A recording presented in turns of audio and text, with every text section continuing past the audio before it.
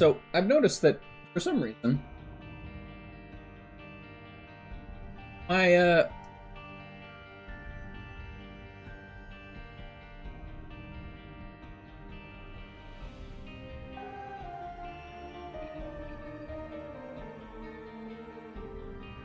visual thing just, it likes clipping to the panda right there. Try and move it up a little bit more.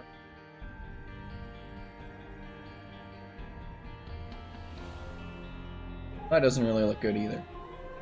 I'm not too sure why it's doing this now. Had it stopped?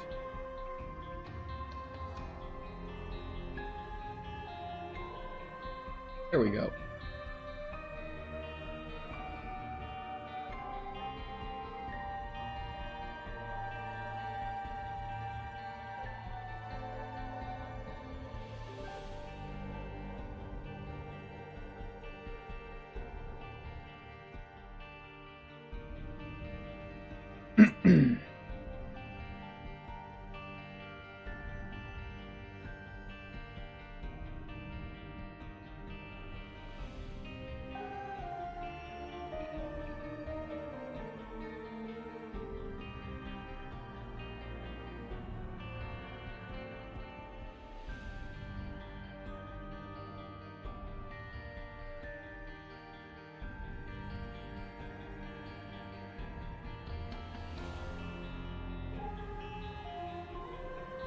Ooh.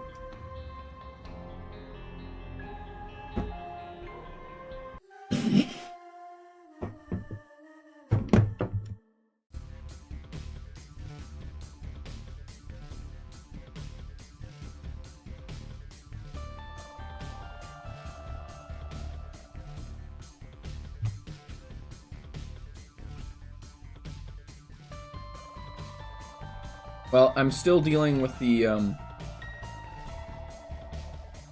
cat being a little bit of a bitch.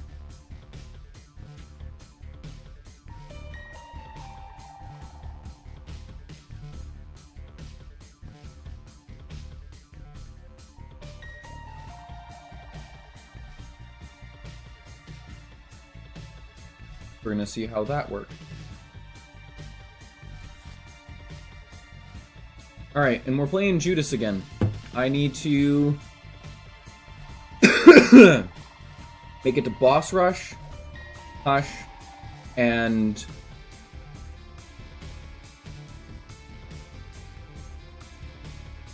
the beast. I was like, what am I doing again?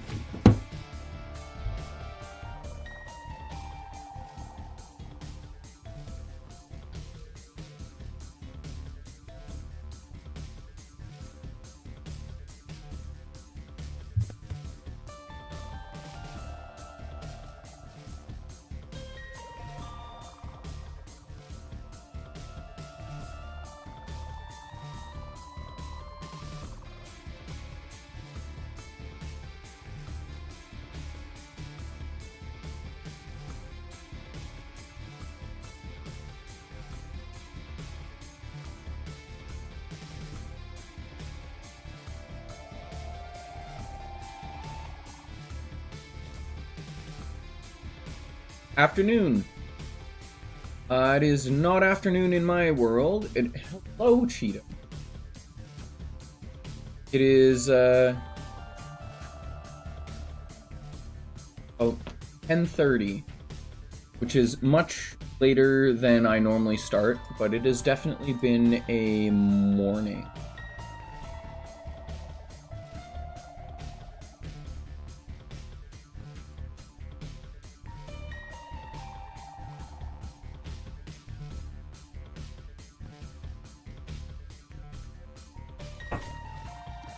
Not a bad morning, just a morning. It has been very long and tiring.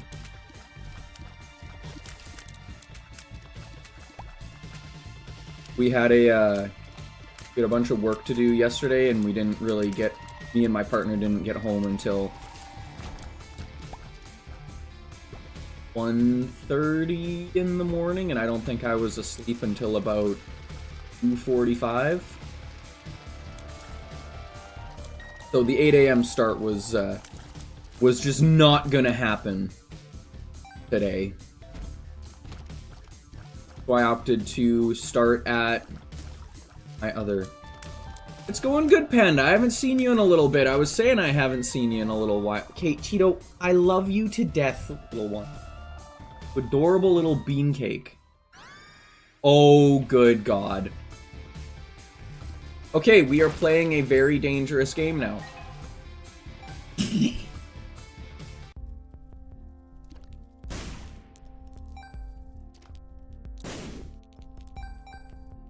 Also, I don't know if any of you have ever had to do insulating before, like using, like, insulation bats.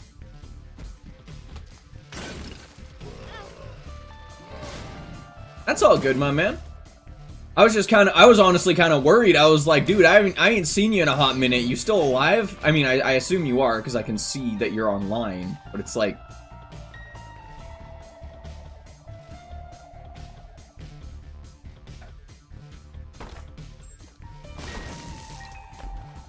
I tried streaming some of my fit and finish work yesterday for one of my knives.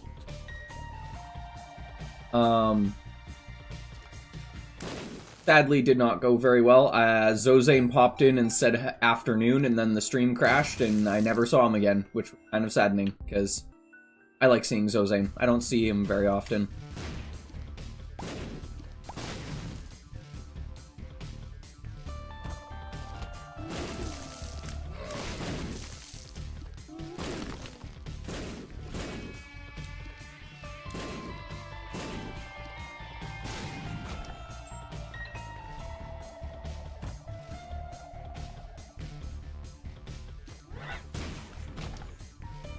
Get wrecked, son.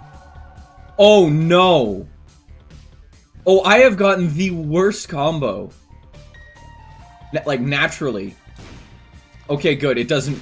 It only... Does it bounce if it hits... Oh, it does bounce if it hits the walls. Okay, we gotta be... Oh, it bounces if it hits it. It bounces if it hits rocks, guys.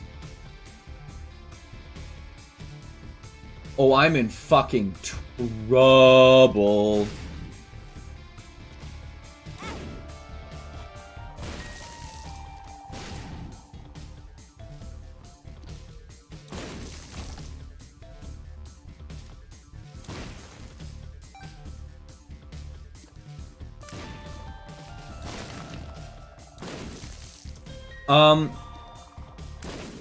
Request that I can remove rubber cement.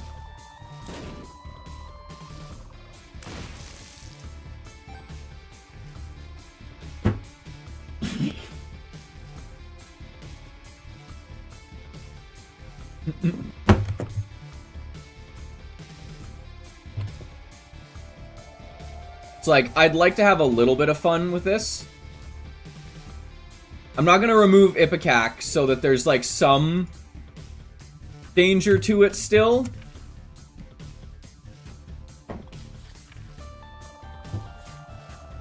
But like, that shit seems just a little bit too, like, crazy. Hello, Cheeto. Yes, I love you too. I don't know why I'm even worrying about picking up the frickin' bombs.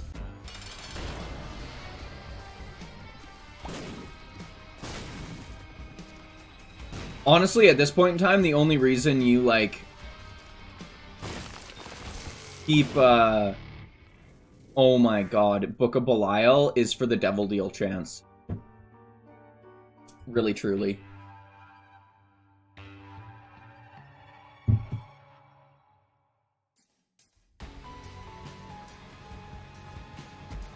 Yeah, how have you guys been doing?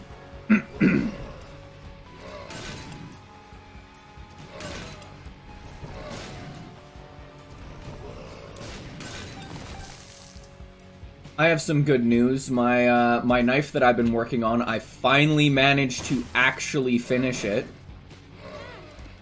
So, like, one of the biggest problems that I was having with the knife I was making to send away was I was grinding it too thin. So it wasn't, so it had like zero structural integrity. and it was just kind of bending, essentially. Like, there was still high carbon steel in there that was still quenched and tempered and everything, but there was just so little of it that it, like, it just didn't work out. It just bent. Honestly, I might actually take Flood.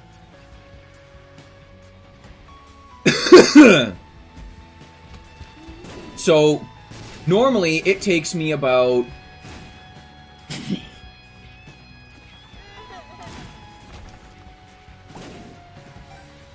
Normally, it takes me about, I want to say, 20 to 40 hours to properly finish, fit, clean, sharpen everything a knife. Like, do everything with... Ooh, pill generator. Do everything with a knife. Actually, I'm going to take Jar of Flies, because the flies will be absolutely astronomical amounts of damage. Right? That's usually about 2 days for 40 hours.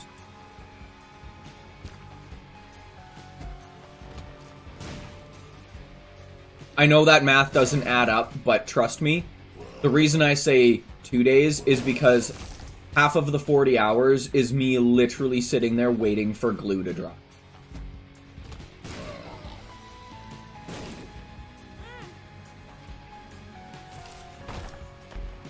It's not me sitting there and, like, actually working. It's me literally sitting there waiting for fucking glue to dry.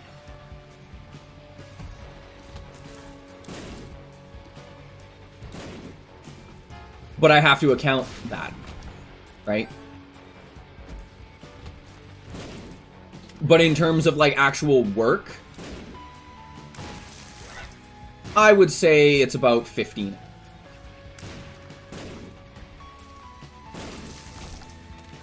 There's about 5 hours of waiting for glue to dry and it to set up, and ow, Jesus Christ, Keith, stop taking stupid damage. You have 1 HP.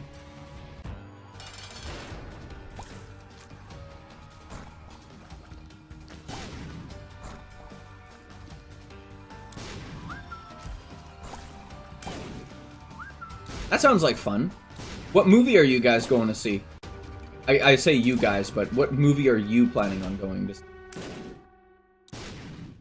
Oh my god, this little dip is just a fucking Chad, just dodging everything. Ballerina. I've never heard of this movie.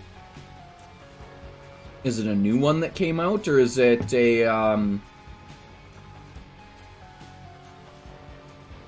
old... Wow, you dumb fuck, Keith. Well, no reason to go and get a red heart now.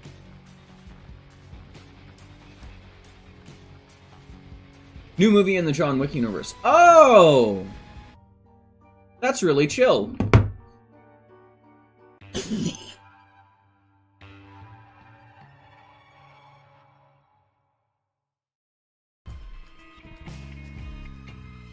Fair.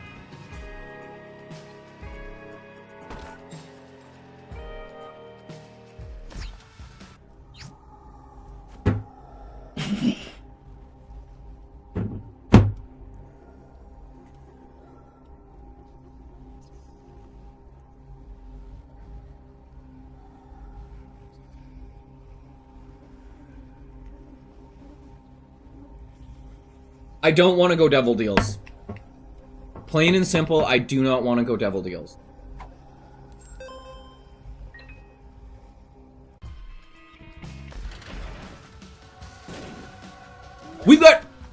We're almost Bob, guys. We've almost got the coveted Bob transformation.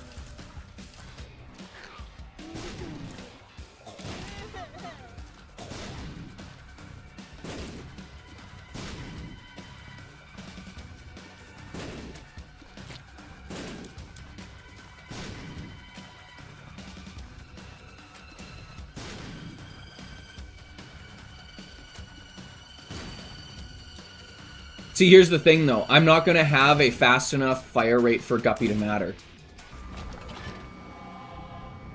And I've got a lot of fly generation.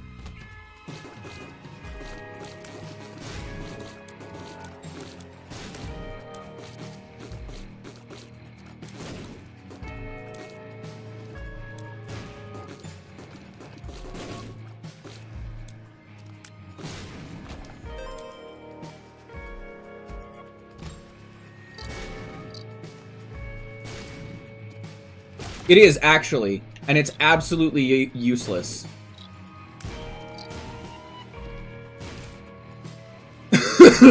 Guppy's Eye I would have considered. Guppy's Eye I would have considered. I would have also considered, Dead Cat, just because I have Ipecac.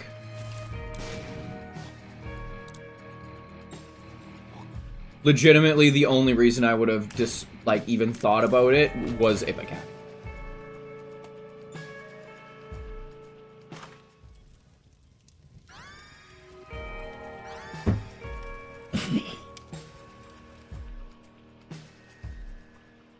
Mm-hmm.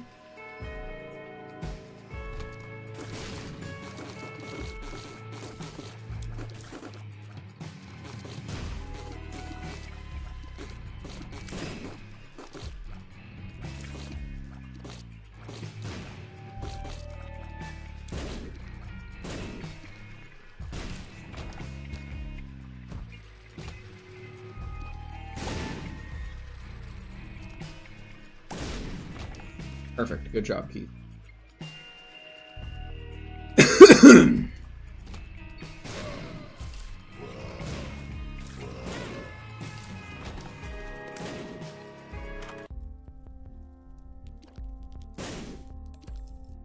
Yeah, I'm going to be building a dagger right away for a client. They want a smaller dagger. And I think, don't quote me on this, but I think what I'm going to do is I'm going to upload it to, I'm going to try and video all of it, and I'm going to see if I can get it uploaded to,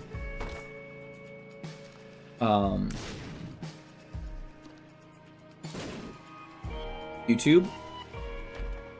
But I don't know if I should do that on a second channel, because right now the channel that I have is solely based around gaming. And I don't know if I want to mix those two things, because then you've got, like, two very different sets of people trying to watch your channel.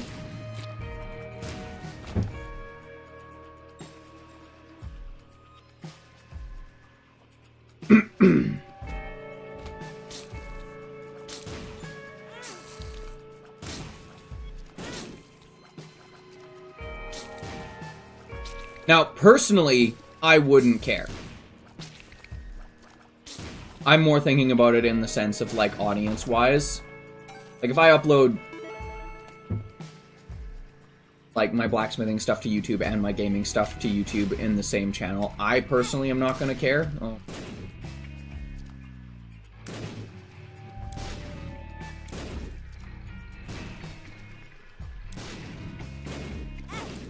Ow. Gotta be used, guys. I gotta go find myself some fucking health.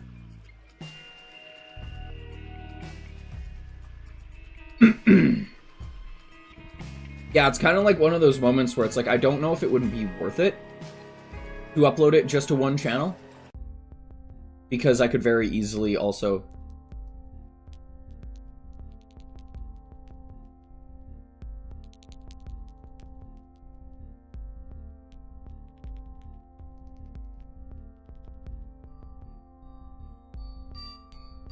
That's fair.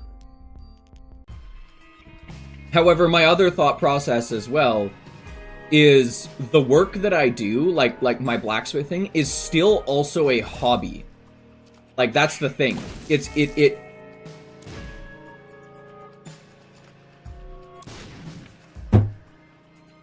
Sorry.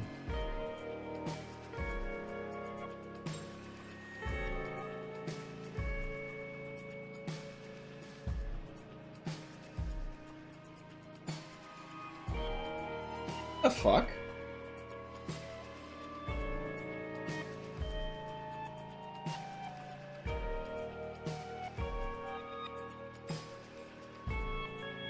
Sorry guys, 1 second, I'll be right back.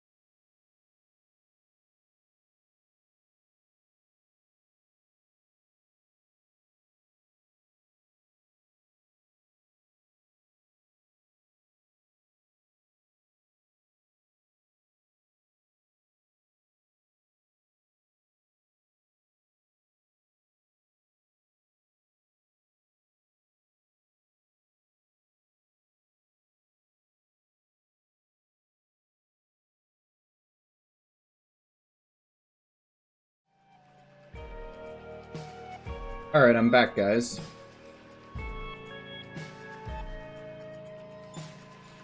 Sorry about that. I just got probably the oddest call.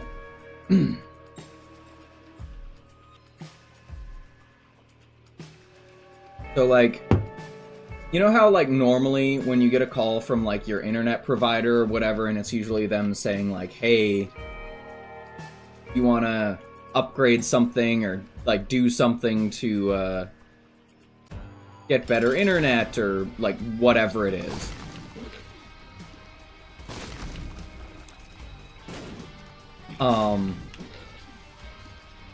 This one was them going, hey, your direct billing that you set up and we've never talked to you about, never sent you anything about, hasn't been going through, like, the last 7 months. Cool. Then where the fuck has my money been going, guys? So I'm gonna be calling them after this.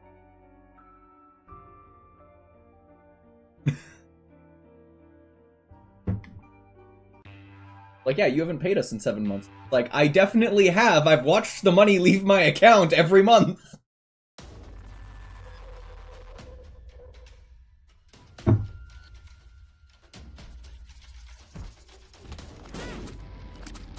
S-O-B.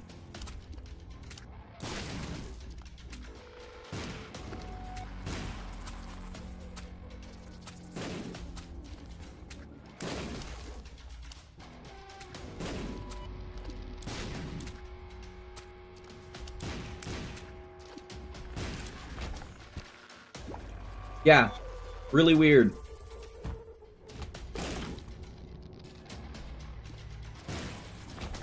Yeah, no, I set it up, like, on the phone with them. Like, I called them and set it up on the phone. I agree, technology is both a blessing and a curse.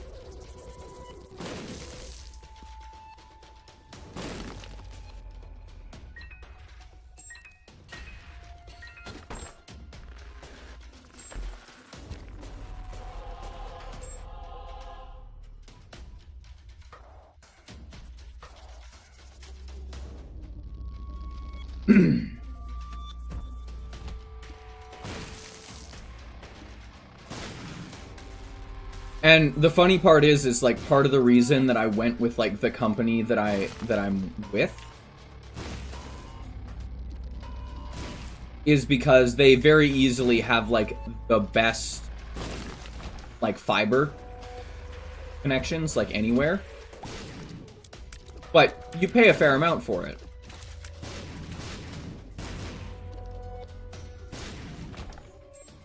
So yeah, that's kind of aggravating, because I pay a fair amount of money for, like, good internet.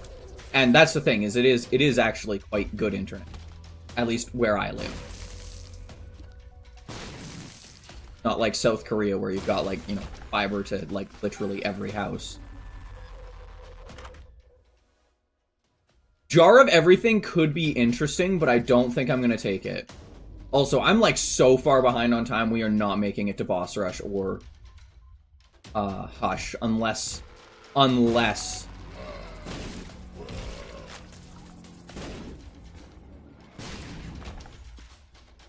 I get, like, dig deeper.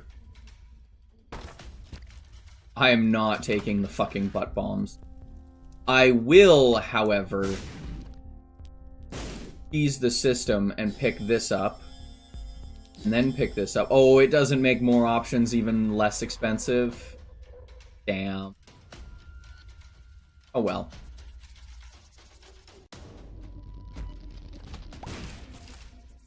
That would have been pretty good.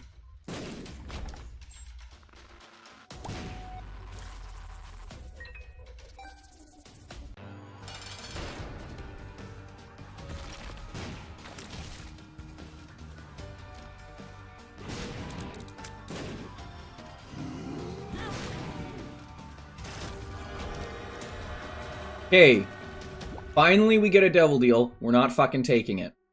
I want an angel deal.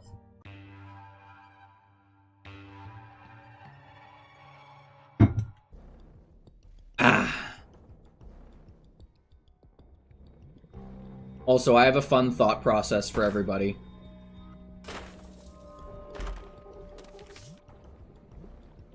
I don't remember Steam Sale being stackable. What? Also, I was gonna say, I have a fun thought for everybody. Did you know that if you get... Oh my god, Nodleaf! We can win, guys! We can beat the beast! As long as I can get some passive damage, we can beat the beast!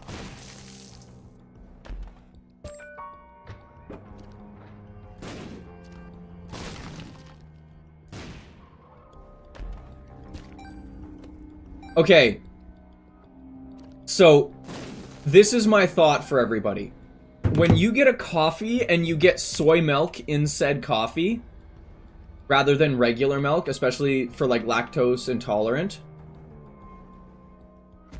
people, aren't you just putting bean water in bean water?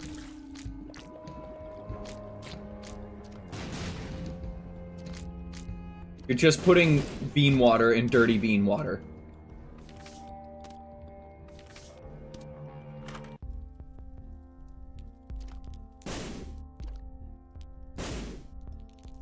What does blanket do again? I can't remember. Oh, it's just soul hearts.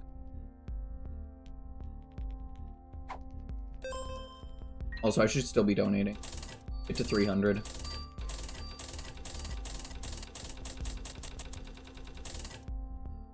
Yeah, it's just bean water and bean water. Funny. Yeah, no way I'm dodging that shit.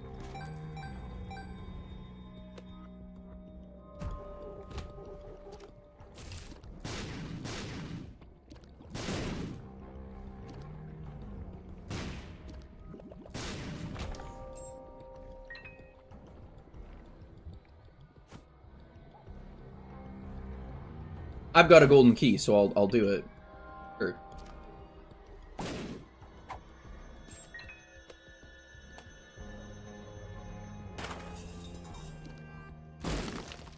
Oh, you annoying little prick. I don't think there's anything else I want to really look for, so...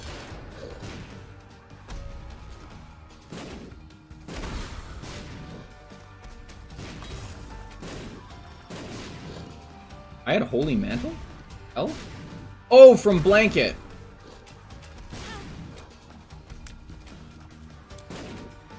Man, Gish does not take a lot of damage.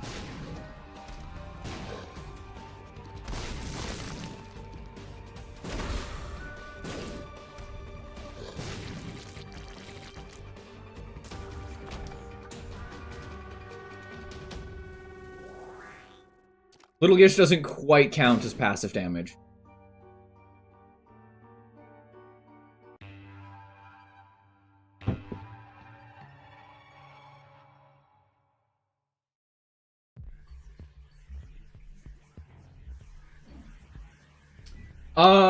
Steam Sale did used to be stackable, yeah. You could find multiple Steam Sales in greed mode. It used to actually be one of the tactics for, like, breaking the game.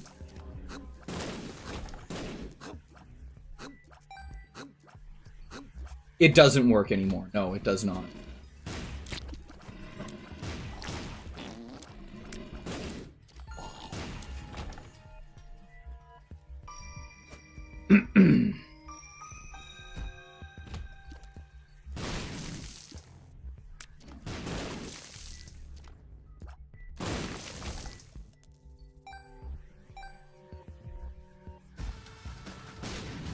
Yeah, I didn't know that.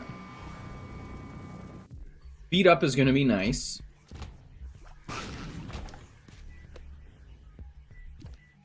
We need to go up, so we're gonna... Honestly, I'll just do this and get my... Because it... Double active still uses up the flies, so it doesn't really... Thought it would.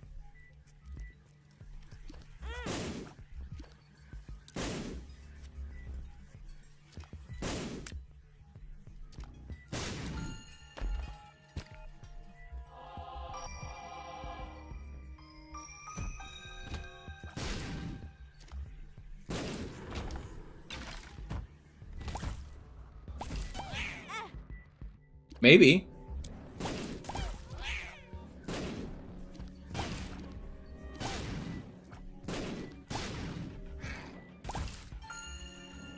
I'm glad I have the flies, because this room would have been nearly impossible.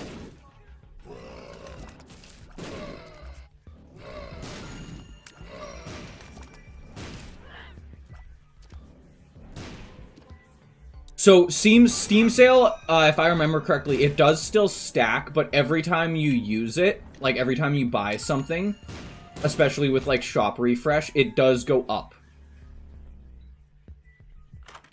And I don't know about the other one. You guys pick, left or right. I can hear my cat trying to throw up, so I'll be right back.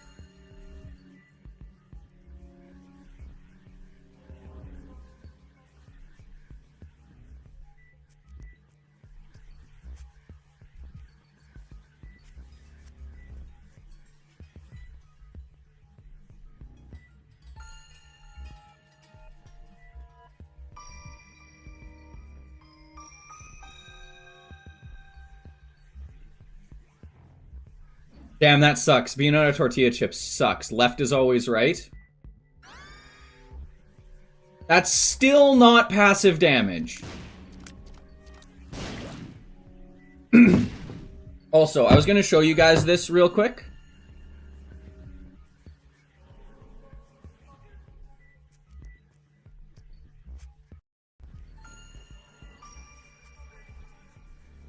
Whoa.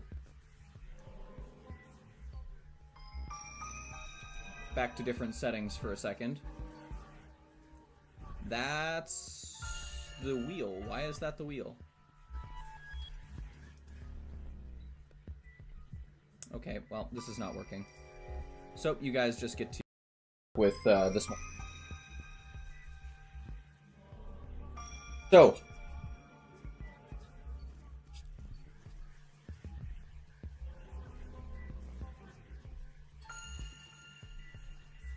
this is the knife that's getting sent away.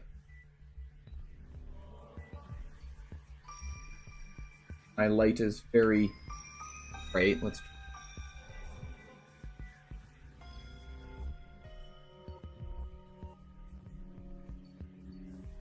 Yeah, the handle's pretty big, but I'm thinking about it in terms of, like, someone who's not my size, because I am a relatively small human being with very thin, spindly spider fingers rather than, like, big paws. But yeah, this is the one that has taken about 8 different fucking knives to make properly. And this is the one that failed the test because it's just not similar enough. It's not the same as the original that I'm basing it off of enough.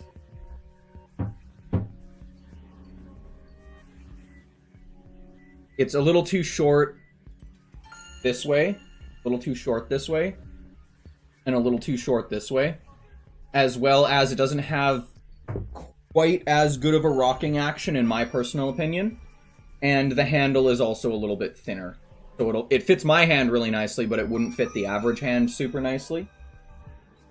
So this is the one that's getting sent away. This is the one that's going to go up for sale on my Instagram, because it's still a perfectly functional and usable knife.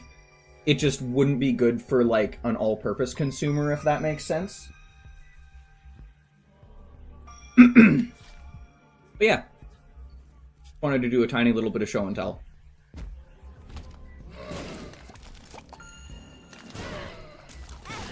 Ouch. I'm just taking damage. Ooh. Champion belt. You know what? I'll take the champion belt. That's not bad.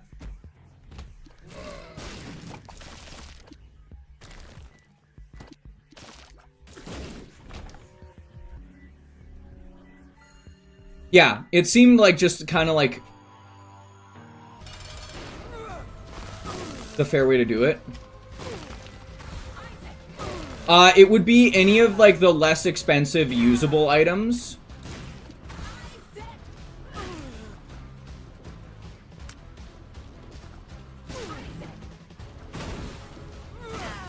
Ouch.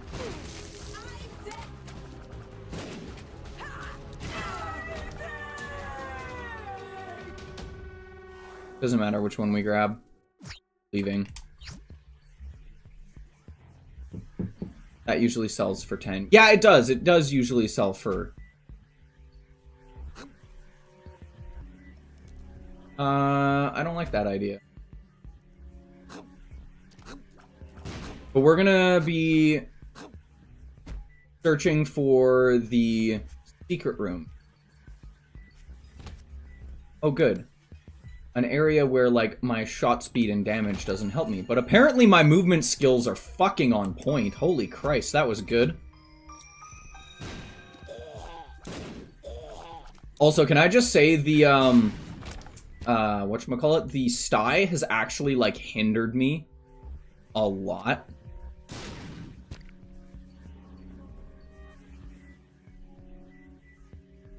Because it changes just how much...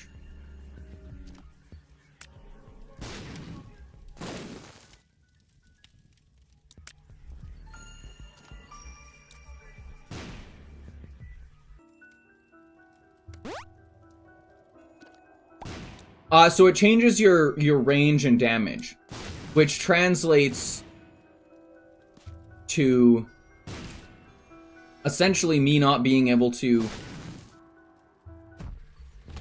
shoot at the same speed.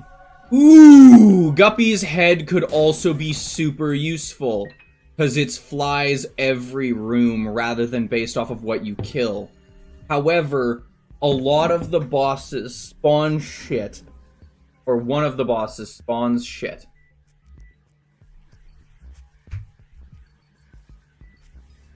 That's a difficult decision.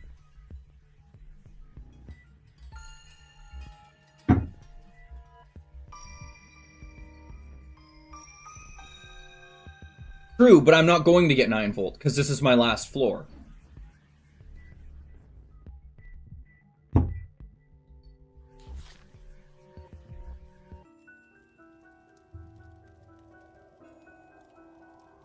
Whereas with the other one, I know that I can spawn. That's true, I do technically have one more shot. Fuck it, we'll go with Guppy's head.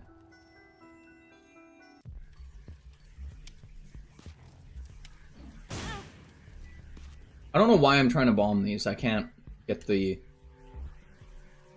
stuff from. Okay, we need to find the super secret room. A couple places it can be. There.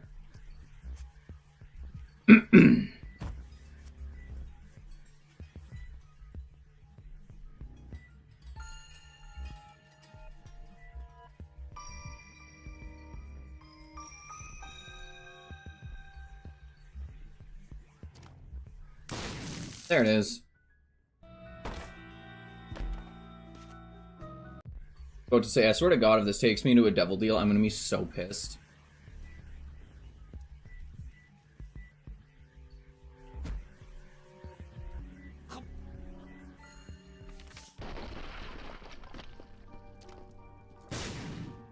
I'm going to bomb these because... Not like it would matter. That's true.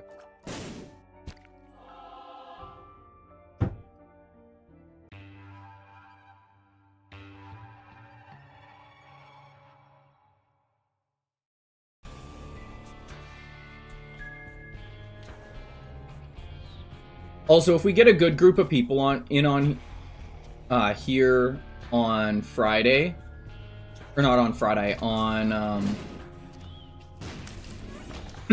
on Thursday, which is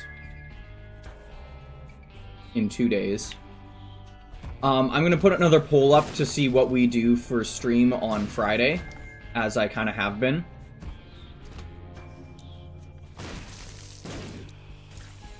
In terms of, like, gaming, like, what games I'm gonna play, or stuff like that. However, I'm also going to add in to those decisions a blacksmithing stream. Where, at 8 o'clock in the morning... Yeah, I know, that's what I'm thinking, too. The extra devil deal would have probably been better. Trying to get him. Ooh, neither of those are really great. I'm not. So at 8 o'clock in the morning, rather than me gaming, I will be blacksmithing. And you guys can hang out and try and make stuff. True, but all he does is drop other resources. Like, if he dropped... like, useful items, I'd say sure, but he doesn't. I'm gonna wait. Super rarely, yes, he can spawn items.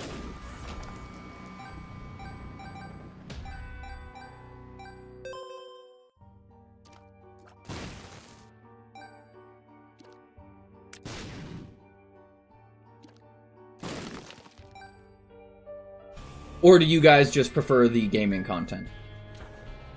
I'm gonna take bomb.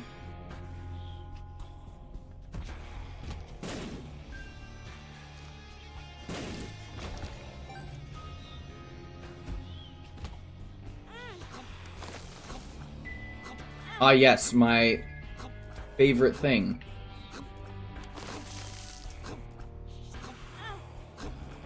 Dodging in trap rooms. I lost all of my fucking health.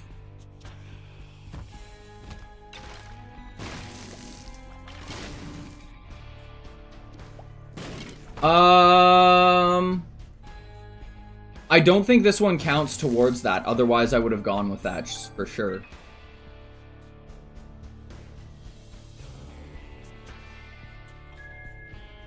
See, and that's the thing.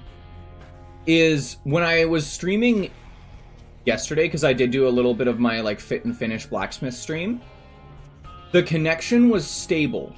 The problem with it is, and this is kind of the dumb thing, is Streamlabs OBS on your phone. If you like need to answer a text message or like leave Streamlabs OBS for any reason whatsoever, it automatically stops the stream.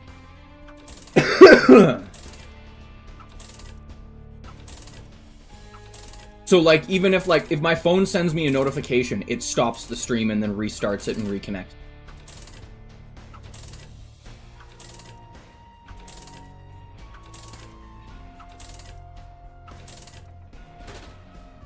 Like, it is genuinely one of the dumbest things I think I've ever had the displeasure of using.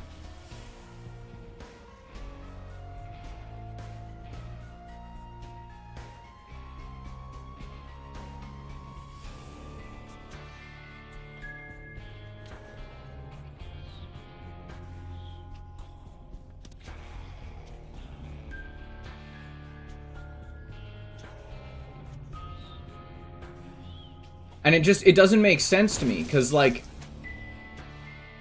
why is it treating Streamlabs like a phone call? Like, I don't know, that doesn't make sense to me. So, like, it's tempted me to just stream on Twitch with the blacksmithing streams, but I don't want to do that because Twitch doesn't keep VODs. It keeps VODs for 14 days. Some shit.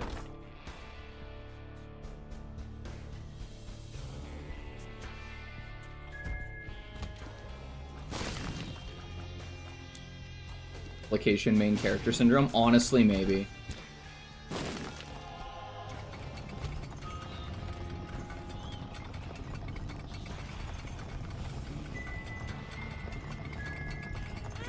Yeah, I don't think I'm gonna.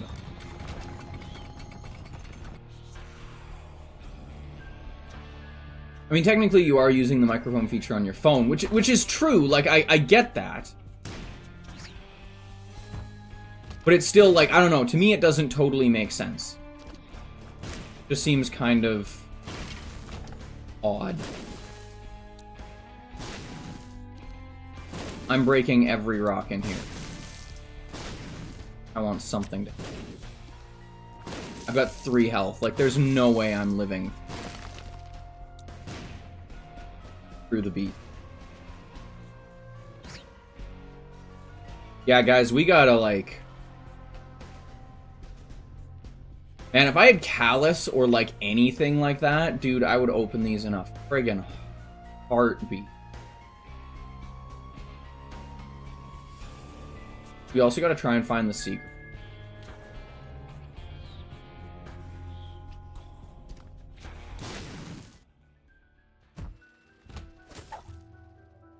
One makes you lost. That's not fucking useful.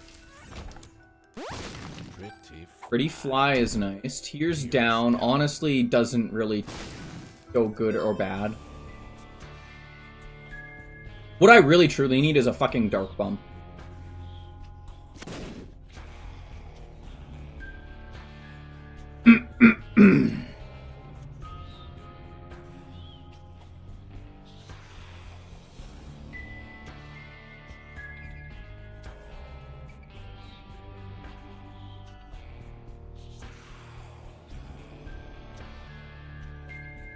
That's good to know. I'm trying to make an announcement. Shadow the Hedgehog's a bitch-ass motherfucker. He pissed on my fucking wife. That's right. He took his hedgehog. Oh no! And he pissed on my fucking wife.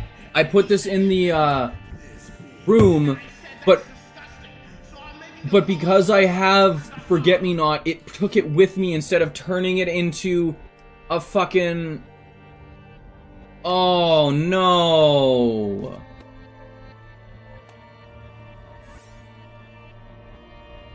Fuck! Well, I'm going to be...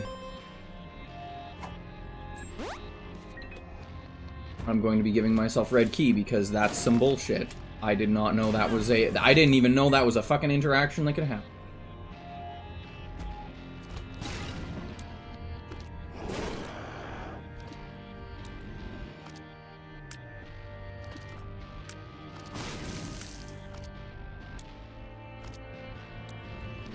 Oh, I didn't even realize that.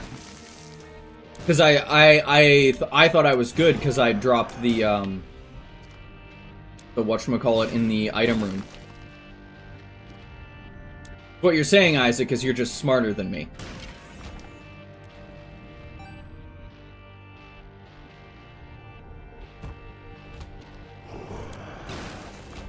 Get bent. It's still here.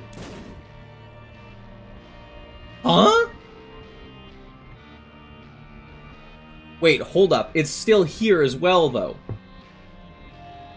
Did we just find, like, a cheese?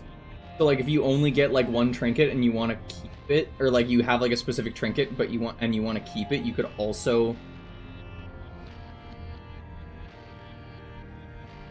Interesting. I'm gonna pick this up. I'm gonna go grab Forget-Me-Not again, because if I drop Cracked Key for some reason, Forget-Me-Not will bring it with me.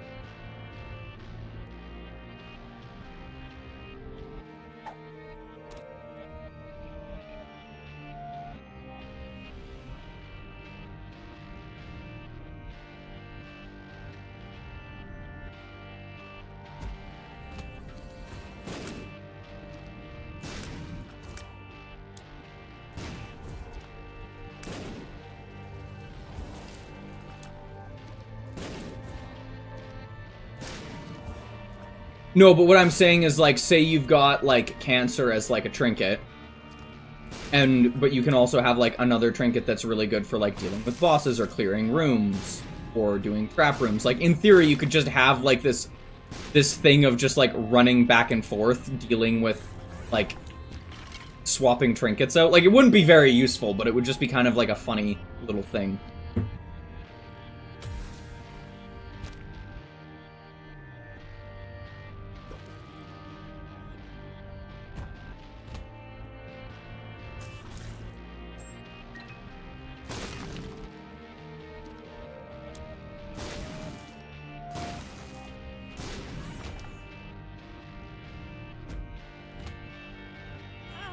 Ow.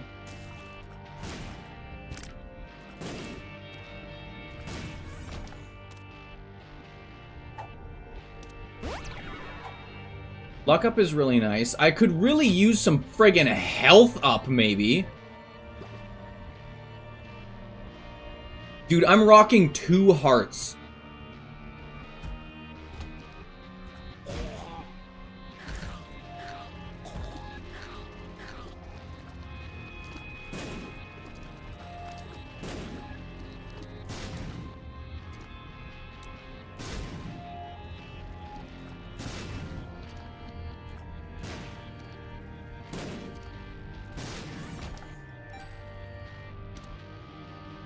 There's my 2 hearts, or like some of my dark hearts. I'm gonna take that over Forget-Me-Not, and we're just gonna... Ouch.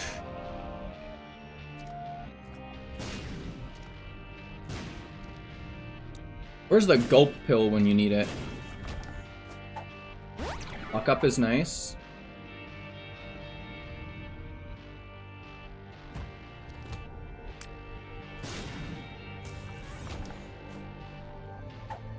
I don't want another one makes you laugh.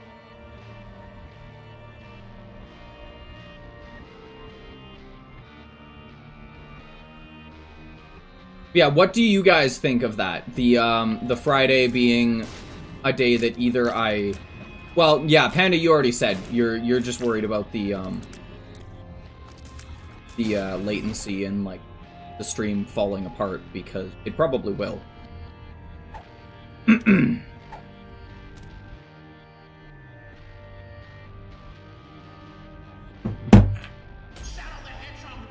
Then what I might do is I might just stream my gaming right in the morning, like 8 o'clock till, like, till like 11 or whatever.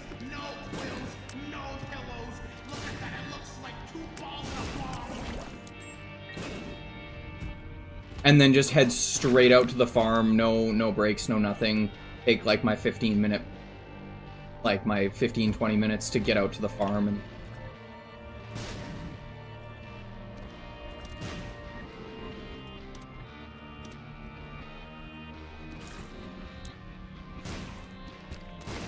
Oh my god. Give me the red health. Ow, I just lost the red health, but it was worth it. To you, maybe.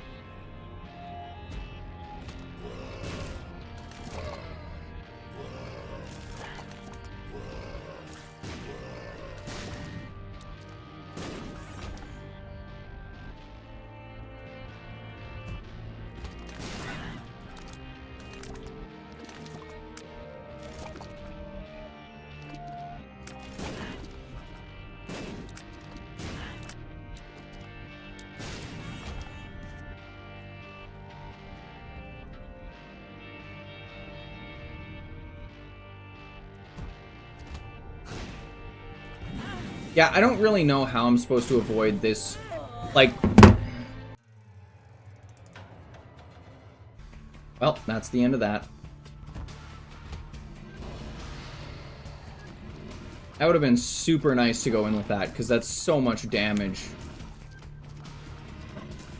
But I took a lot of dumb damage, too, from it. I love Ipecac, like, it's a really good item. But it is such a high-risk, high-reward kind of item. Because, like, you can most... like, unless you get some form of, like, bomb immunity, whether it's Host Hat or Pyromaniac or, like, anything. You know what? I will fucking take Leech. Leech is passive damage, sort of. But that was kind of more like the thing that was really screwing me, is I had 0 passive damage. I had 0 passive damage. Otherwise, I would have... I think it does. I'm pretty sure it does, doesn't it? If it doesn't, that's wild.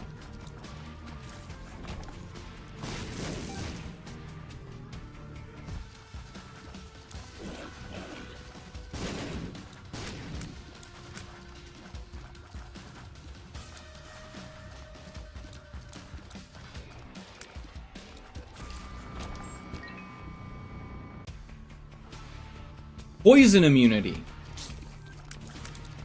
The fuck? When do you ever get poisoned?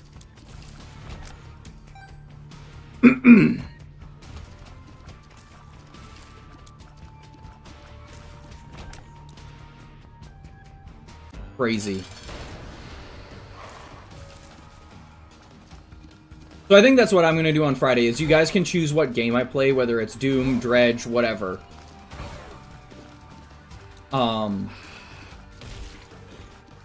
But after that, I'm going to be going out to the workshop / farm, and I will be doing my blacksmithing, and I'm going to try and make it as close together as possible, so you guys aren't sitting there waiting for like 20 minutes to half an hour.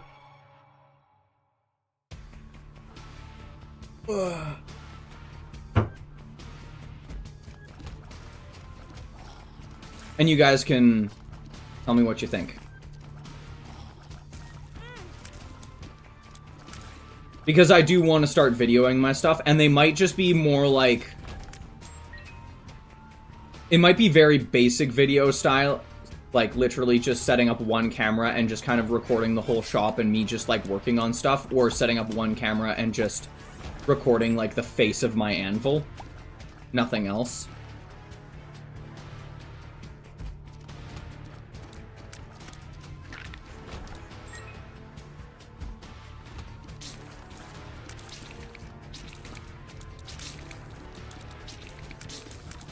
Because where I'm possibly going to be moving my shop to is not going to have any sort... Fuck that. Is not going to have any sort of internet connect whatsoever.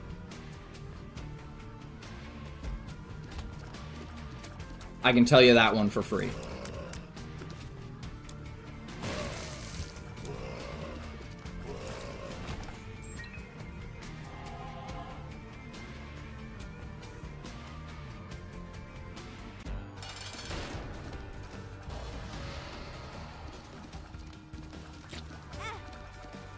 Because if y'all didn't know, I genuinely used to live like out in the boonies. When I was a little kid. Like we lived in the middle of effing.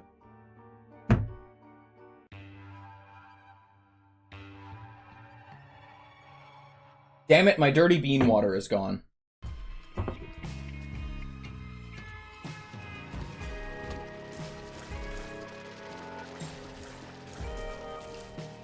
What a travesty.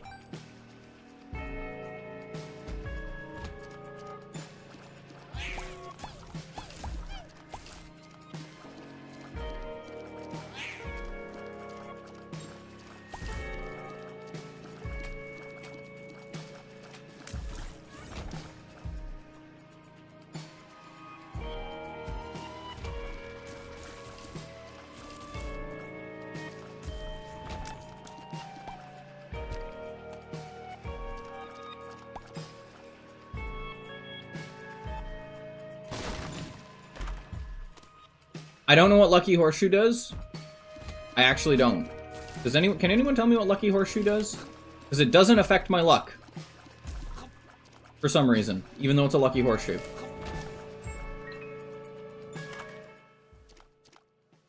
Sure, we'll get boiled, baby.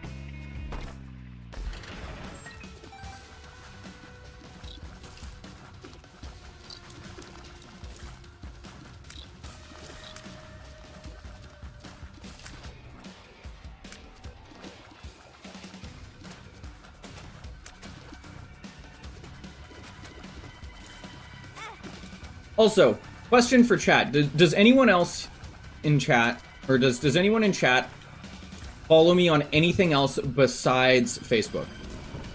Or Facebook on Twitch. God, why did I say Facebook? I evidently need more coffee.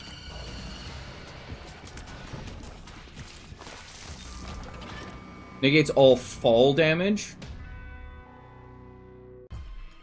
You don't have fall damage, my good sir.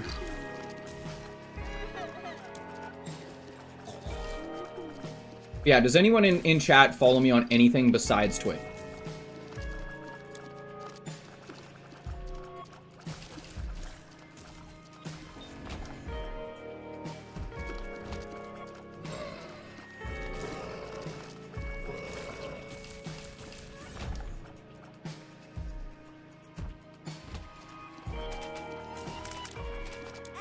Oh, golden horse. You distracted me.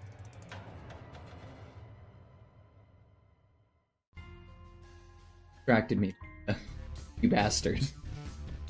Ooh, Curse of the Labyrinth. Cool. This is actually kind of nice. We can...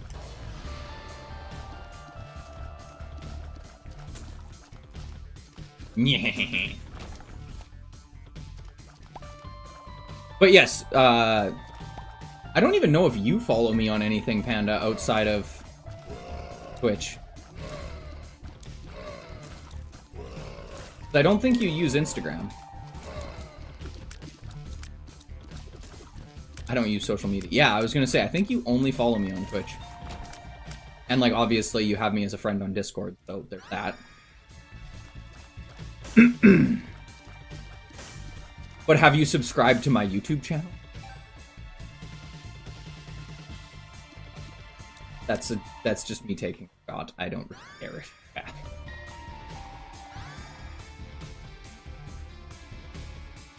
Look at cats. Well, you could use Instagram. I left Instagram because my account got hacked. That's rough, dude. That sucked.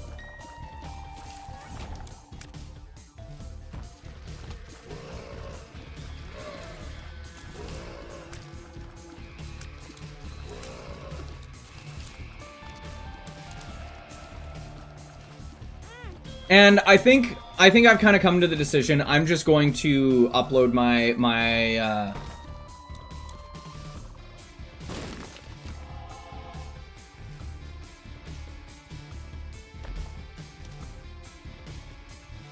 guy. How dare you? It's literally in my I'll be right back screen and the stream starting screen.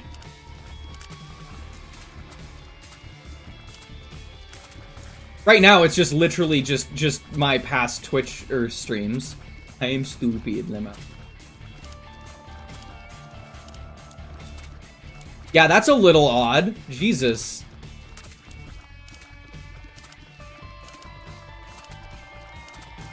Yeah, I think what I'm gonna do, though, is, like, I'll just start videoing my, God, my brain doesn't want to... I'll start just videoing my blacksmithing, and I'm just gonna be editing it lightly, and then uploading it. By editing it lightly, I mean, like, quite literally just speeding up hammer blows and, like, just making it so it's a little bit faster.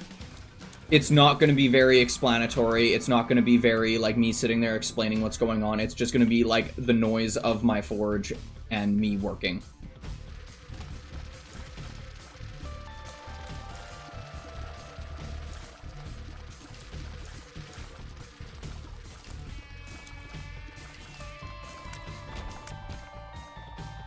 And I think I might do, like, some more, like, explanatory videos as well. Right? Like, I might do, like, a basics sort of one. Right, so, like, the basics of, you know, forging a knife, or the basics of making a leaf, or, like, basics of metallurgy in general. So, like, if I decide I want to try and make some, like, Nordic gold, then, like, do some blacksmithing. Or, like, smelting experiments, so, like, trying to do, steel making, like some of my, like, practice steel making stuff, which is, you know, for what's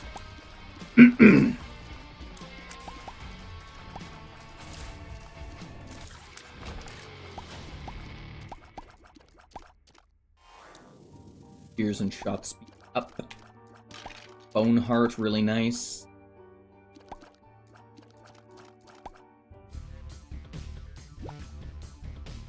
Also, I realized that by saying, like, oh yeah, like my experiments, like, skill, I'm pretty sure no one in this chat actually knows what woo.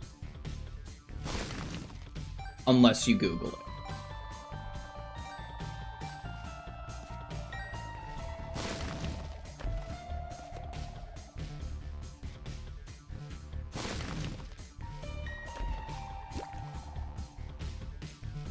I'm sorry, huh? Woots steel. It's called Woots steel. It's a type of steel. It's a very old type of steel. I was saying, what I'm going to be doing, most likely, for the YouTube channel is I'll just be uploading my videos to, like, my gaming channel. And I might change the name from Sooty Raven Gaming to just The Sooty Raven. And if it looks like it's gonna take off or it's gonna do really good or whatever, right? But only, like, one side of it's doing good, I will just change the name to, like, the Sooty Raven Forge or the Sooty Raven Gaming, and then make a secondary channel for whichever one not doing the same, or, like, people want it split up.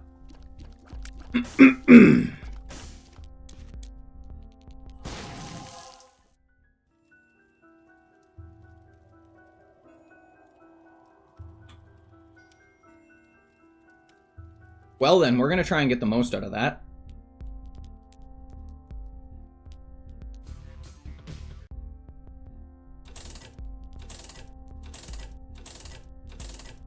But what I was saying about, like, the videos that I'll be making for that channel is going to be much more just sitting down and forging. I'm not going to be doing a whole bunch of, like, commentary. I'll literally be setting it up, aiming the camera at, like, the surface of my anvil, and just kind of hitting go. And then the editing will basically just be me speeding up the process in certain places when I'm doing a lot of hammering and waiting around, because, believe it or not, blacksmithing is a lot of waiting for stuff to heat up.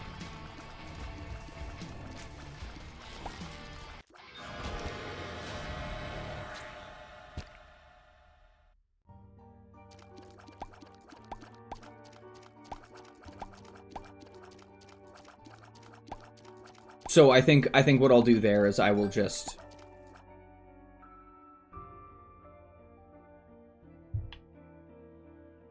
I'll just edit it that way and just speed everything up and then just say, that's good. And if I want to do some, like, more explanation-style videos, I'll do some voiceover instead of talking while I'm forging.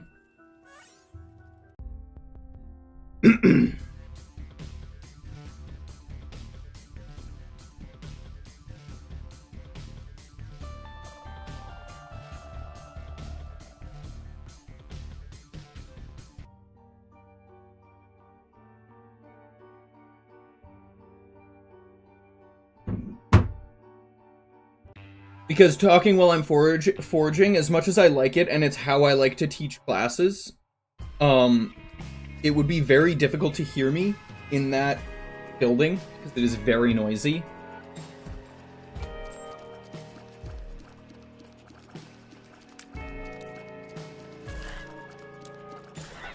Like, I'm pretty sure 90% of the editing I'll be doing in those videos will be, like, audio editing, not video editing. Because hammers are loud, power hammers are loud, all of it's just fucking loud. Loud, loud, loud.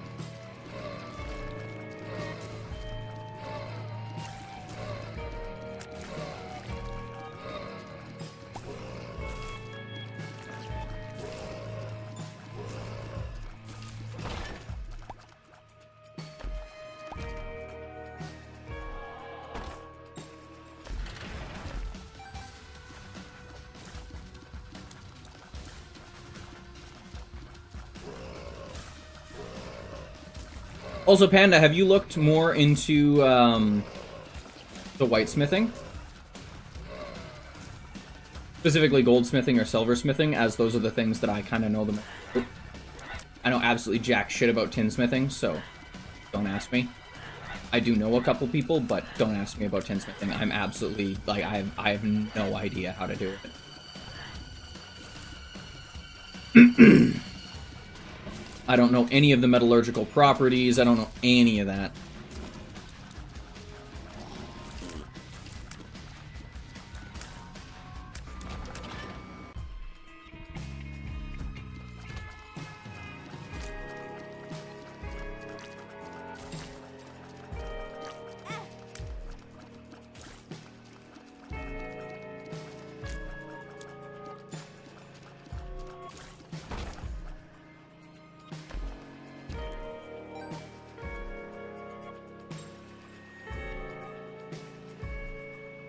Is it specifically ring making that you want to do?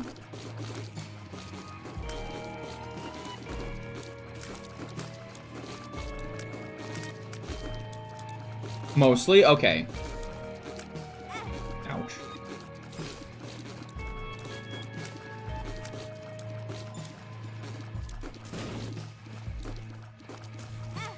Ouch.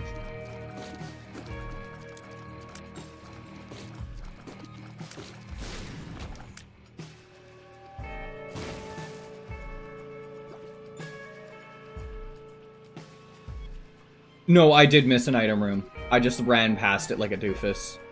I got excited when I saw that the boss was done and I just left.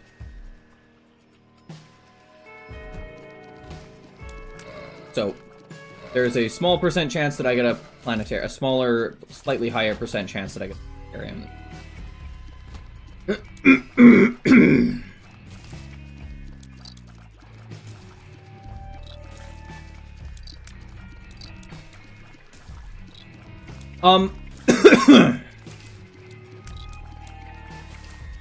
I would look into...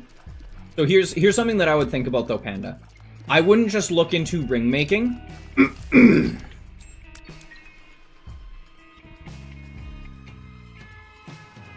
Is on the Ascent, you can go back. Exactly. It's not the end of the world. One of the things that I would seriously think about looking into, Panda, is not just ring making. Look specifically into goldsmithing and silversmithing. Like, just in general, the starting equipment that you would need for goldsmithing and silversmithing. Because guess what? Most of the techniques that you would learn from goldsmithing and silversmithing transfer to ring making. Because most gold and silversmiths are also jewelers. it's better to have a good base of, like, knowledge in everything that comes along with the material that you're working with. So, like, for me, that's ferrous materials, i.e. steel, iron, and other certain kind of goofy metals that you can work with. Specifically, like, Wootz steel, which is considered its own kind of thing. Damascus steel, which is also kind of weirdly considered its own thing. I would personally recommend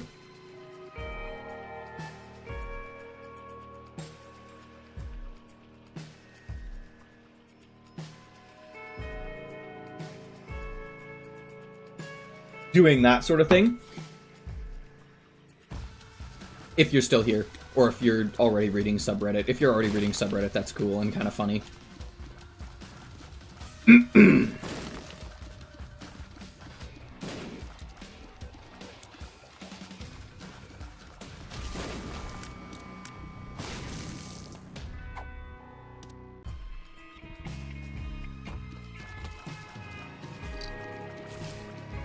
Doing both at the same time. Fair. One of the other things that I will also, like, seriously recommend, do not use big box, like, storefronts, i.e. like Amazon or, like, stuff like that to buy those sorts of things.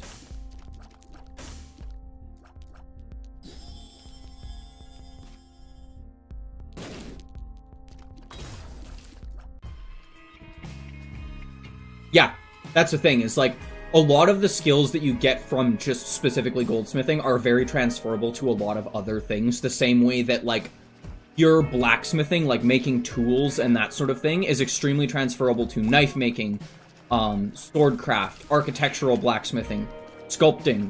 Like, all of it is very transferable, whereas, like, knife making, there's not a lot of, like, transition between knife making and blacksmithing the other way. You'll be really good at doing certain things in blacksmithing if you're good at knife making, but there's other things that you'll be absolute dog shit at. I want to make my own engagement ring. Yep. It's a very common reason that people want to get into it.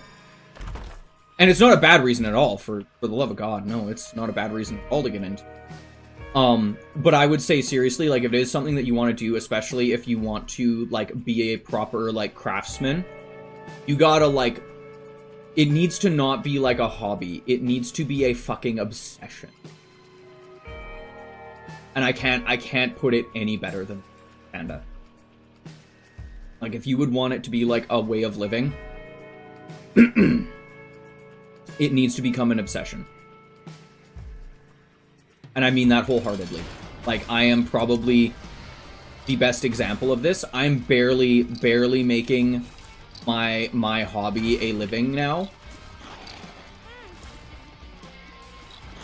But see, that's the thing. You never know. You never know what'll give you that dopamine hit that never goes away. You never know what it'll be.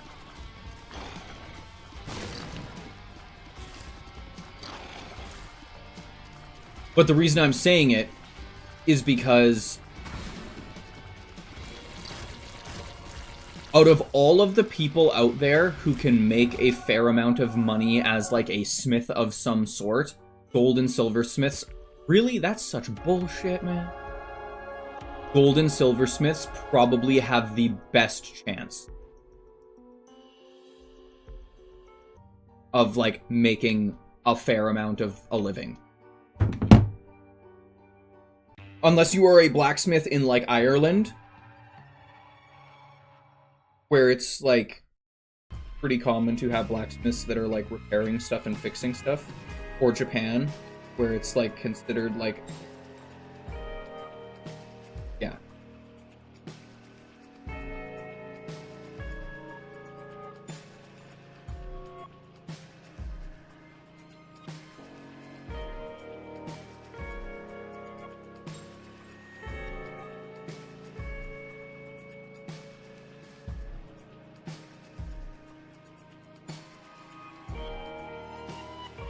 Also, we're talking about all this stuff. I realized, Isaac Player. I've never actually asked you if you have any other hobbies besides, like, Isaac video games, like that sort of thing. So I'm kind of curious, like, do you have any other hobbies?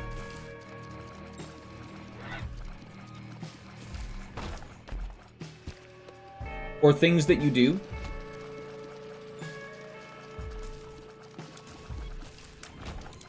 Unfortunately, no.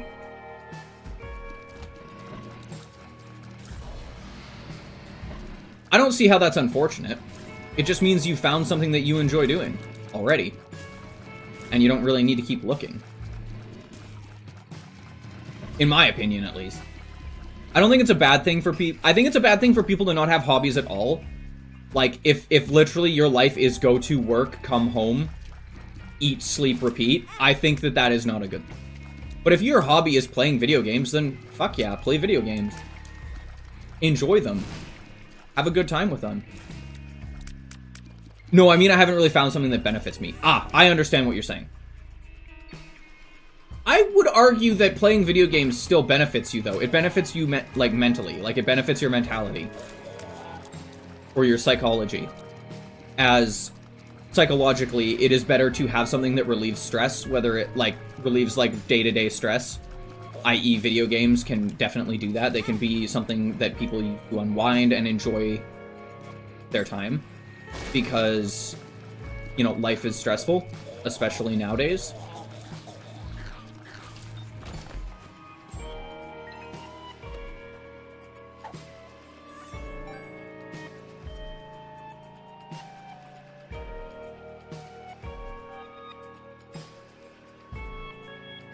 But, like, that is one thing that I've always tried to encourage, like, everyone that I know to do.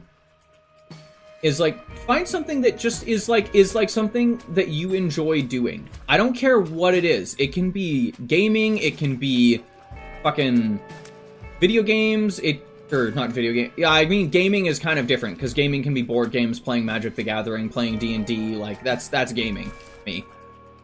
It can be video games, it could be woodworking, it could be blacksmithing, it could be, you know, carving, it could be, you know, pottery, like, glass blowing, like, fuck, you can do anything you want. Right? Because that's a fun fact, by the way, I've tried glass blowing.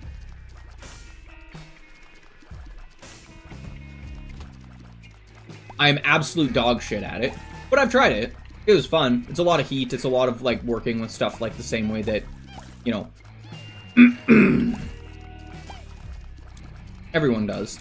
I've done pottery. I've done a lot of woodworking, but that was more, like, proper, like, carpentry, like, building shit, rather than, like, you know, having fun, like, trying to build, like, a cabinet or a table or a stool, whatever.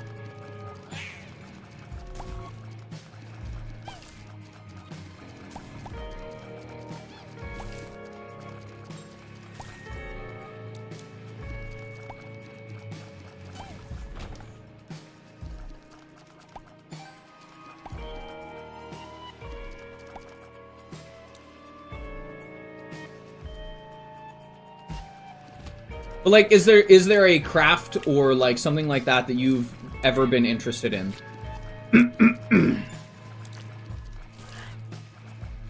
Isaac. And I ain't gonna judge you for anything, because I'm just genuinely curious. What the fuck?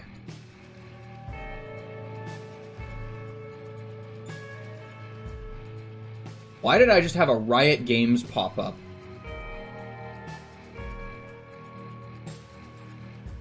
Not really? Hey, that's chill.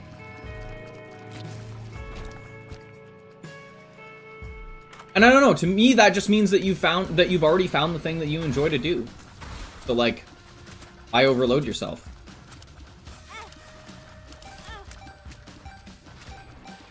I actually don't know, I don't know if I've ever asked this, like, what do you actually do for work?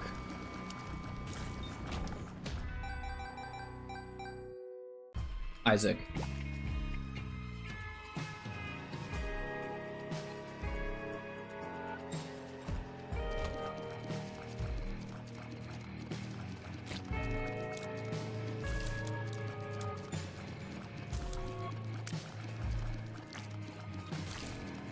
You don't currently. Ah.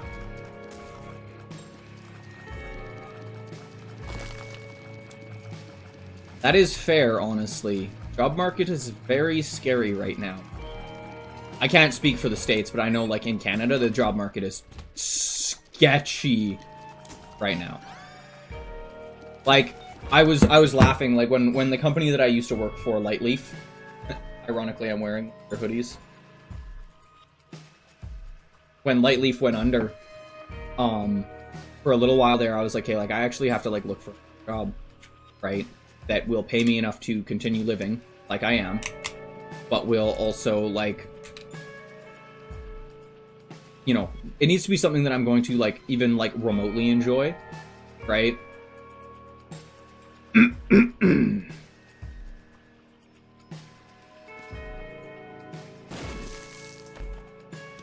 Oh my god, we take telescope lens.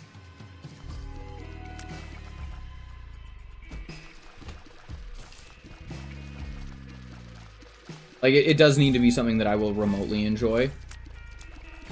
So, like, I was thinking about doing, like, remote jobs and, like, data entry sort of thing, because then I at least get to be at home and I can kind of pick my app. You know, go through stuff quickly.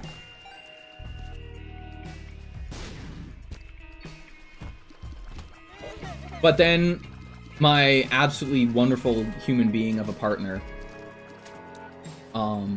basically said to me, I would rather you did the things that you enjoy right now. Like, we are still, like, financially stable, even if I'm the only one working. I would rather you did something that you and, like, enjoy it. So that's what I did. I started blacksmithing. I started actually doing it properly. Then the little tidbits here and there of, like, you know, just having fun.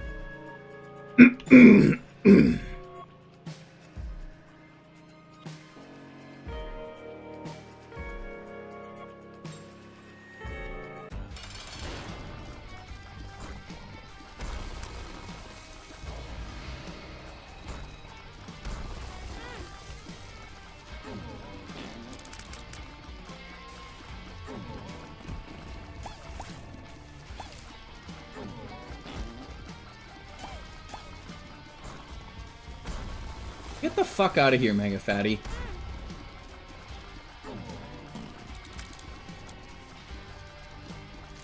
Please just die. Oh my god, guys. Like, I need to just... Do I just walk in here and see what's in the field? It's fucking packed and Abaddon.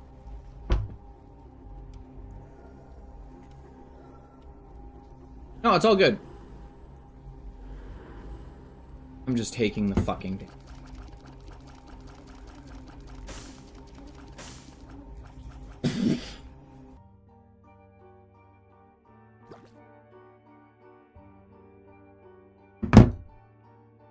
No, I was just saying that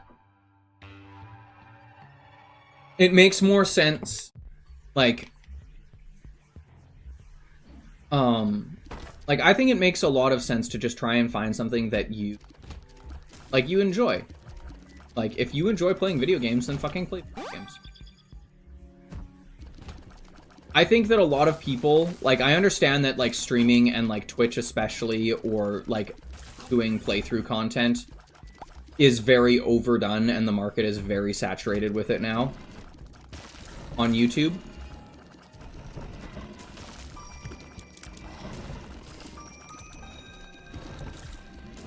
But I do also think that, like, if it's something that you enjoy doing, whether you're making money from it or not, it's a nice thing to do. Like, that's how I approach streaming.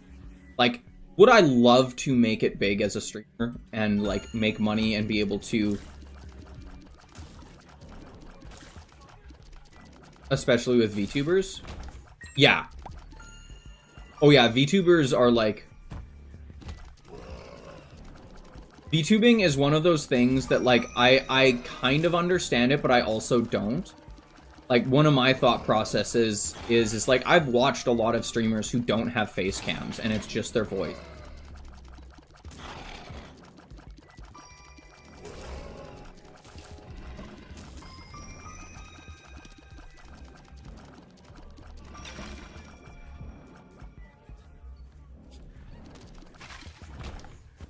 See, and here's the thing.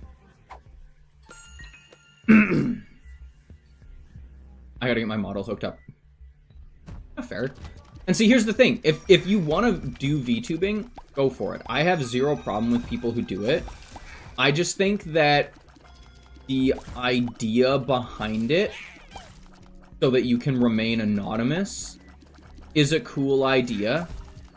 However, I think that some of the stuff, like having lore and like you're practically like playing like a character in some way, shape, or form, is the part that's like overdone and over.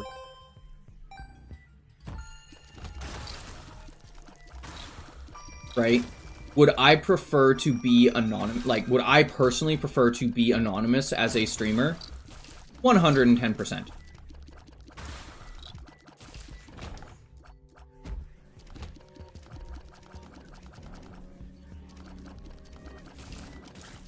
However, I run into the issue where, like, one of the reasons that I like streaming with my face and being able to like actually like talk to a camera.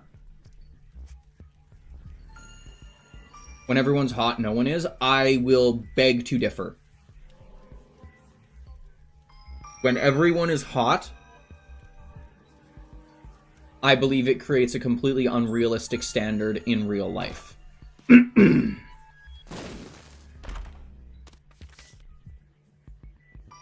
And I think it creates a very unrealistic way for how people interact. And that is my opinion. Everyone is free to disagree with it, but I think that there are a lot of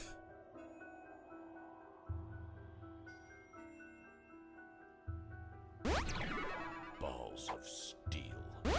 yeah, then it's based off of how you act. Shot speed down.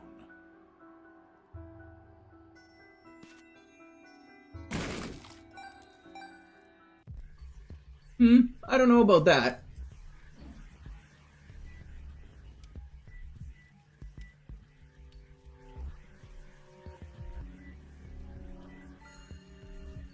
I think there are quite a few streamers that go against that. Personally.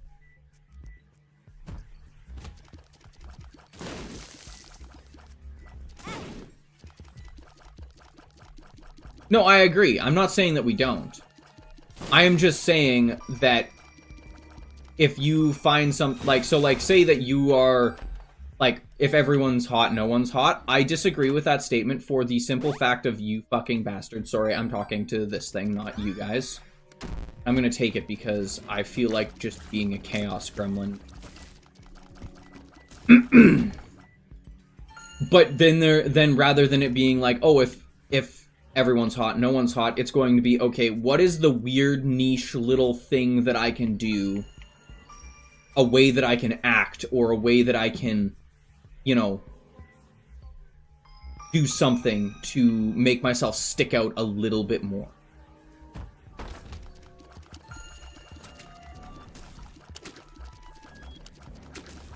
Like one of my biggest issues, one of my, like, it is my biggest gripe with VTubing is that 90% of the people that watch VTubers, like Isaac Player said, are just horny.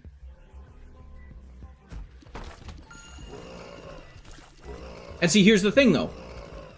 I would disagree with that because I don't care how attractive the person is I'm watching. If they're boring, I'm not going to watch them.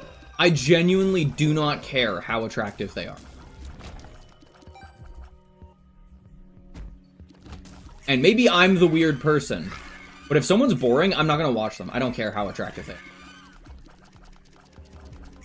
I much prefer being entertained than I do looking at eye candy.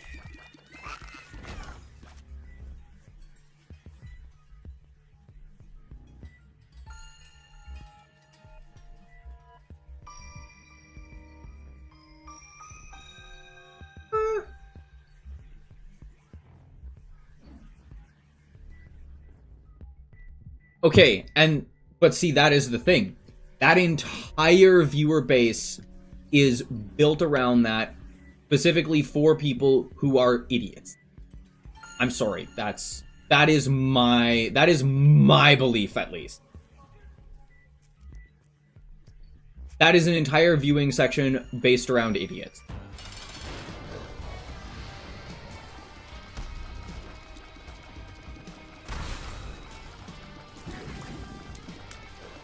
True, they are. And guess what? Most of those eye candy streamers are women, correct? Because 90% of the people who watch streams are men.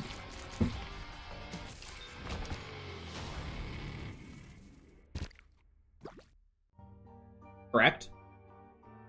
If I'm incorrect, someone say it, because the thing that I disagree with both VTubing and regular,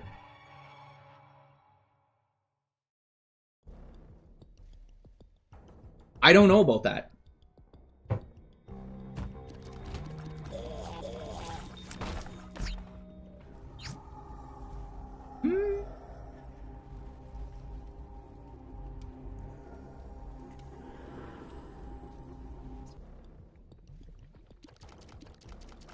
I don't disagree with you. I do think that you are correct in some shape and form.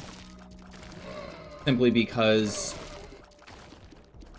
Yes, I agree. Looks influence humans fundamentally. I'm not disagreeing with that. We are a... Like every other creature on the planet, we look at good looks. Every other creature on the planet does it. It is not just humans. It is not a social construct of humans. That is a social construct for animals, permanent. Period.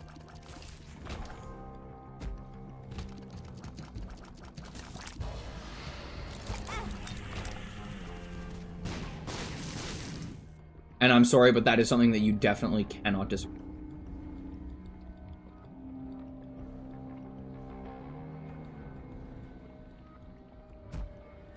So you think that I am purposefully gimping myself by having a face cam?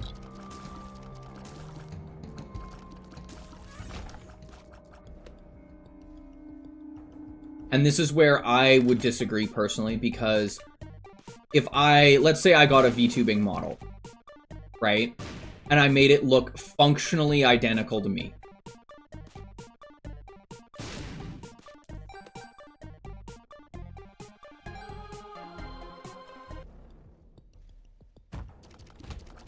So instead, I would need to pander towards people who would be less interested in me and more possibly interested in the model that I am, or character.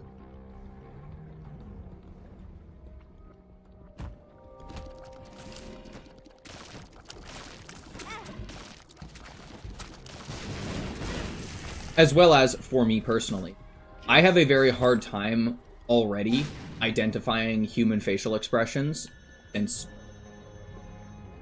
and some other fun issues that I struggle with.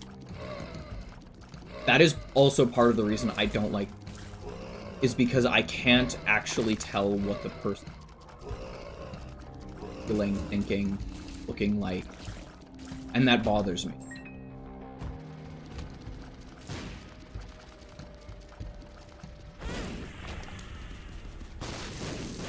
See, and it doesn't. It just changes it from a physical person to what your avatar is. And that's where my disagreement is. You're just taking you're taking your physical body out of the equation and replacing it with a different body that is made out of. But some avatars are more eye-catching. That's just how it works. Some avatars are much more.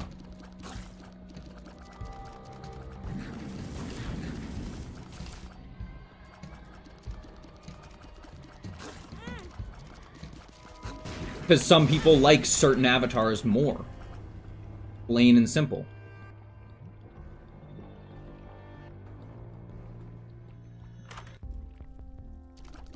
God damn it.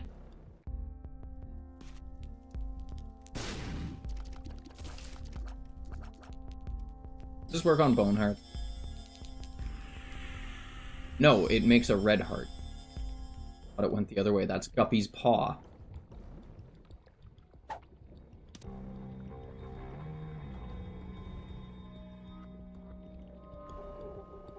So I personally just think that you are exchanging physical characteristics for physical characteristics. Personally.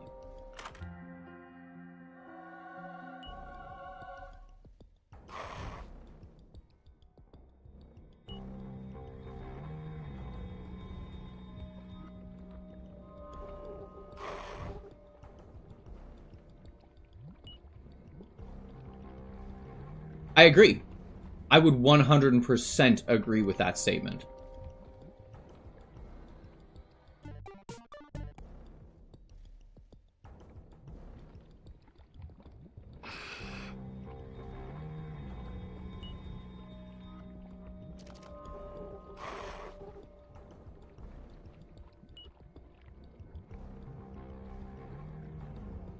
I'm not saying that VTubing is a bad thing. By any stretch of the imagination. Like, I'm sorry, you're going from, like... So, here's the thing that I'm going to put forward.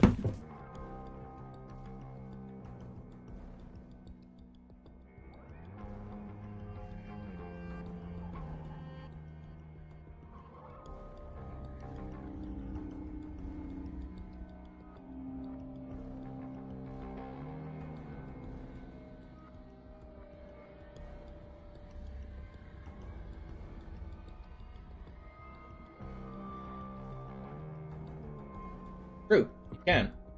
But what I'm talking about is large-scale YouTube. Like, people with very well-built three-dimensional... That is completely built around... Like, it is completely built around sex and sexualization. Straight up. There is no ifs, ands, or buts about them.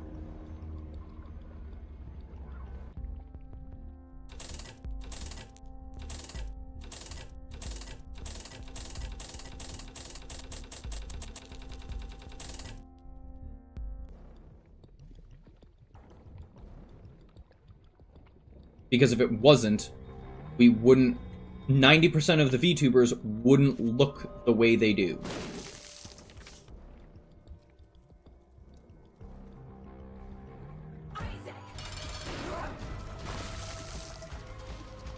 VTubing relies on sex appeal as much as any other performance art.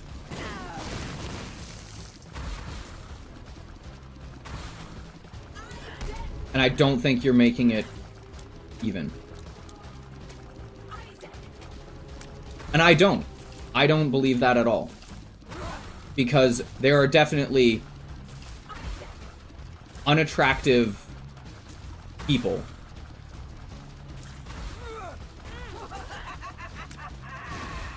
So what you're saying is you would rather use it to not necessarily cheat the system, but make the system more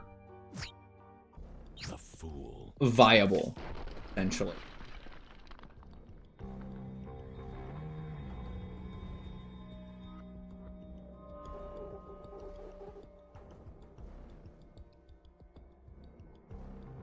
So then, here's my thought process. Okay? If VTubing became the norm, I would probably stop watching streams. And probably stop watching YouTube in general. Not because I think it's stupid or anything like that. I do think VTubing has its own place in the world. And I understand why people like it and want to be able to remain anonymous. However, there is a lot of it that I think is overdone and is very... kind of silly. Like, I'm sorry, who's the... There's a VTuber, it's a fucking orca. Like, I'm sorry, it's an anthropomorphized orca. I don't fucking remember what the person's. Like, a super huge VTuber. Bow?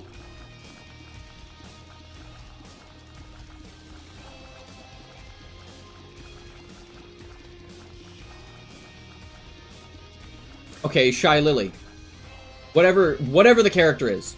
You cannot tell me that that is not one of the most over-sexualized people on the planet. Or over-sexualized characters. The whole fucking shtick is giant tits.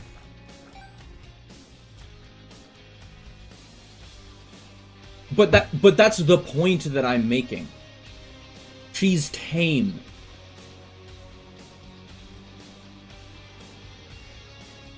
They all do, which is stupid. I disagree. Then just everyone's hot, and you have an unrealistic expectation. Actual.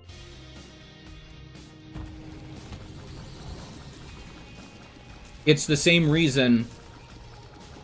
So, this is going to be maybe a hot take for some people, but it's the same reason that I believe that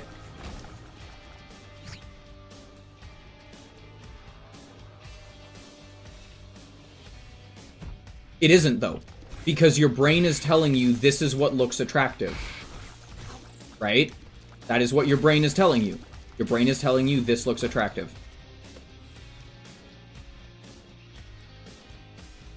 Beauty content, then you should be against VTubing. 110% you should be against VTubing. You are against beauty content. PNG tubers? Sure. That's fine. Because the whole shtick with VTubing is everyone's hot, like you have said.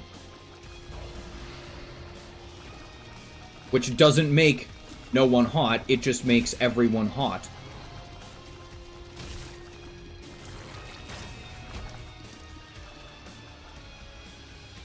Yes, but what I'm saying is most people do not do.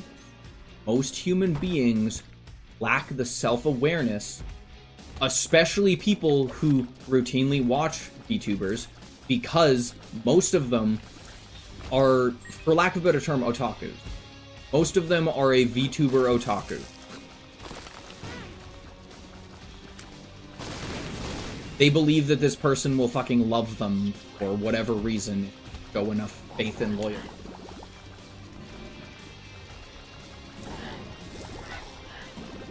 Sure, like, I'm fine with agreeing to disagree.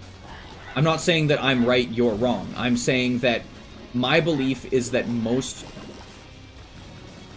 It's gotten mainstream at this point. And that's the other thing that I don't like, is when shit gets that mainstream that everyone starts doing it, I think it becomes a much larger problem. Like, back when VTubing was much more of, like, a kind of, like, niche, even kind of interesting thing to see, right?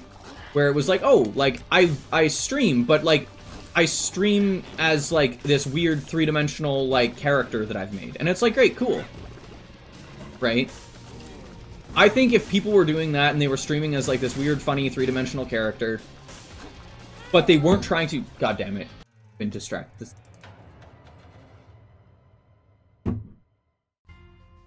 Shit being popular is just how things go. No, I agree. 110%. I need to run to the washroom, guys. I will be right back. I want to continue this conversation, though, because this is extremely interesting to me.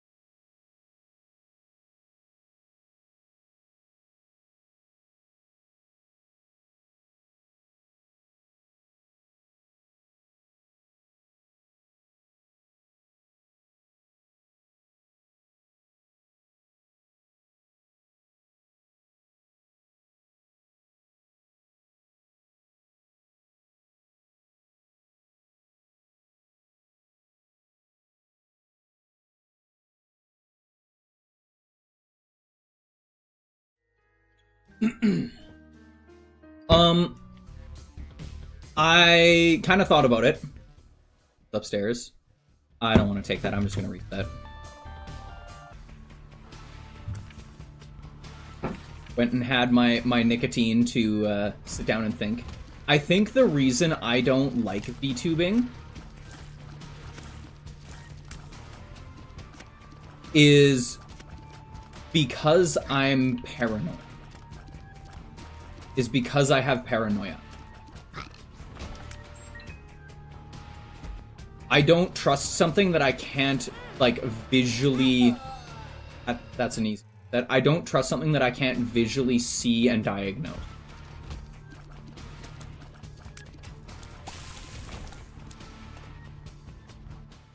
I can't actually tell what that... I can't tell what that person's actual feelings are or thought process.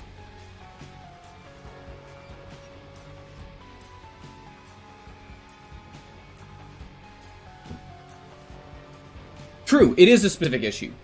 But it's one of those things that, like, it's part of the reason I don't like VTubing. Or I shouldn't even say I don't like VTubing.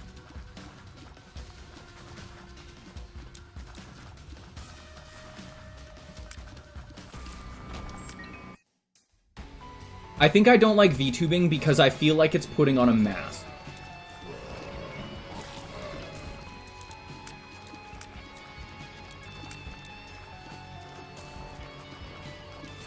Like, to me personally, I think that being anonymous can cause just as many problems, right, as anything else.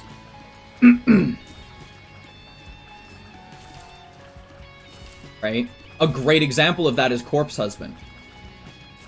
Dude had to fucking quit doing something that he really enjoyed doing because people were being really fucking creepy about it. Because no one knew what he looked like. And it's like... I don't know, make that make sense to me. I think people will be creepy no matter what. I think people will be weird no matter what. I don't think you can get away from it. I think people will over-sexualize anything they can possibly do. That they can possibly over-sexualize, people will over-sexualize it.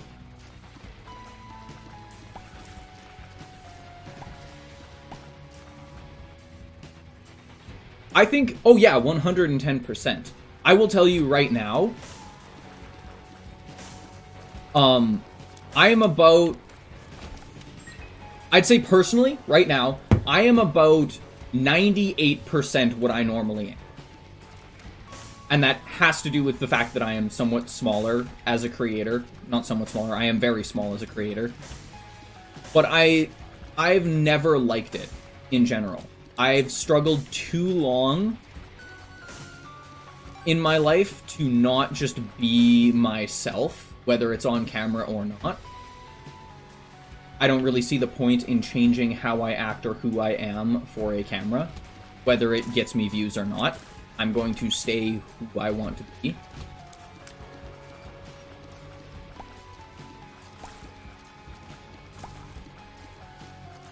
And I think Mark, like Markiplier specifically, is not a great example of it, personally. Oh, that's Birthright.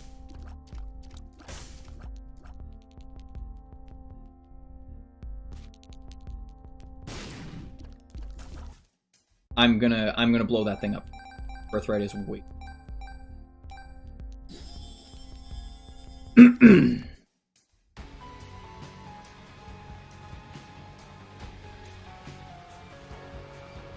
They're not arriving on my end.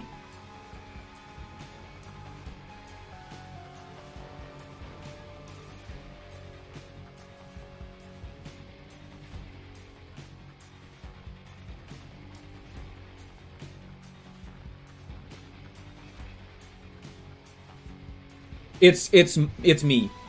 Because I've got a VPN running, it's causing my stream to just disconnect from chat every once in a while.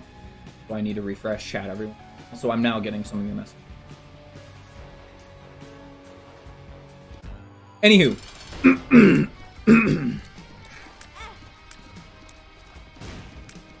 Why'd you change your mind? Just cuz? Well, I got birthright and I just fucking lost it.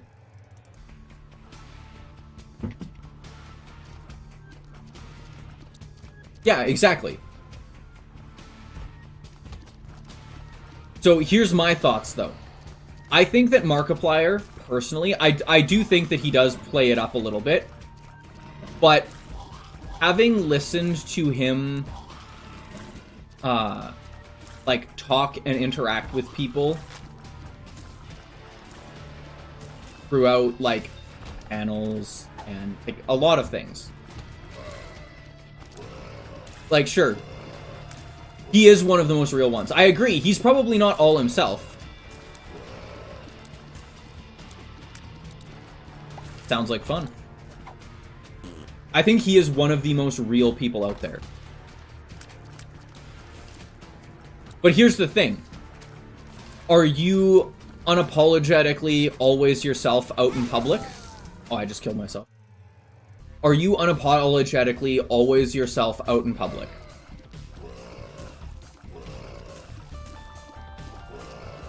Or would you unapologetically always be yourself at your job?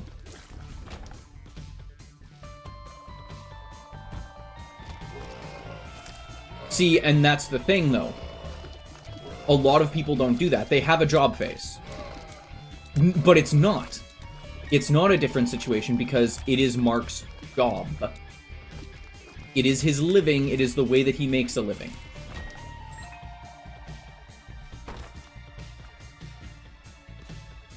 Right? And he still does choose to be unapologetically himself. But you also need to know what is proper to say, especially when you're live. Right? Or on the air, right? Like, there are certain things that you just can't do. Right? They're not politically correct, right? And that's just a function of society. It's not a function of the person. Okay, I'm just gonna keep fucking dying, apparently. Right? Or another really good one is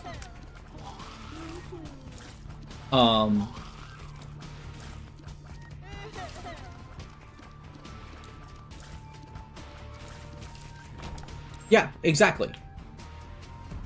Colleagues are just a risk. So here's the thing.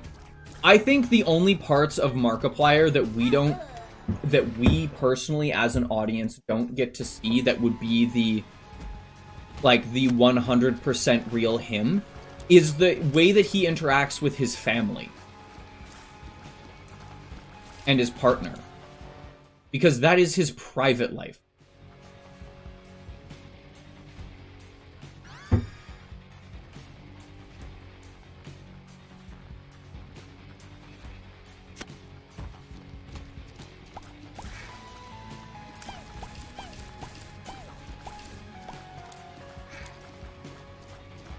Right?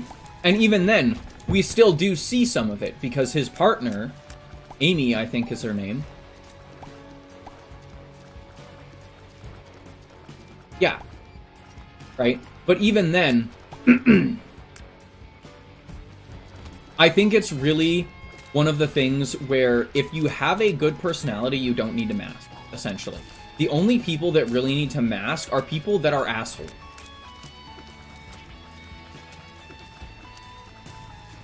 See, and I don't think... Here's what I think. I don't think that Markiplier wears a mask. I think he keeps the things private that are private. I think he keeps the way that he interacts with his partner, with his family, with people that do not want to be part of, like, the YouTube world. I think he keeps that separate because that's his personal life. I do not think he wears a mask. I think the way that he acts is most likely how he acts, right? I think he might be a little bit calmer in some situations because they don't need to be over the top. But I'm sorry, like, I'm over the top when I play video games. I always have been. Always will be. Right? That is how I act when I play video games. How you guys see me act here is how I act when I play video games normally. I talk to myself constantly.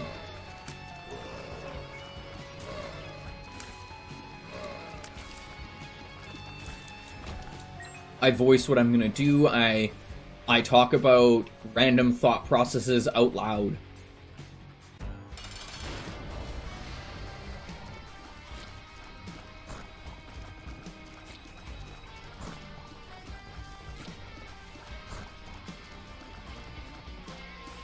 Another person that I think, ironically, is, like, probably the most real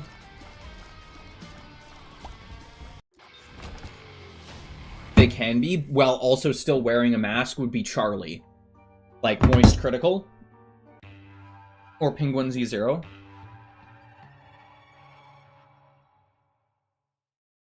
I think he is both playing a character and not at the same time.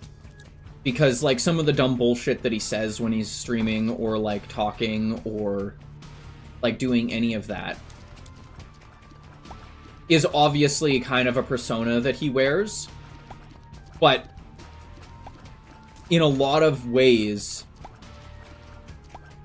because I don't know if people know this, but he has another channel called Skill Check that he runs with, like, quite a few different people, and it's a lot about, like, Magic the Gathering and, like, D&D and, like, that sort of thing.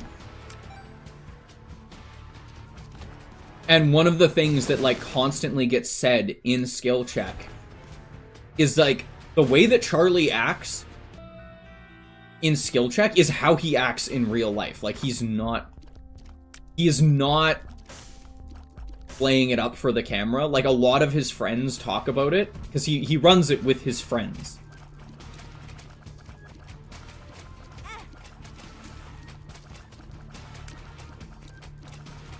D-card Pog, yeah, if I can fucking get it.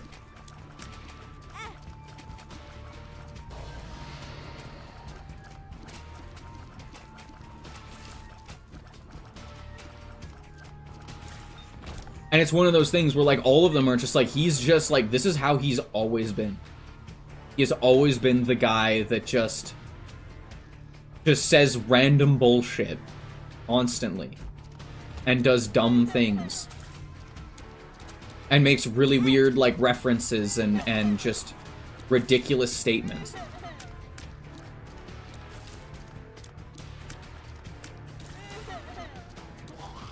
But that's what I'm saying, is, like, so many people accused him of it being, like, an act that he puts on for the camera, when in reality, like, my guess is it's actually probably, like, the closest to, like, the way he's always acted.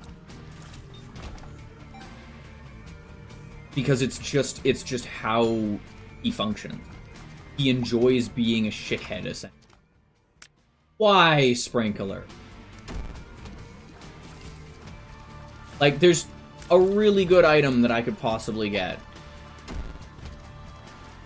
from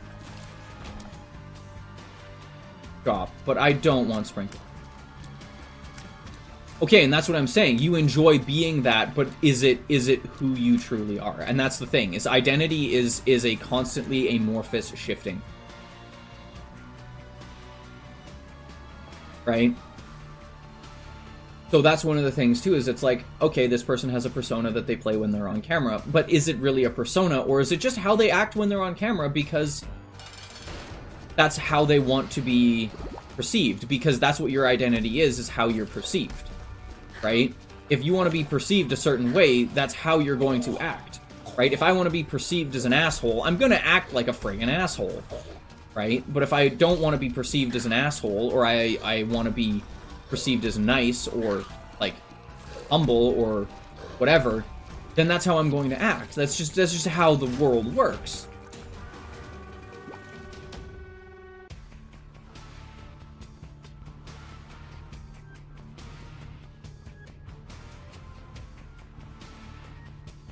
Right? So I think that mask is, honest to gosh, like the wrong term at this point in time.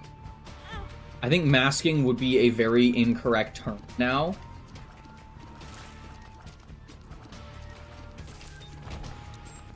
Well, and that's fair too. Like, people can be just jobs too. That's just a fact of life. Some people are just fucking crazy. How it works.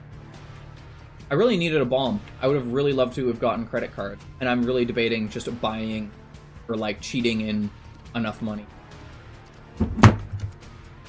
I'm just gonna do it.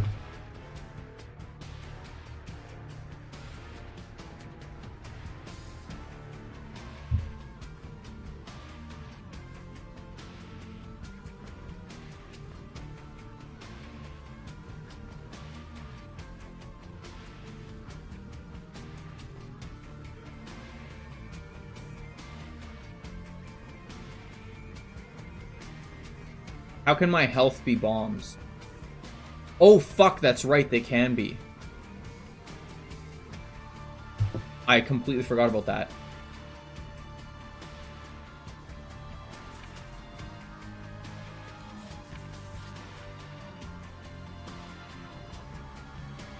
I completely forgot that that was even...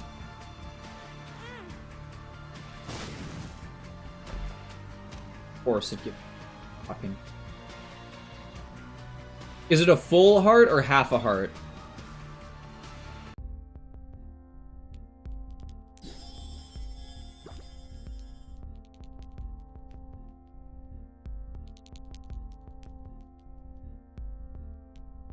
Half a heart?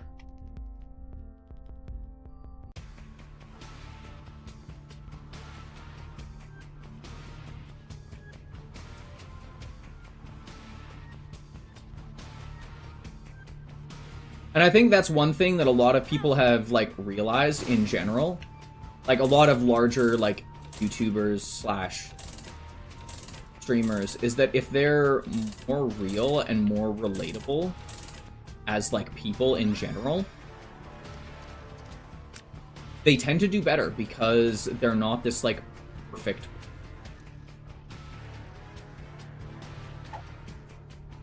And that's the thing, it's like, it depends on who you are.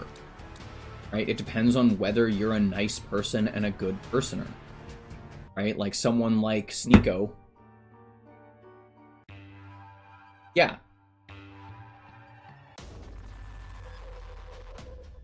Then, like, I don't think you should be in the limelight at all, because you're just a dickhead. Or like any of the people who are... Right? Like, I even think that, like, Tyler 1... He's a League streamer, and his whole shtick was that he just gets super tilted all the time. He's like one of the most toxic players. But even that, like, he stated in like one of the interviews that he was a part of that he's like, I'm done with it. Like, he's like, I don't want to wear that mask because it's not fun. Like, sure, people find it funny that I get so pissed off. But he was like, I can't do it anymore. Like, he found it was, like, very, like, it was degrading, or not degrading for him, but it was like, it was degrading his own body, his own mental states. So he was like, I'm fucking done with it. Like, he still gets angry, like everyone does. Like, League is a toxic game. It is just a toxic game, and, like, nothing you can do.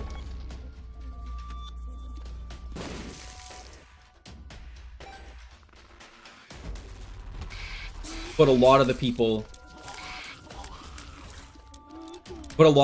who used to, like, make their living by, you know, laughing at it because it was toxic as fuck. And being able to make money because they acted toxic as fuck. Oh my god, that's Birthright again. I still don't know what Birthright does for me.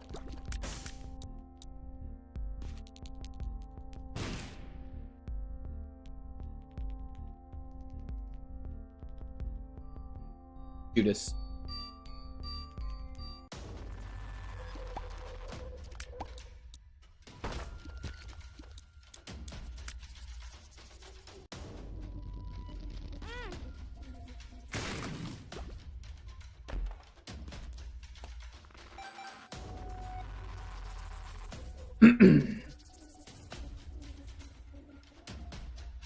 But I think that's one thing that's started to come to light for a lot of, like, creators, is that the more realistic they are and the more like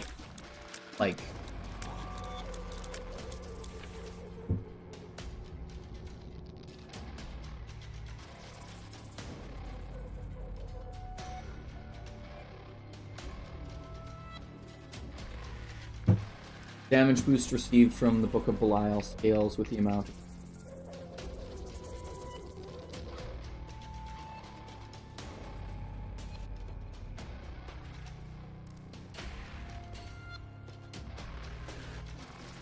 Has special interaction. Okay, cool.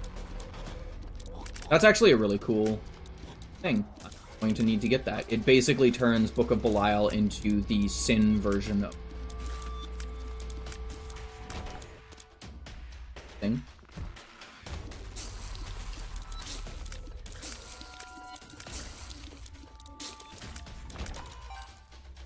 But I think that's what a lot of like content creators have started to do, is realize that, oh, I need to just, all I need to do to actually like get people to watch me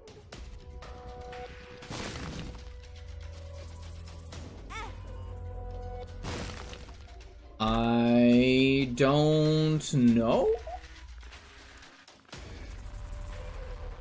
I'm not going to do that for science this time, but I might do.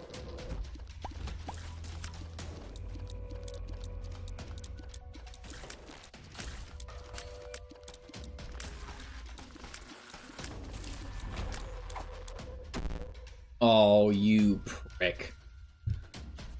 Right. I want to get Birthright, but I also don't want to destroy the donation.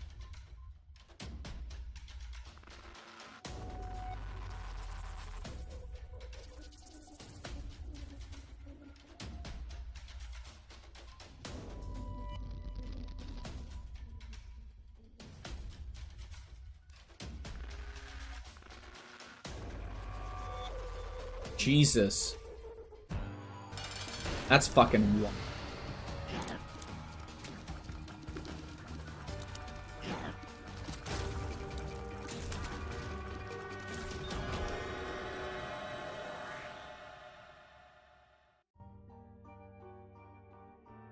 I'm gonna go destroy it.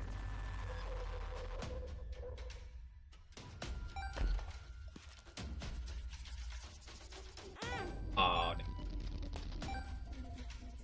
need one more coin.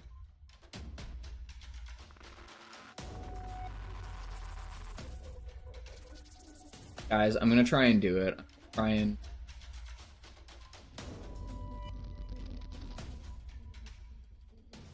see if there's a nickel. Ooh, that's a good idea.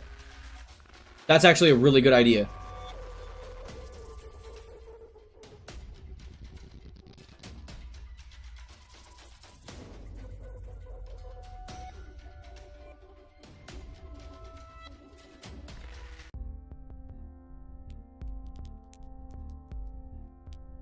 There is a nickel guy. Whoop! Don't need to. Let's go Birthright.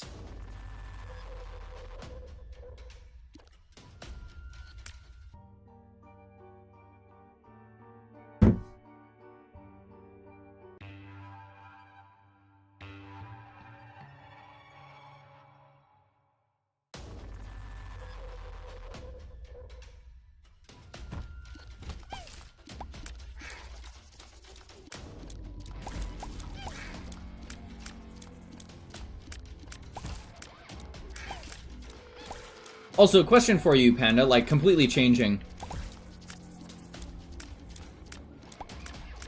I don't know how I remember they spawned down there something. Hey, man, you remembered it, so that's good.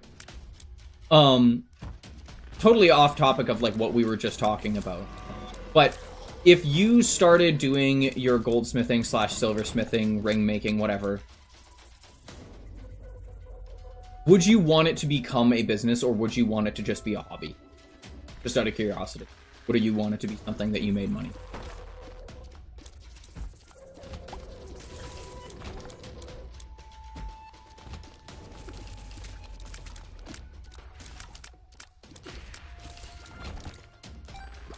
Or, like, would you want it to be, like, a job of some sort?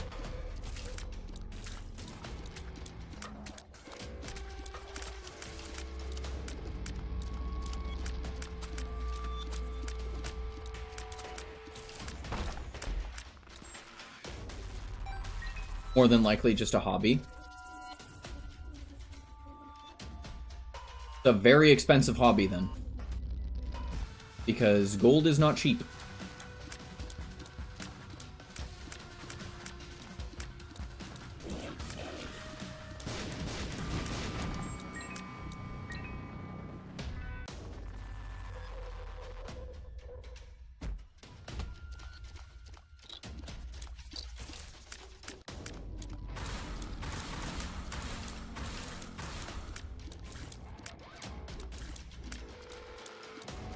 I respect it.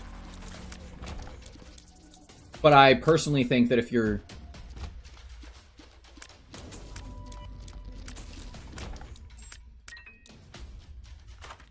And, like, one of the other things that you can do, too, is, like, you don't need to own your own business, either, especially as a goldsmith. You can work, like, for jewelry stores, doing repairs, and, like, that sort of...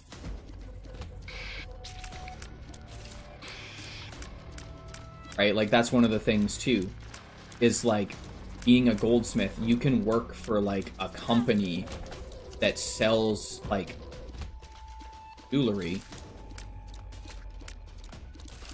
And that's fair. Like, that's not a problem. I'm just saying, in general, one of the best things that you'll ever learn, or, like, be able to learn, is, like, how to fix...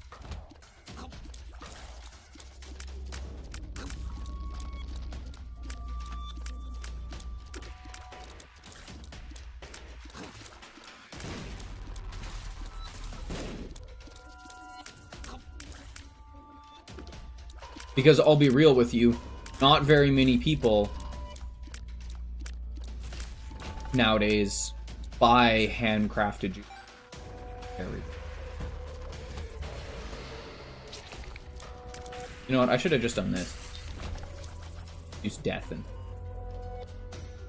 Gotta go find the shop. Get some...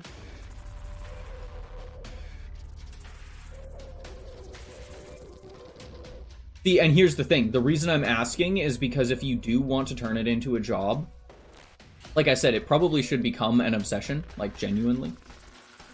And not, like, unhealthy obsession. I got the one that gives me Little Isaac. But it needs to be something that you're willing to learn about constantly.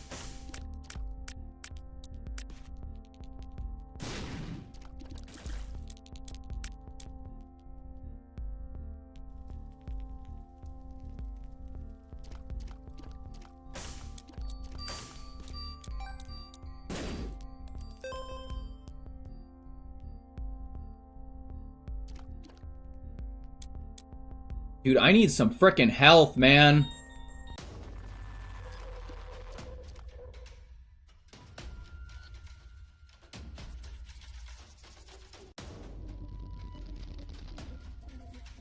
He does not look very happy. He's like...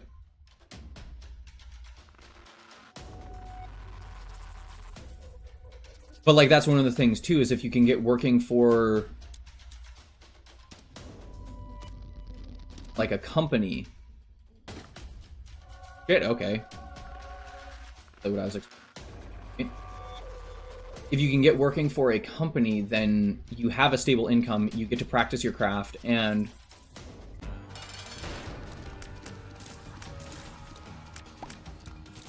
Oh, thank God. Oh, thank God!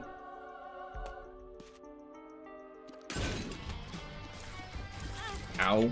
Ow. Ow. Ow.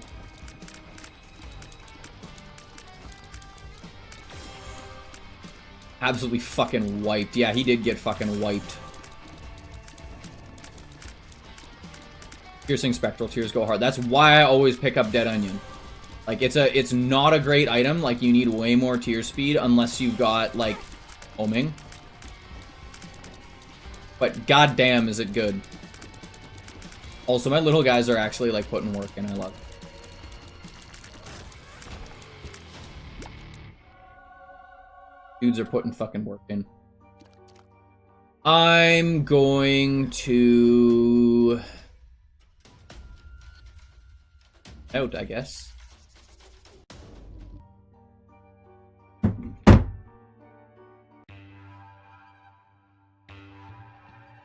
Like, I will more than happily sacrifice these roses. Yeah, I agree.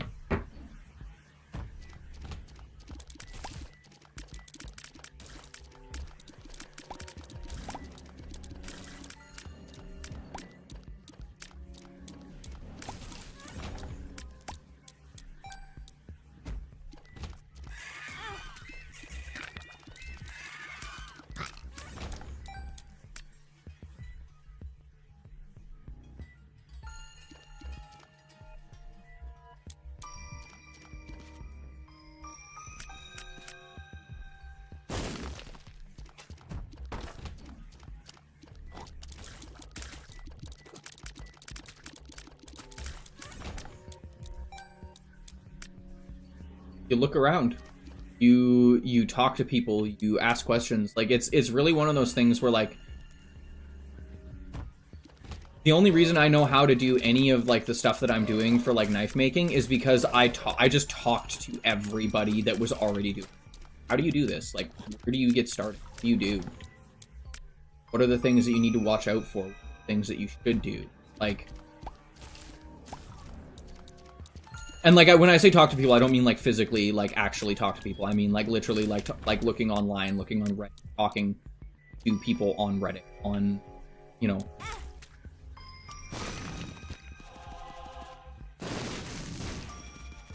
Oh, good God, he's gonna keep blowing himself.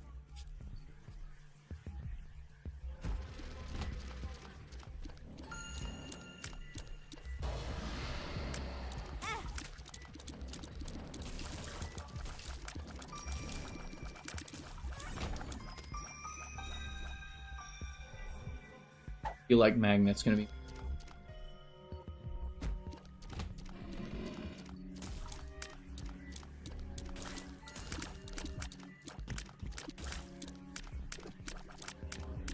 Then, in all honesty, that's what you should start doing. You should start literally looking around and talking to people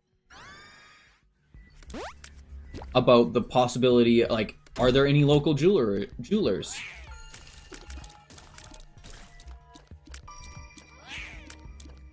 Where you live.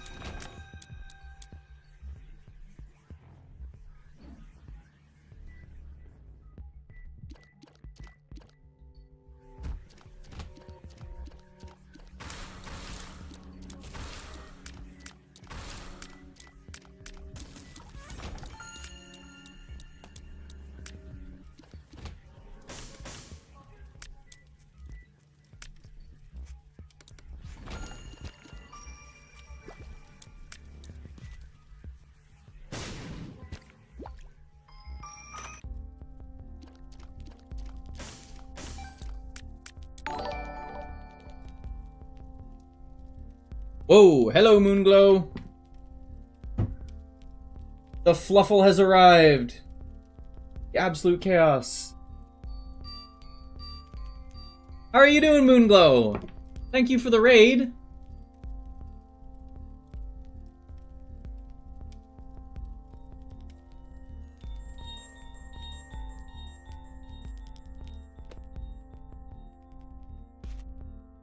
Everyone's doing good. Everyone's having a good time.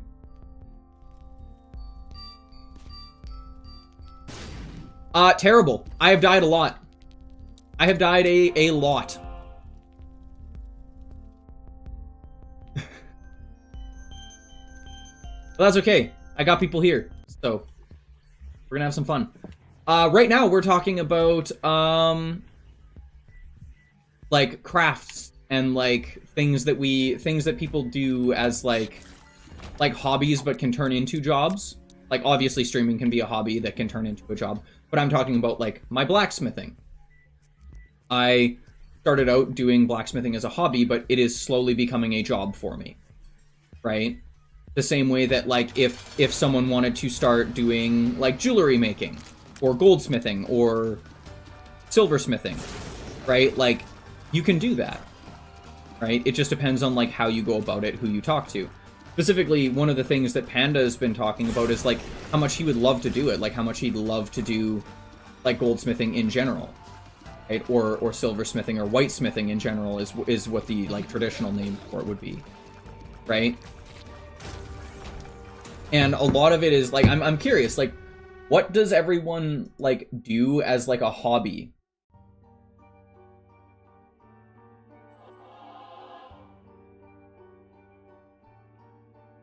You're really good at creative writing. Okay, cool.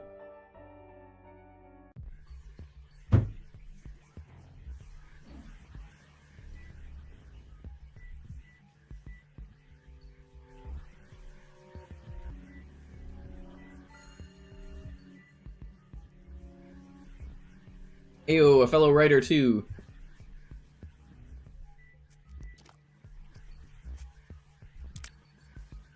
I do a little bit of writing. But most of my writing will never see the light of day. I liked being a jack of all trades, and that's fair. And you have the unique circumstance of probably being able to be more of a jack of all trades than most people, as each member of your system can technically have an interest in one specific thing that they can get very, very good at. Whereas I only have one brain and one space to use for that.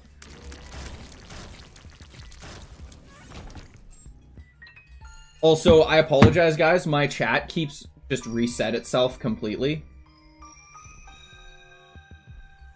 It just did it again, so... 1 second.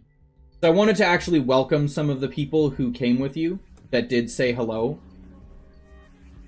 So just give me 2 seconds so I can actually pull up my proper, like, chat log. We had... Lily the Mouse. Hello.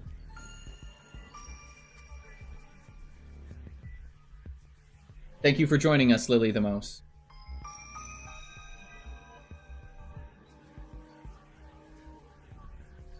My Streamlabs is being very janky. Streamlabs OBS is being very janky. Lily is actually my spouse. Ah! Well, hello, Lily. Thank you for joining us anyway.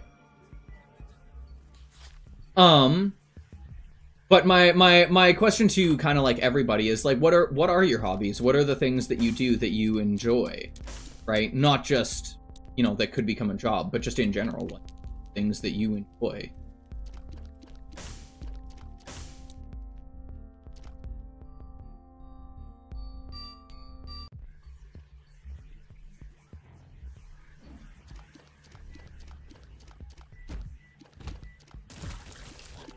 Also, Moonglow, and possibly Lily as well. Moonglow, do...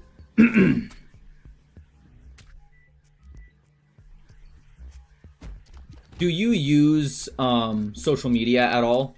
I.e. like Instagram or anything like that?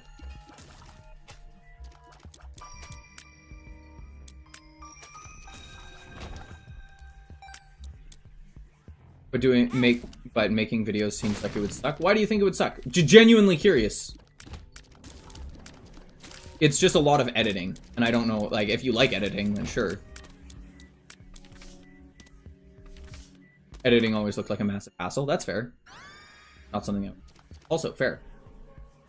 The Clock app, Discord. I do technically have a TikTok, but I don't use it. It's the same name as everything, the Sooty Raven. But the reason I was asking is because I'm going to be starting to post my blacksmithing content on my YouTube channel. Oh, hey, hey, look at that.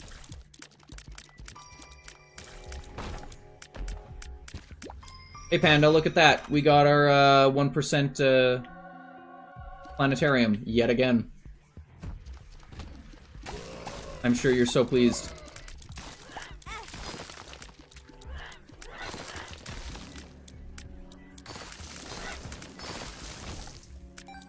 This man's gonna kill me soon. This man is legitimately going to kill me. I am positive of it.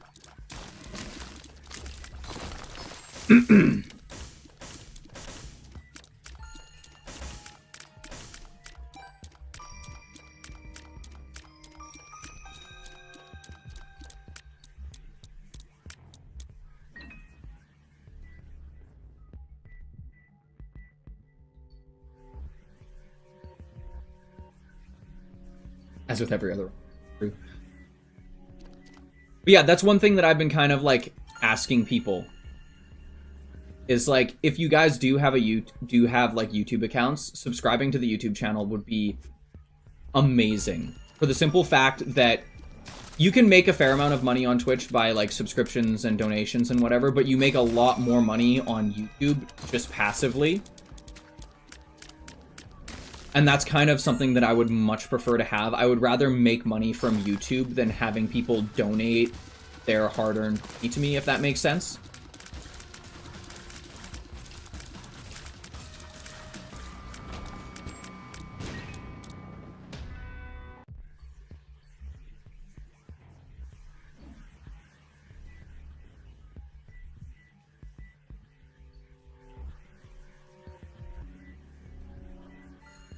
Right? Now, if people do, like that's the thing. If someone donates to me, or, like, you know, gives bits, or, like, has a subscription, or anything like that, if you do that, that is fine. That is your decision. I'm not going to tell you what to do with your money, or how to do anything with anything like that. The reason I'm not a huge fan of it personally is because I grew up very poor, right? So I have that weird kind of, like, trauma around...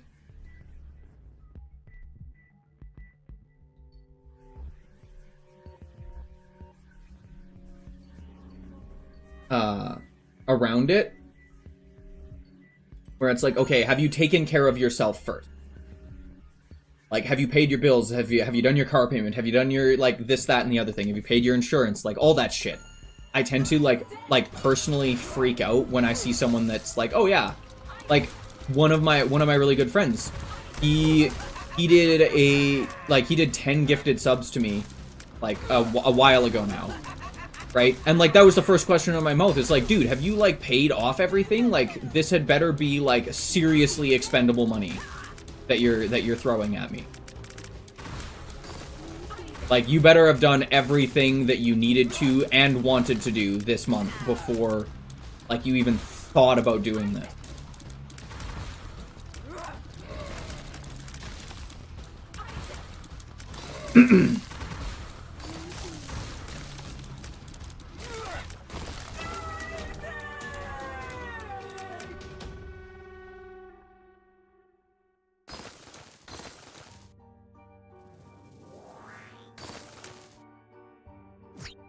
And that's one of the things that I struggle with all the time. But it's also one of those things that, like, I want people to understand. It's like, if you have the means to support a streamer or a YouTube content creator, or someone that you just genuinely enjoy watching and viewing, I think it makes perfect sense to support them. Right? But one of the best things that you can do is try and support them in a multitude of ways, not just in, like, a specific way. If that makes sense? Hey!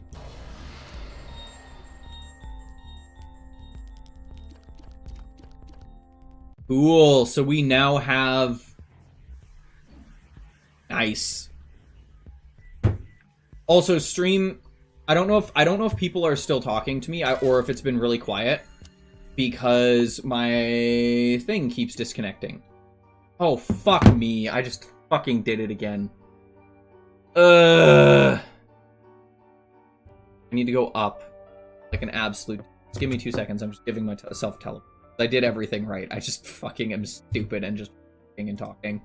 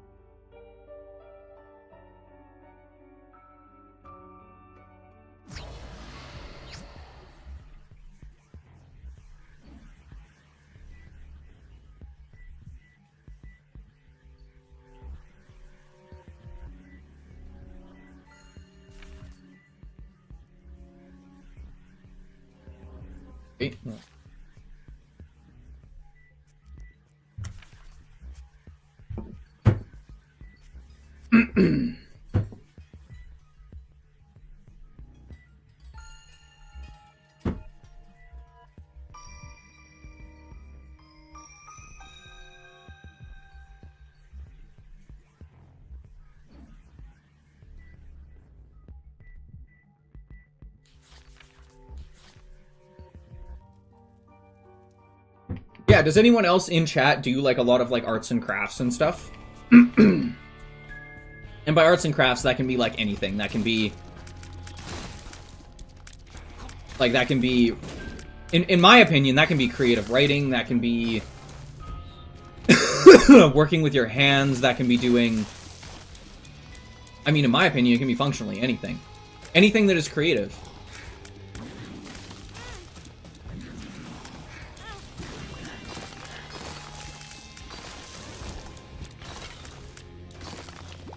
Okay, I need to start really...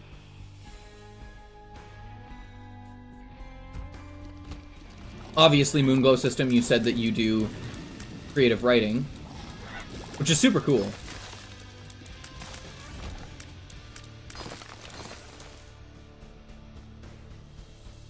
Panda wants to start learning about whitesmithing / goldsmithings.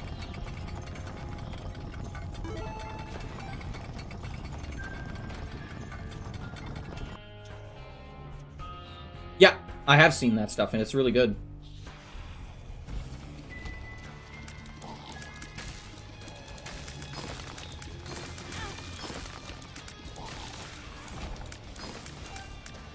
Also, Panda, are you able to post the Discord link?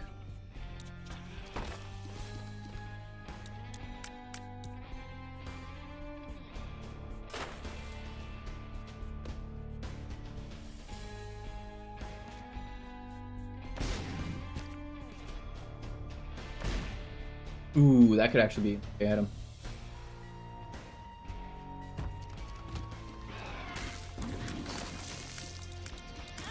Whoa, there's an invisible guy right there.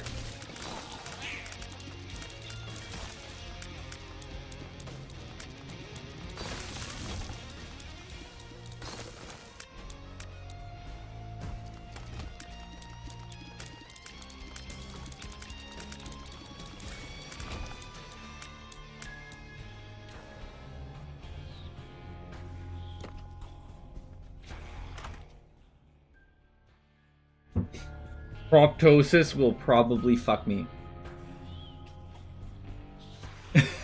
Currently on the... No problem, my man. Because yeah, I was gonna say, there's enough people in here, and enough people that have started to kind of follow that, like, if you guys want to follow, I would much prefer you actually, like, were able to know when I went live.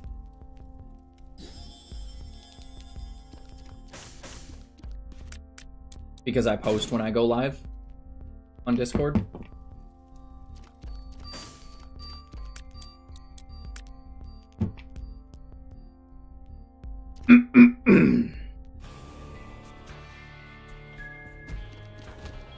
And I think that that is much more useful for most people than the very unreliable Twitch system.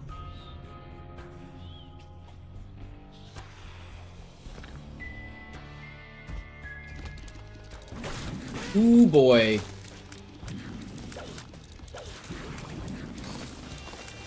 And you were almost right. I almost fucking, like... Diddly dog died there.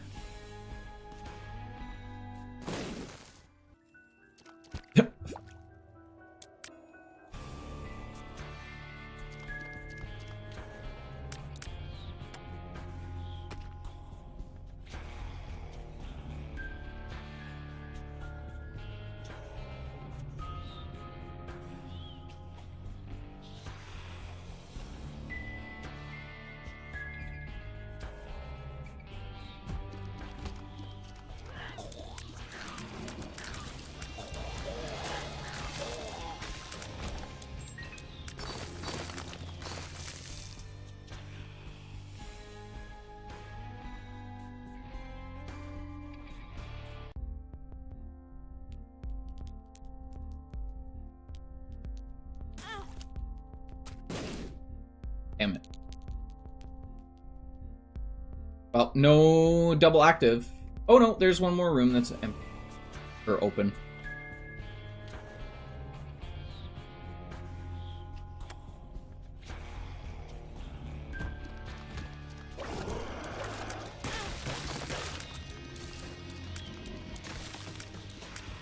Yeah, how has your day been going, Moonglow? I never actually asked you how your day was. And I apologize. That is very rude of me.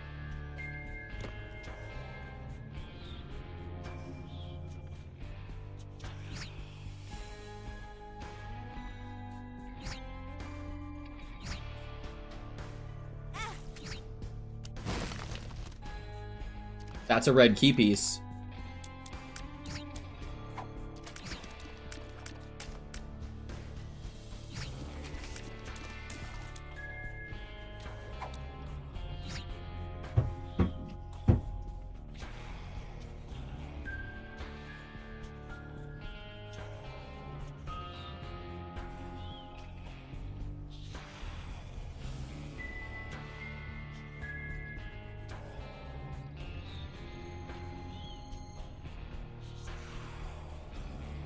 Damn, I really want the double active. Guess we're not going to be able to do it.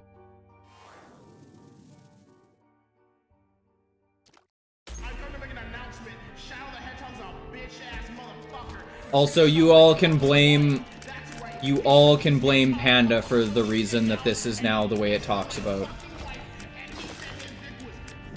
If I feel like making food. There's also some, like, really easy foods that you can make.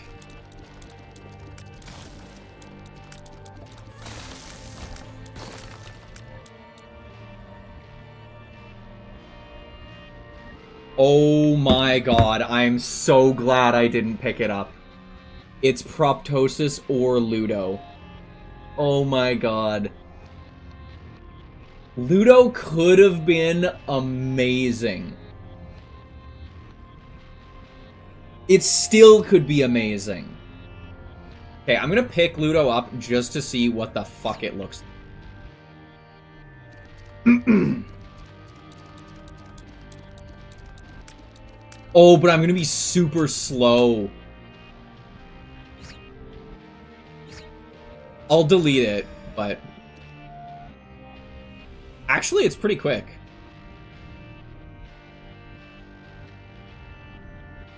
I'm just thinking because I can use it to, like, dodge. I will delete it if it is a problem. Oh, it's most definitely a problem.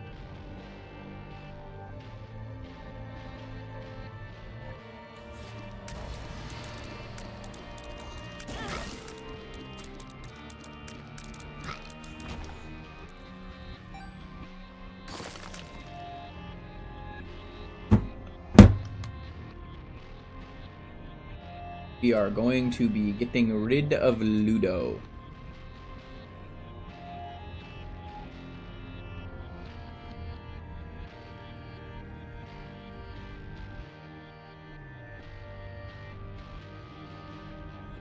Proptosis would have been the same thing, wouldn't it? If I took Proptosis. My range goes down like crazy. Yeah. Proptosis is just as bad. So I don't think I would have picked anything up there.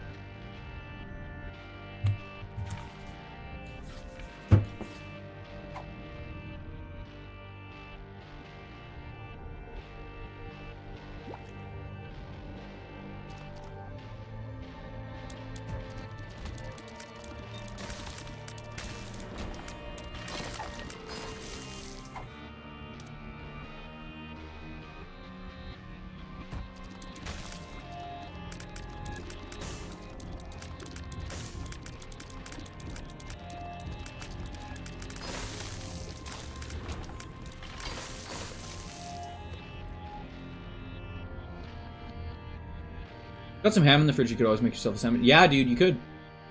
Sandwiches are great. Sandwiches are, like, one of, like, the best, like, kind of, like, half snack, half, like, food.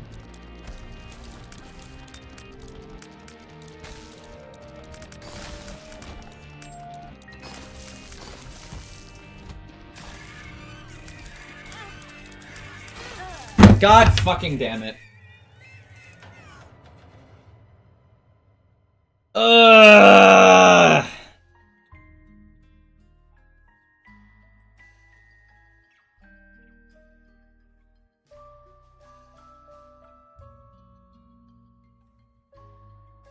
Damn it.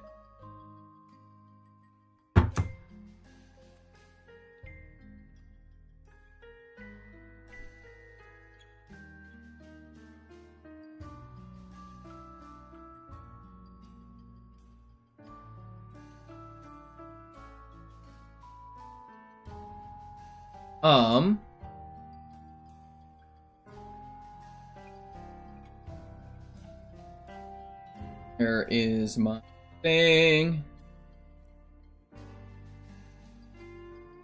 There we go.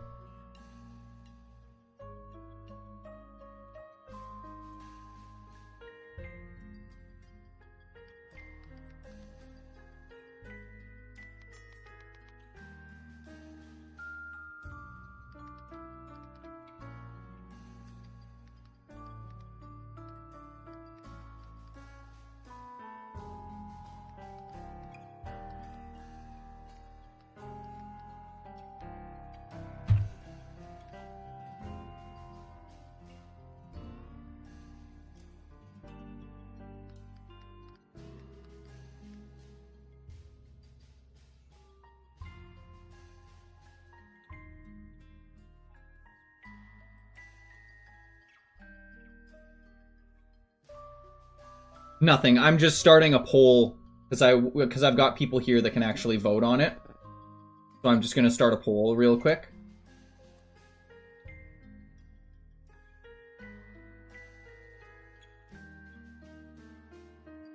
And then I've got to head out.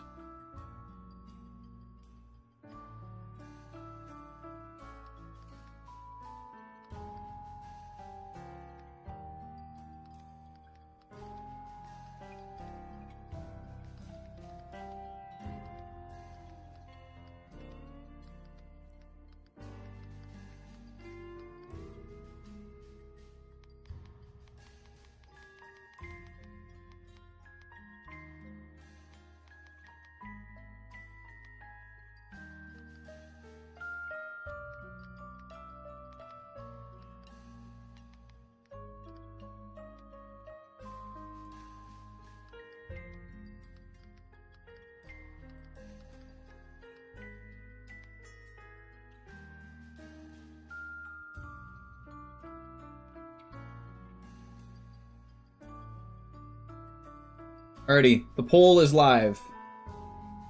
If everyone could vote on it, we will see what I am doing on Friday.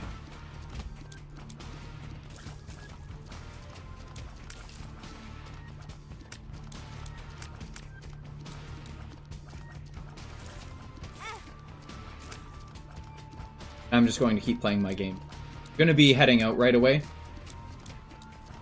I'm not just gonna sit there and make you guys watch the start screen. Or I'm just gonna die again.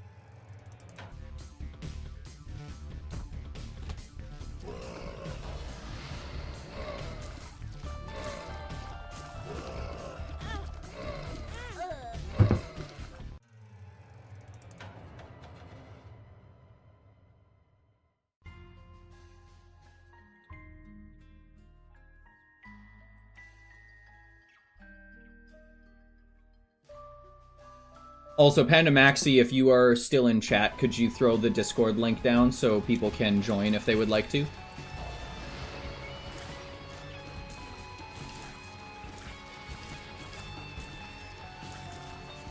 Actually, honestly, I might even be able to do that. Give me 2 seconds. Let's see.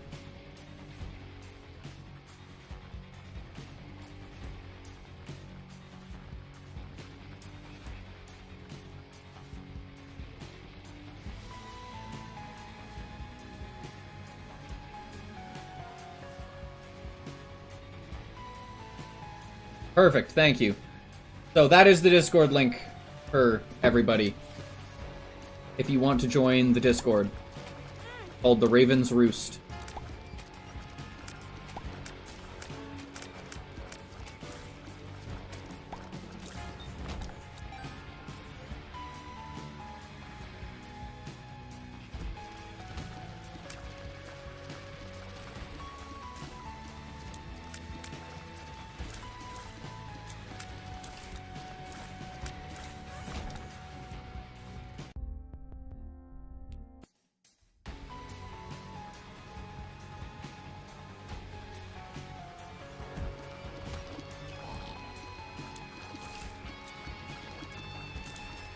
I was almost dead there.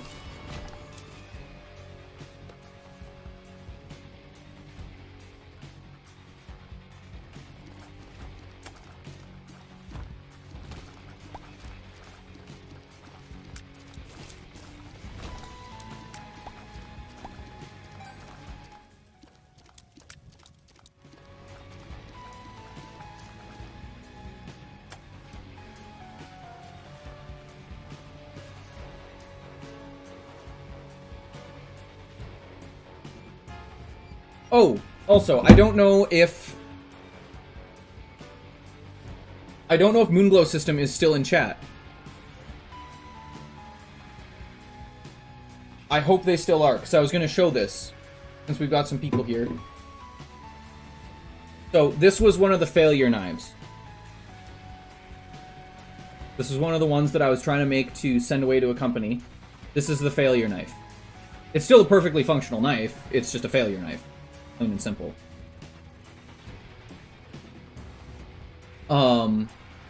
It doesn't pass some of my personal tests that I run them through.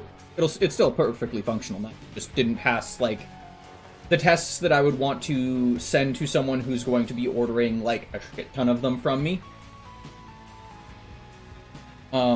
Aesthetically, it looks nice, but it's not exactly what they were asking for. So, it's gonna go up on my Instagram. But this is the one that's being sent away. And this is the one I'm super proud of. Because this has taken about 8 different iterations of me making a knife and then destroying it, and then making a knife and then destroying it, and then just getting really fucking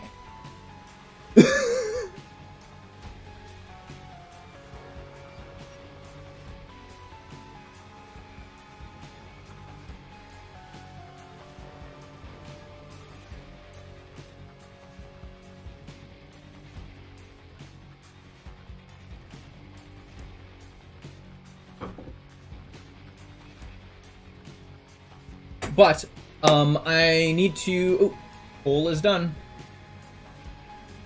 We've got one for Undermine and one for Dredge. So, I'll play some Undermine and I'll play some Dredge, I get. Or some Dredge and Doom, sorry, not Undermine.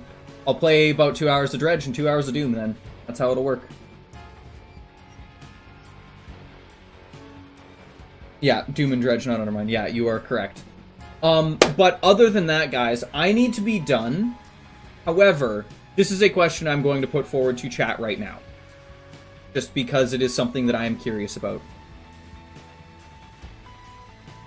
I need to finish this knife. I need to sharpen this knife, and I need to sharpen this knife. Is that something that you guys would be interested in coming and hanging out for and just chatting with me while I do that?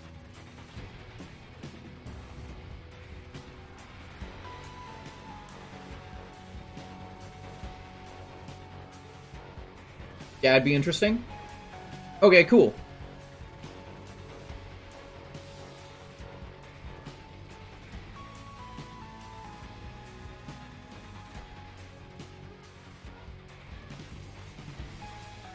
Alright.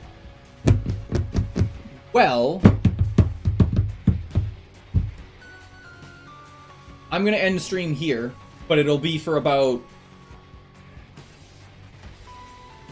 fucking like 10 minutes maybe, so I can run to the washroom, get stuff set up, and then I'll be good to go. Sound good? Sounds good to me. So I will see you guys in a hot minute.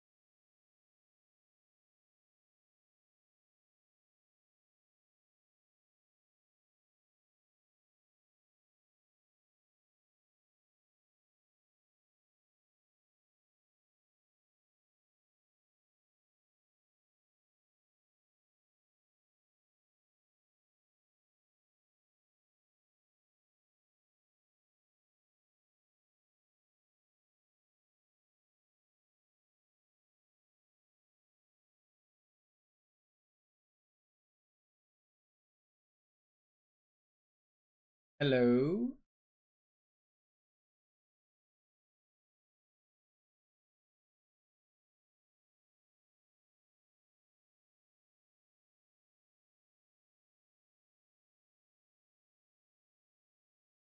Hello.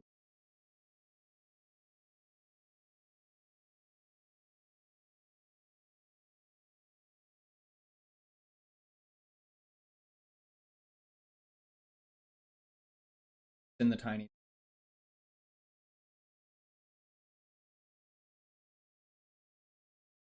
Are you guys catching my audio at all? According to this, oh, there it is. Yeah, you guys are. I got it figured out.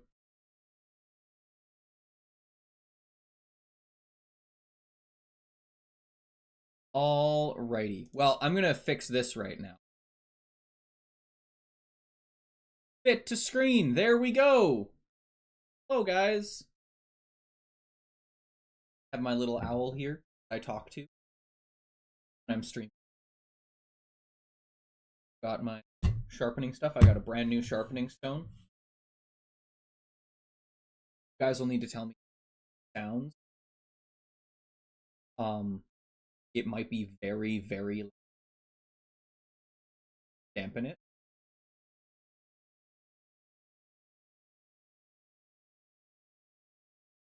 I cut out random. Also a bit low. Okay, interesting. I haven't changed anything from this scene. I haven't changed anything from this, as far as I know.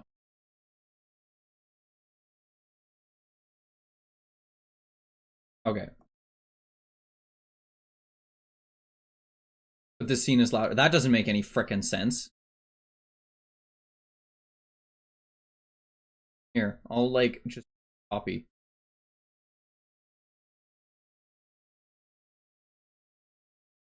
I did change shit last.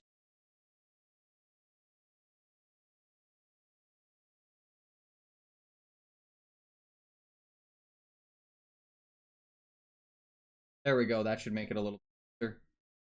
Hello, hello, hello, hello. Still pretty low on. That might make it a little better. See, I guess.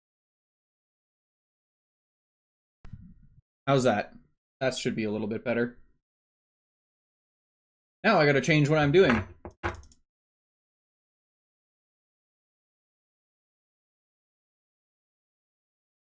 Yeah, I don't know. I also have a little other guy here. Say hello. I just need to fix what my title is called.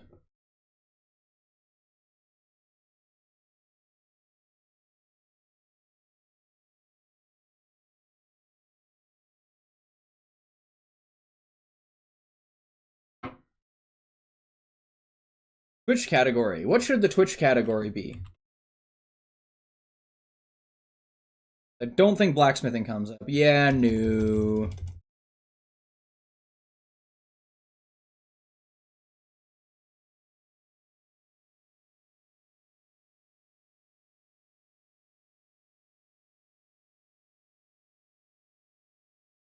Go artisan.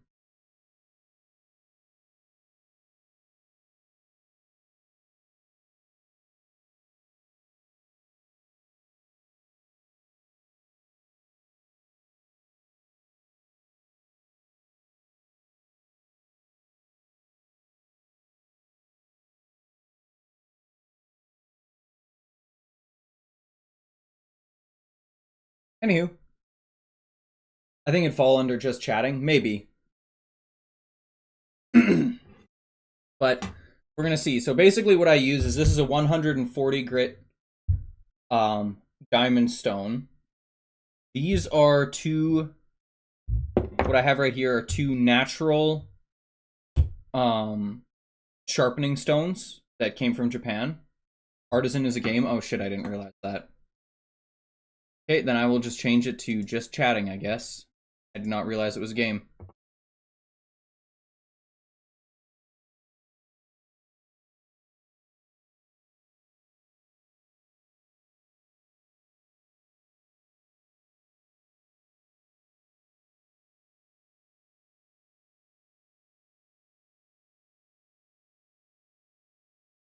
There we go. And then I've got a little squirt bottle here, and I use water as a lubricant on the sharpening stones. Plain and simple, very easy. And I'm going to start working on the... This is the failure one.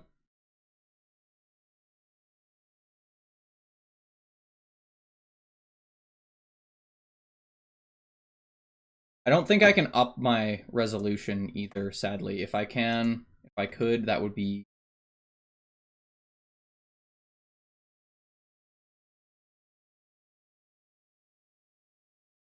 Oh. Yeah, undo that. There we go.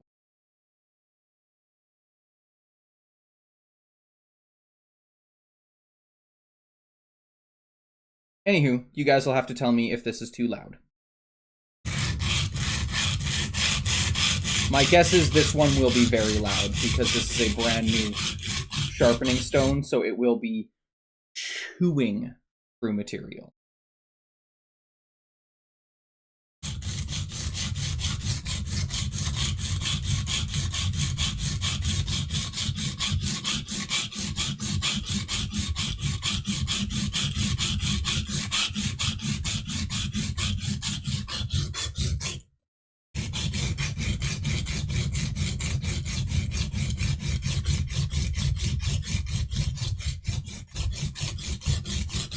But yeah, if anyone does have any questions about like what I'm doing or what I do in general with my work, feel free to ask them, yell them out, scream them from the rooftops, whatever you need to do. But I guarantee that this is going to be somewhat noisy, and I'm going to apologize right now.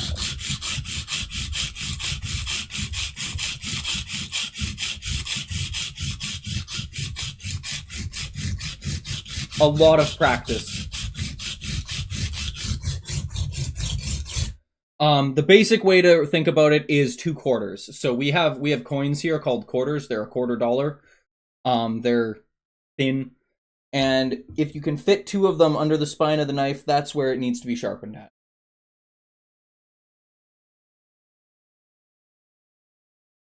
Essentially.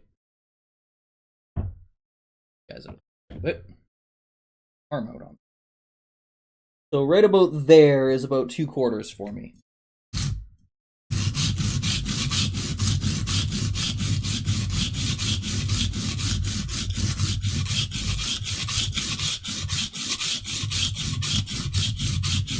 Which is roughly 15 degrees.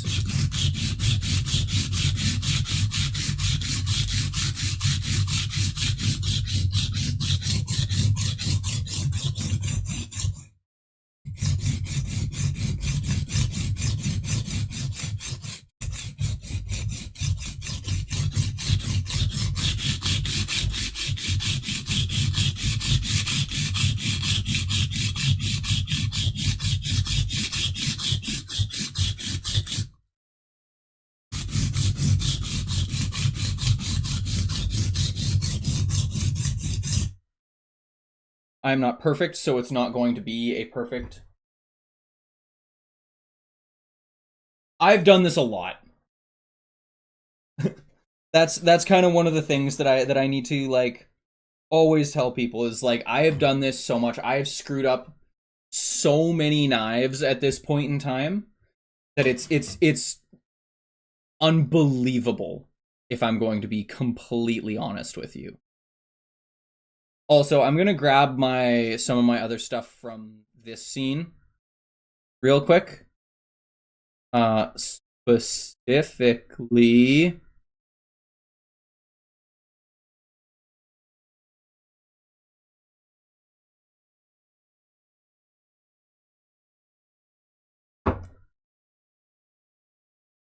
this and this.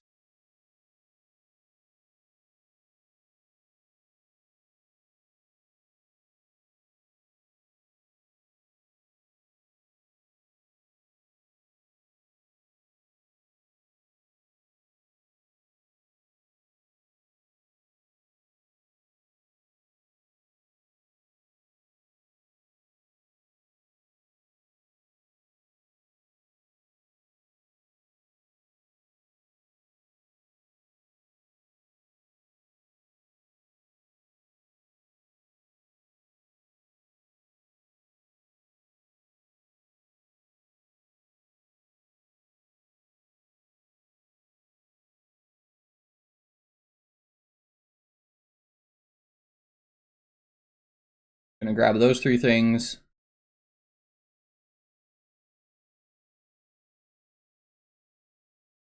Copy.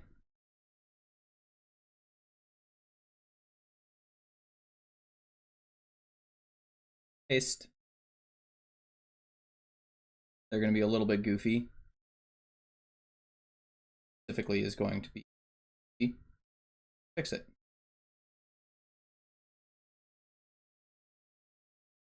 Ah. Now fits quote unquote.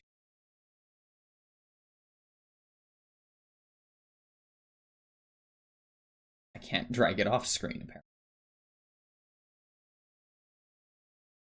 That's a little annoying. Borders are so much larger. Okay, well, I guess I'm going to get rid of that then. Bye-bye.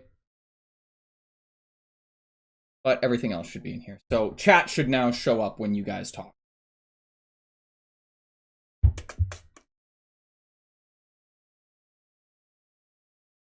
And so one of the interesting things is I'm right-handed, so when I'm sharpening these, my right hand is the one that's holding onto the knife handle, and then this hand is creating the pressure down on the knife.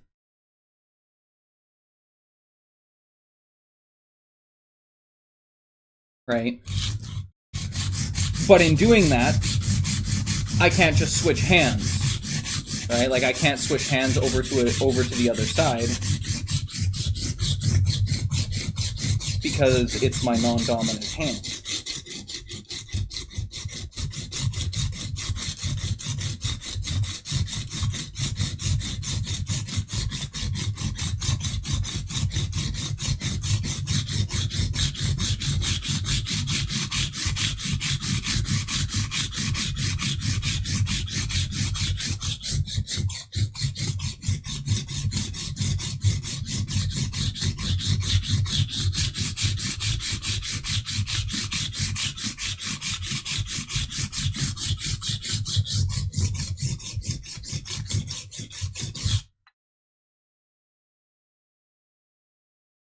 So now we've got a pretty good burr forming on this side. I can't really show it to you guys.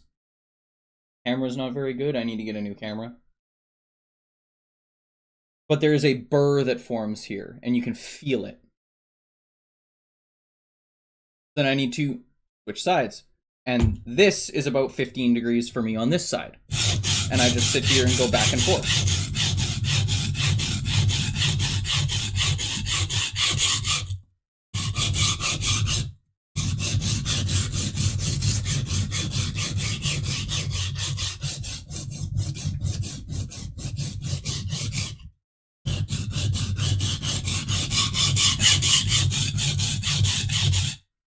And like I said, this will be very loud and annoying, and I apologize to everybody involved.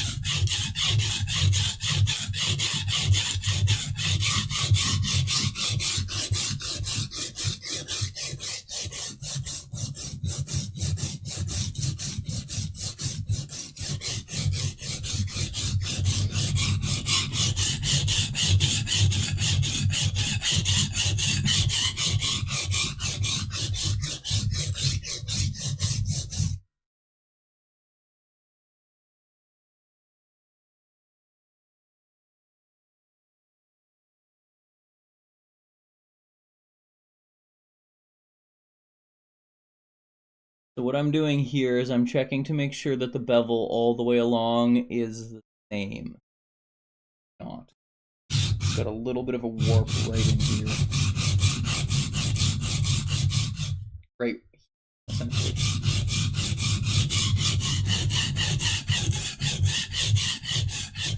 So we use the flat side of the, or the flat area to try and create more flat reference surfaces, essentially.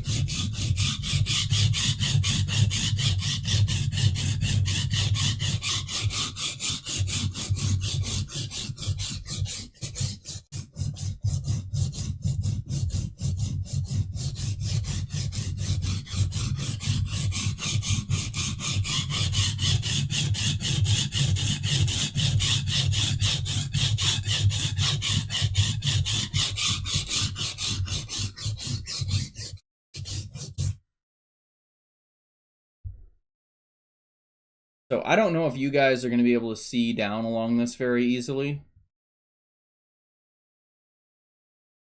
Doesn't look like the camera does.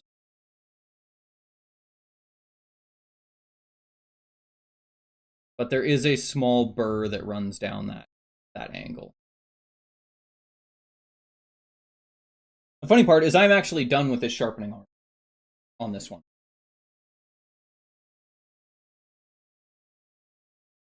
This stone that I have is a 140 grit stone, which is super coarse for a sharpening stone. Like, unbelievably coarse for a sharpening stone.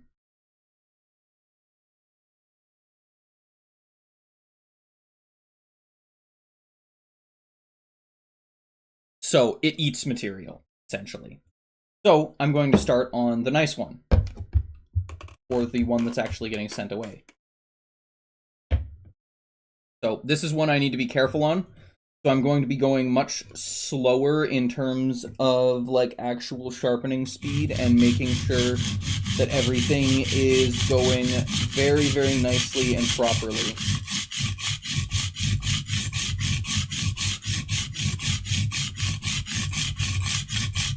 Because if I fuck this up now, I'm going to be real unhappy with myself.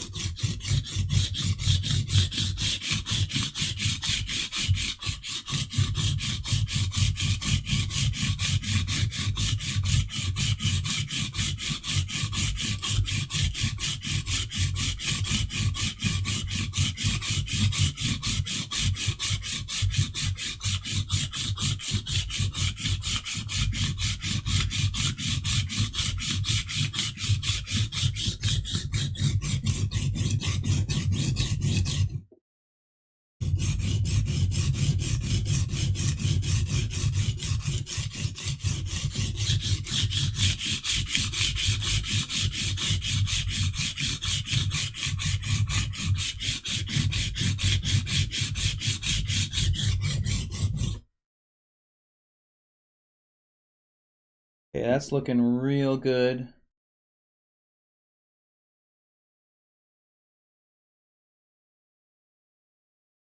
And I gotta hope that it's 15 degrees proper. Is what they're asking. 15 degrees. Almost exactly. I don't have a knife guide. So, we're gonna see how accurate I can be.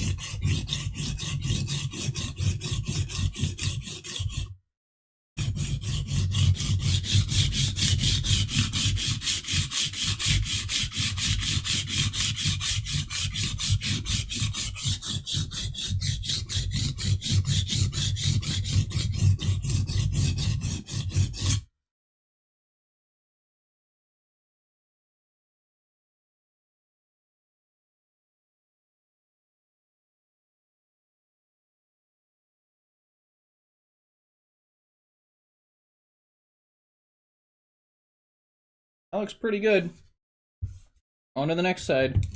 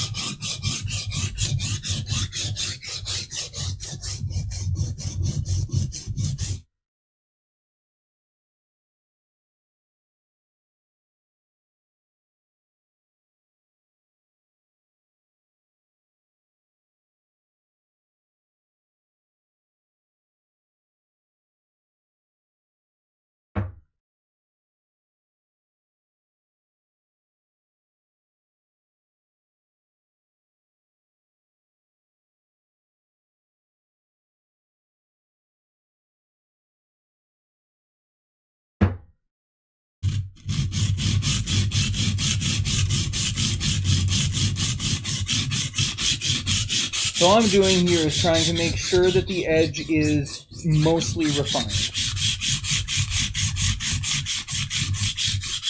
And then from here, there we go. Much better. You guys can't really see it, but from here, I pat dry this stone, get most of the water out of it.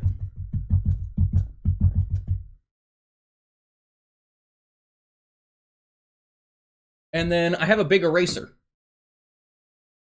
This is just a big chunk of rubber, essentially. And you use it to take all the unwanted pieces of metal out of the crevices of the stone. Because it gets hot and sticky and it grabs them. Grabs all the thin little slivers of metal, and you can just kind of roll it all off. And this improves the life of a whetstone, like especially a diamond whetstone, like immensely. I'm gonna put that guy down. I don't need him anymore. I need to take the chair from my little guys over here. Now we're using these. These are natural stones, natural whetstones that are mined in Japan.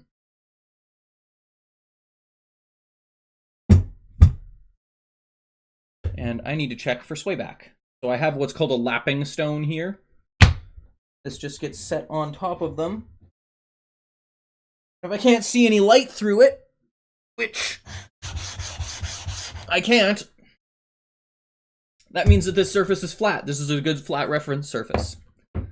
Because stones wear. And Japanese stones specifically, like these Japanese stones, because they are a truly like natural stone, they don't absorb water like most synthetic whetstones. These ones just don't absorb water.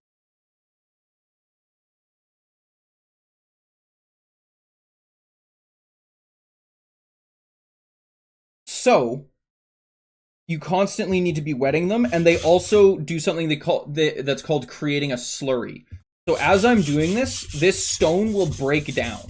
It'll create a mud almost on the surface of the stone. And this is why I like natural stones. So this stone doesn't have like a grade per se, like it doesn't have a grit rating, where like the one that I was just using has a 140 grit rating, which basically means that there are 140 pieces of abrasive per square centimeter, I think.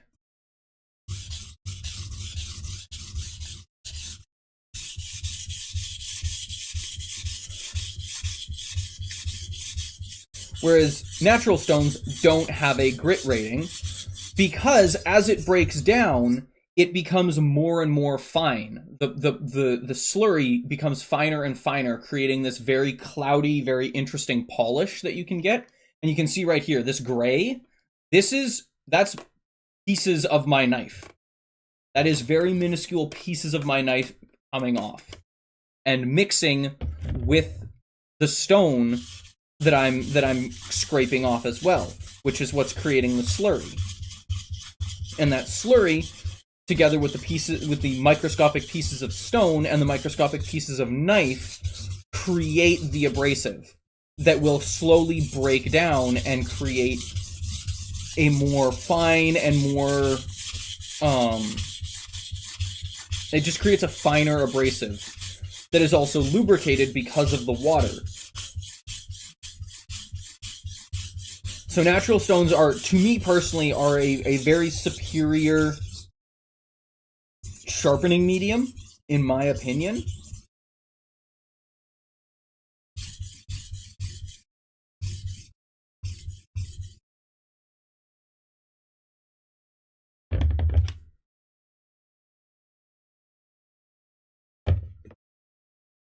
Going to need to get myself a wet paper towel, though, so that I can actually check how my sharpening is going, because as you can see, it makes this all very dirty and I can't actually see what it looks like. So even now, I know that you guys won't be able to see it because my camera is Garbo. But right now there is a lot of like very rough scratches along this side of the knife. And then already those scratches have started to be polished out just from using this. So the goal is to polish all of those scratches out essentially, so that it is one uniform polish. And this is the part that takes a long time.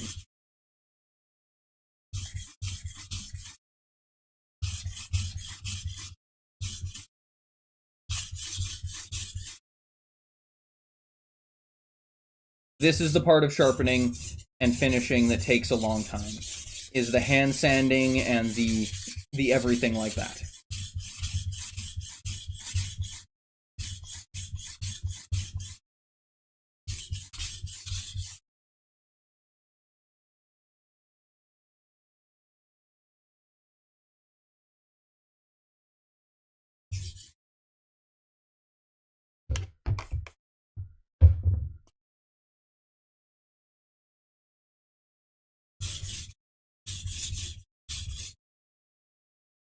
I also totally recommend that if anyone has kitchen knives and they enjoy cooking, to start sharpening your own kitchen knives. Seriously. It makes cooking such a much more enjoyable experience because you can keep your knives sharp, you know how to keep your knives sharp, and I only have junk knives. Doesn't matter. It really does not matter, Panda. If you have junk knives, you might need to sharpen them more often, but I will tell you right now, even having junk knives and having them be sharp makes a world of difference.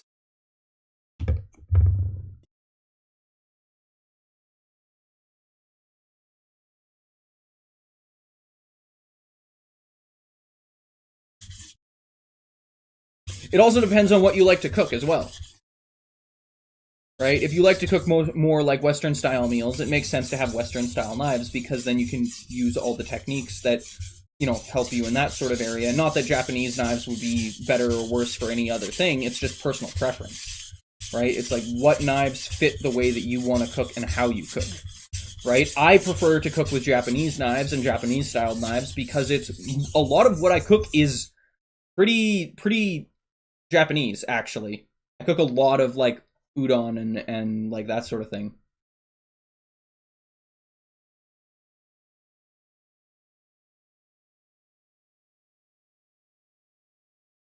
All right, so this side that I was just doing is now polished and nice. So we're going to switch to the other side at the same angle, 15 degrees roughly. Take the 15 degrees with a grain of salt.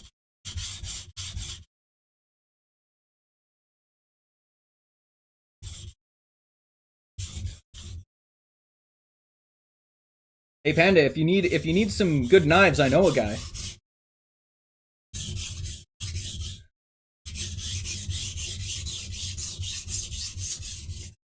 Something makes me think that might not be in your budget though, which is a-okay. My personal thought for like knives is, if you can afford to get a single good knife, get a 10-inch Santoku knife.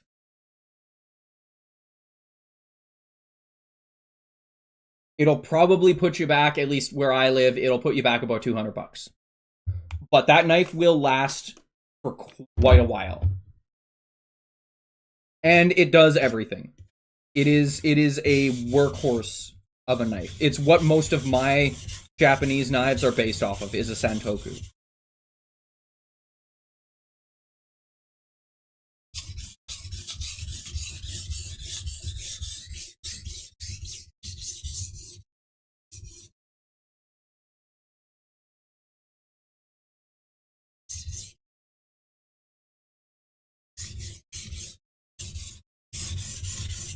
I was gonna say, you notice how this stone is much quieter too? It's because it isn't as rough as the other one I was using.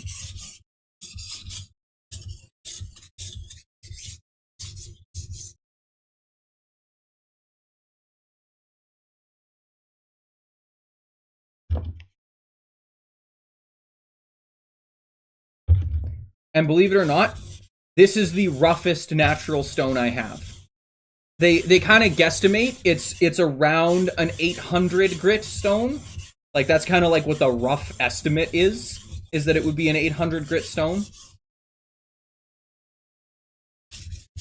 Which means 800 particles per square inch, per square centimeter.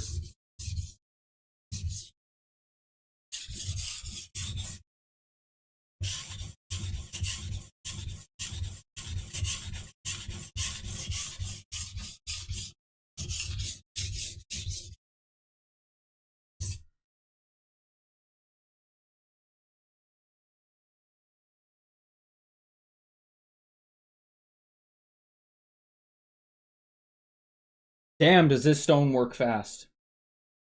The stone works very fast, even though it is such a high grit. That is amazing.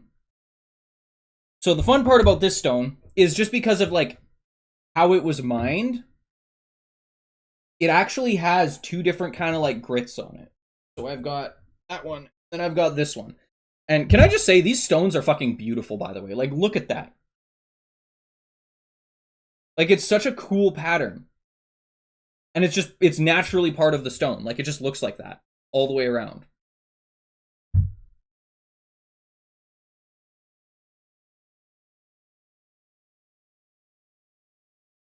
Like, it's one of my favorite things. I suppose I should check this one first and actually see that it's level before I start doing that.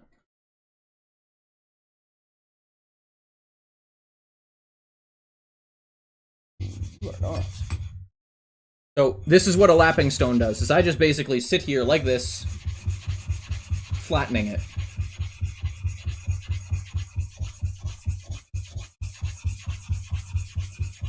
Doop-a-doo.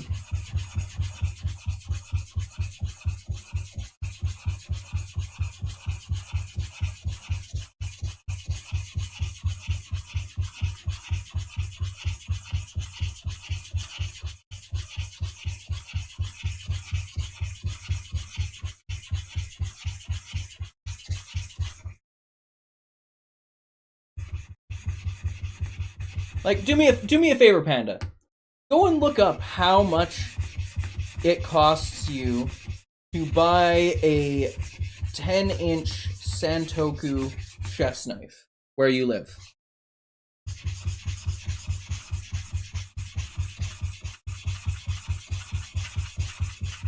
Because I'm actually curious.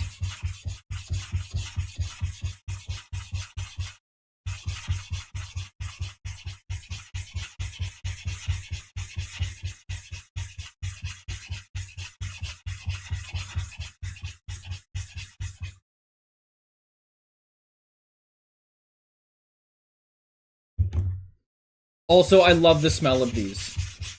The sharpening stones, they have this very, like, specific smell that's, like, super earthy. I don't know, I love the smell of them. I wonder if I can change my frame rate to make my hertz be a little bit nicer for you guys. Like $80? Dude, that's a... Do you want to send me that on Discord? I'm not being, like, flippant at all. Like genuinely.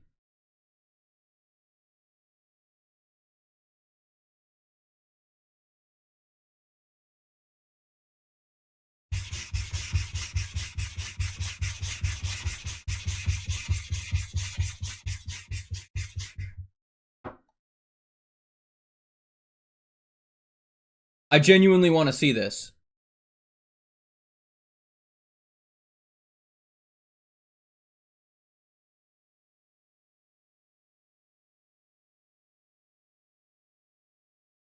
And this is where you live?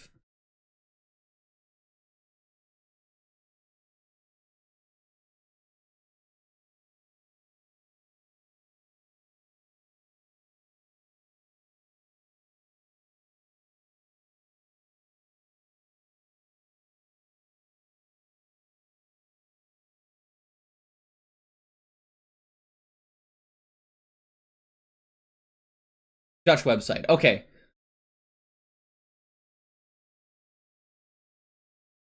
So one that I would look for personally, if you were looking at getting one of these, is look for one that has an octagonal handle. Like this. So the one that you're looking at is a much more Western styled chef's knife. It is still a Japanese shape, but it is a Western style chef's knife with the pins going through the sides. That is a Western design, which isn't bad at all if you like full tang knives. If you like full tang knives because they're usually heavier and probably a bit more beefy, that's totally fine. I would not get one that's Damascus though. So that one says it's Damascus. I would not get one that's Damascus. Because most of the Damascus that you'll get is made with not great steel. So it's better to get a high carbon steel chef's knife or a solid stainless steel chef's knife. Some people prefer stainless steel, some people prefer high carbon steel. I prefer high carbon steel. It takes a little bit more care. You need to like take better care of it. You can't just like throw it in a freaking dishwasher and let it wash. Sent another one.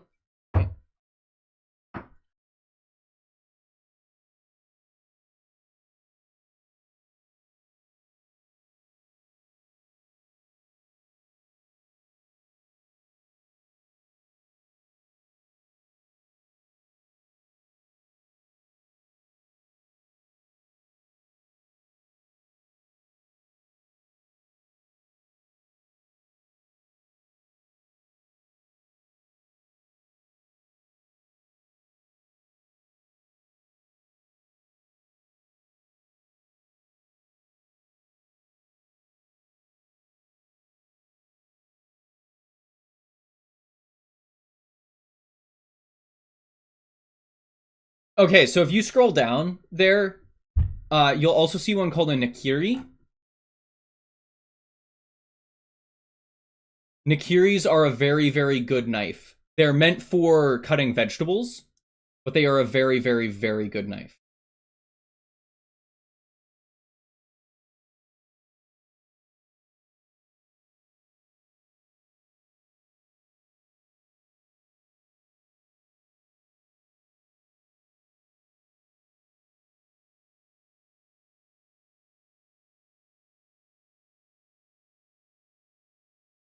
So, like, the one that I would go with, like, if you were going to, like, pick a set of knives, I would go with this one. I wish I could translate this. I wish I could set this to English so that I could actually, like...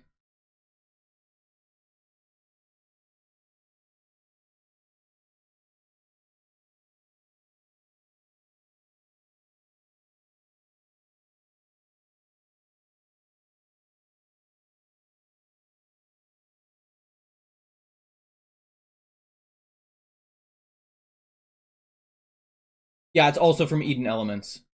I don't know anything about the Eden Elements specifically.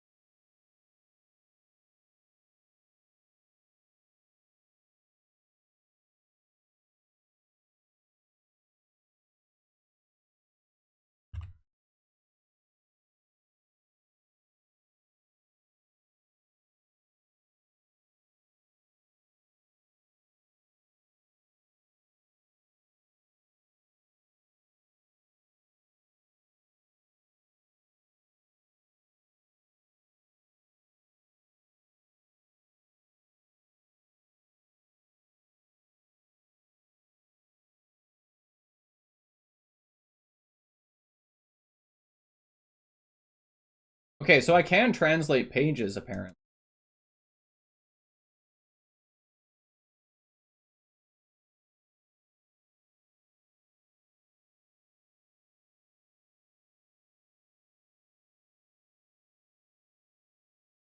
Don't know how to make it do that.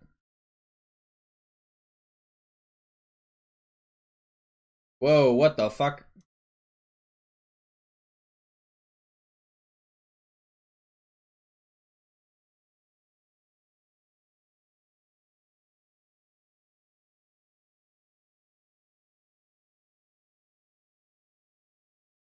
Anyway, I would go with like if you were going to pick ones, those would be the ones I would go with. I would go with a Santoku or a Gyotto.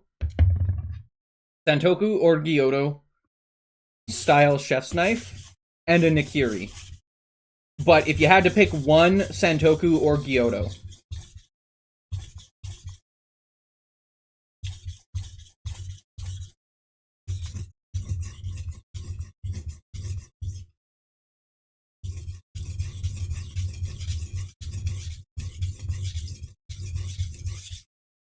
And I guess I can always ask you, does it say that they're made out of high carbon steel or stainless steel?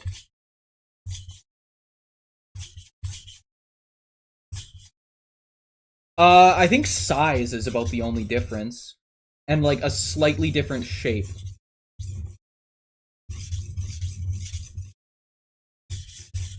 Like mine are kind of a mix between a Santoku and a Gyotto.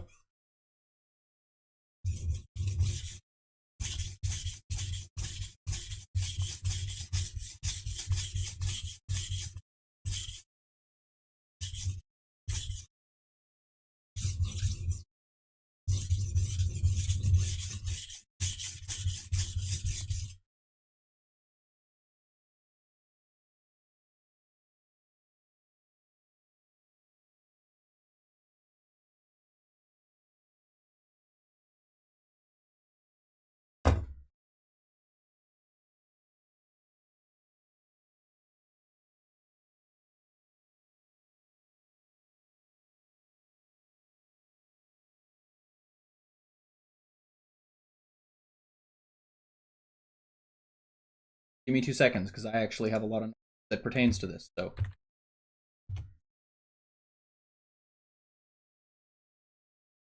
Known as 1.4116 is a German stainless steel commonly used in kitchen knives. It is known for its balance of properties, including good corrosion resistance, decent edge retention, and relatively easy maintenance. The steel's name indicates it's stainless steel X.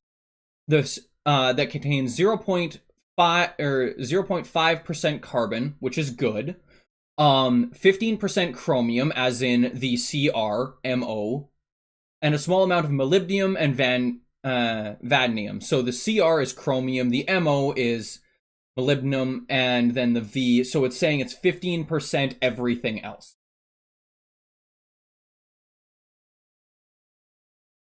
So that is not a bad steel, actually, for stainless steel. Again, I personally prefer high carbon steel, like 1095 or 15N20, which are two different types of steel. But that is a perfectly reasonable steel.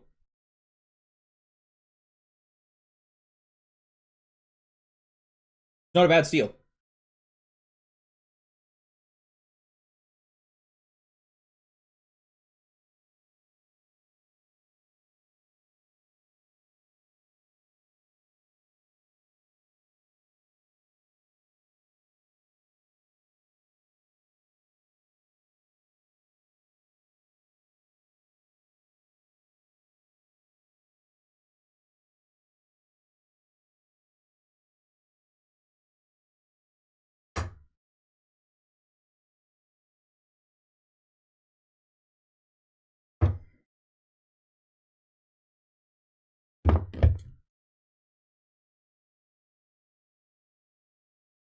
But yeah, if I'm remembering correctly, the only real difference between the two is just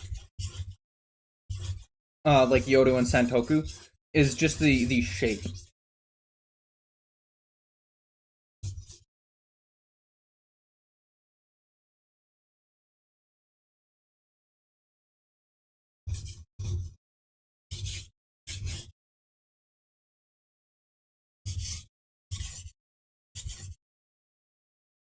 If it tells you the information, if it also tells you what angle that it's been sharpened at, that is very crucial information.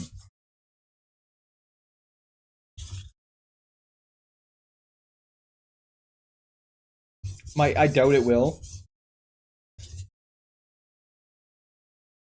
Because that's a... It does? Holy shit. Dude, why can't our websites be like that? 17 degree. That's exactly where a Nakiri is supposed to be sharpened at. Okay, so like this is actually like a legitimate thing. It's not just someone like fucking around. Like I don't think those will be made in Japan. I don't think those will be made in Japan knives because it's a German steel. So my guess is it's made in Germany. But like, dude, that's super crazy that they actually tell you. Like our freaking websites here in Canada do not do that at all. Like they keep as much information from you as possible.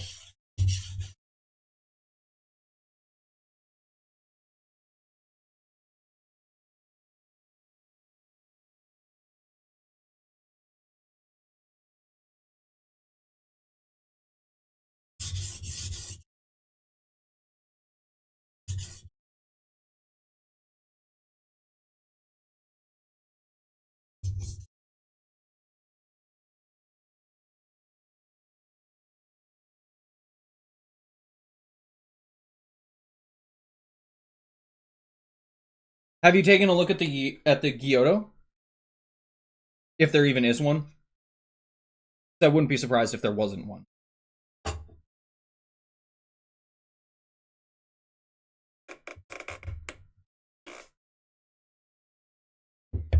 This is my little baby knife that...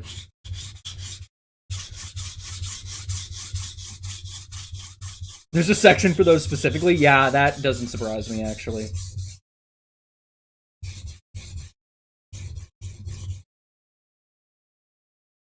But I'm responding on stream, Discord, and playing Warframe. You absolute maniac.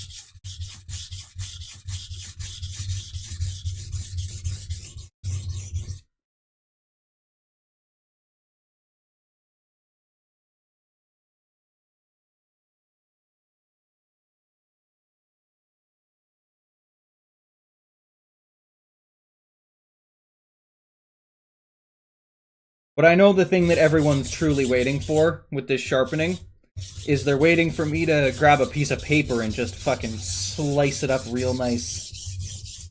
Because that is one of the most satisfying things ever.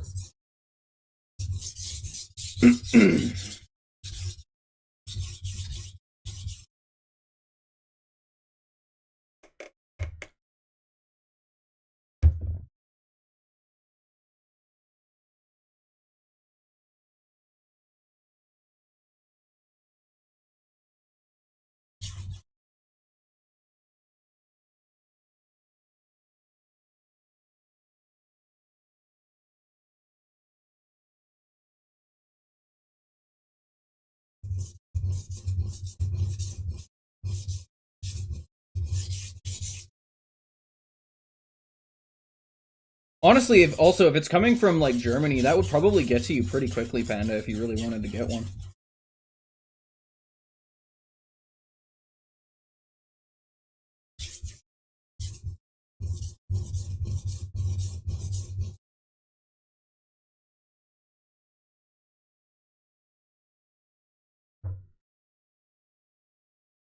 Or you know what you could do, Panda?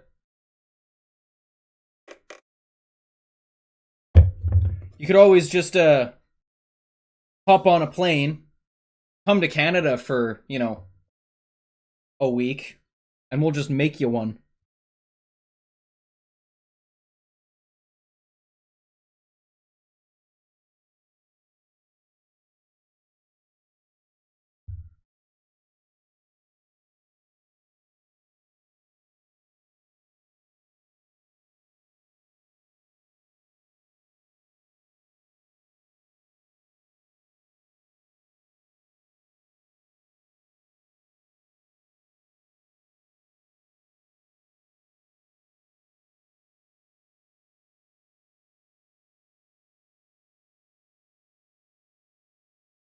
Sounds like a plan, right?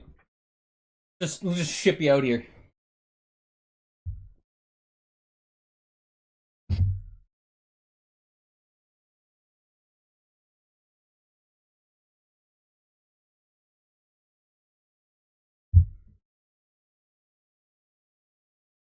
So this one that I have now, well, I mean, this one, fair. That's very fair. I do not live close to the border.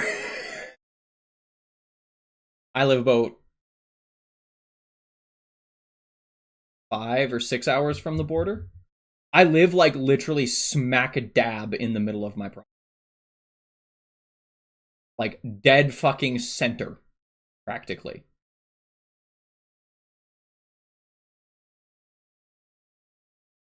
I ain't risking traveling there.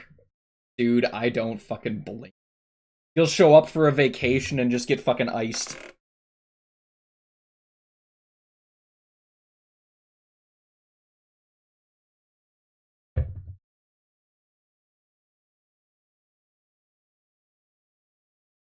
So this one that I'm using now is a much higher grit, much quote-unquote higher grit stone.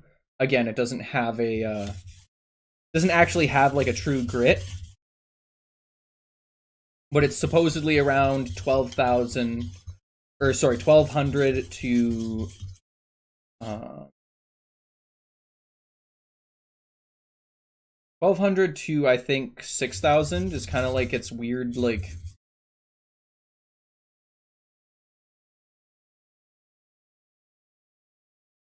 yeah, that doesn't fucking surprise me. Welcome to a fascist dictatorship. Oops, did I say that out loud?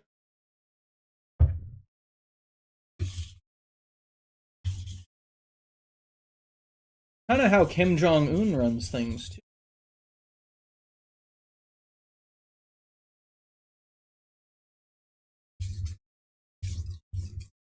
Say something negative about him.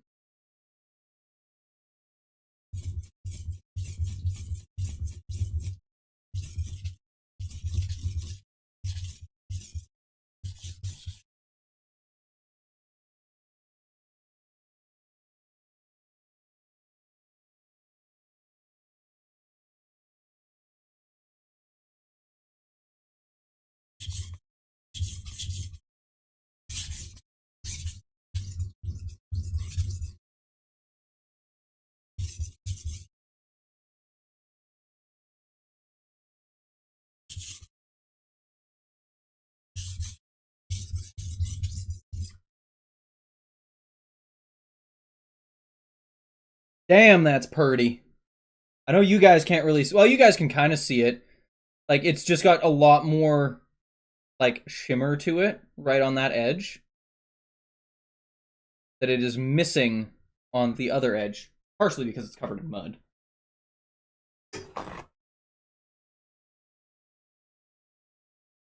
I have one other sharpening stone that I'm going to need to go and grab. And it is a monster of a sharpening stone.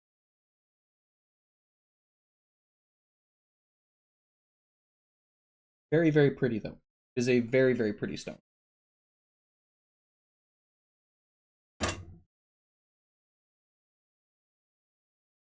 So, yeah, I was going to say, these stones that I got them here in Canada. There's a supplier here in Canada that sells them. And they're quite affordable. I think these ones only cost me, like, It was like $100 for the two of them. And that's pretty rare. Most of the time, you're usually spending around like $200-300 for a single stone.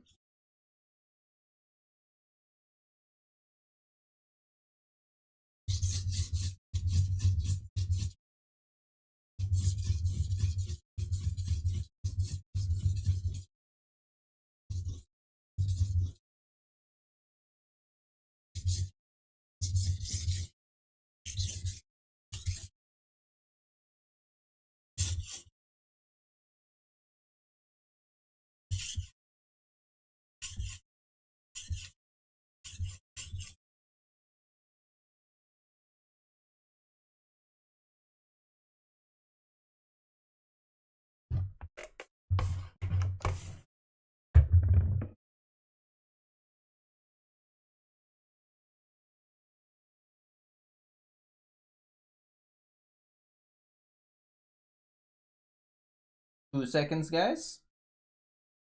I'm answering.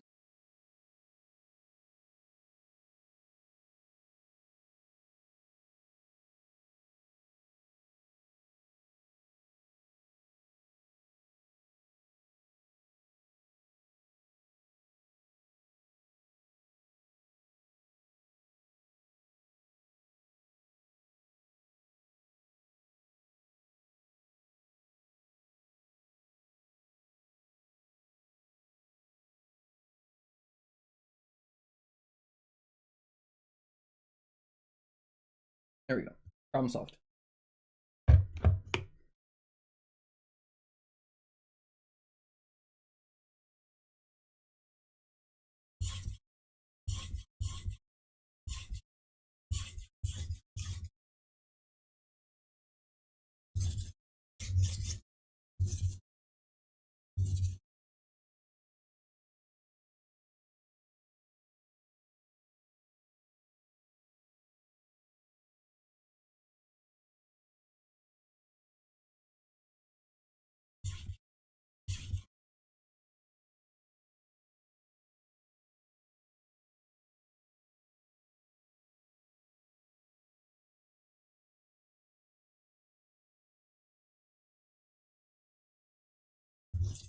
So what I'm doing right now is just trying to make sure that my bevels and everything are nice and polished up and are going to have as little friction as possible.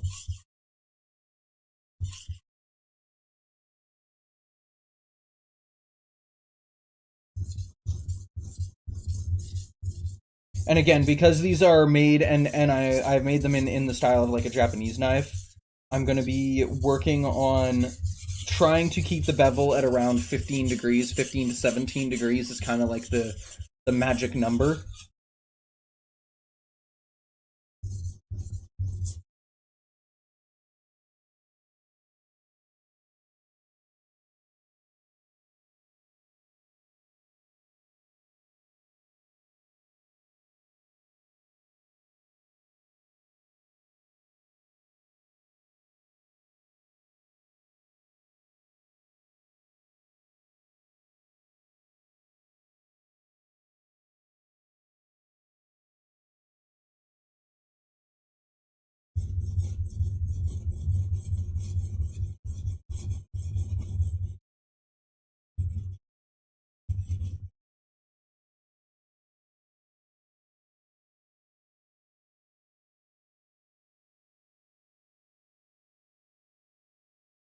Alrighty, that guy is really nice and sharp.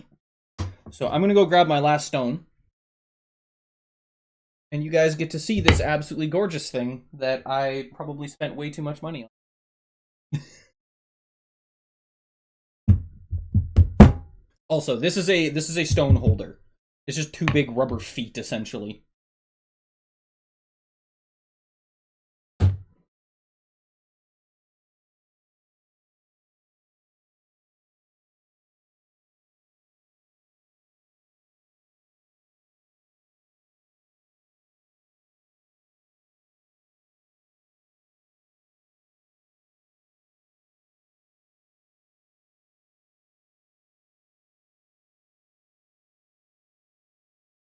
So, in case people were wondering if I'm crazy, yes, I'm crazy.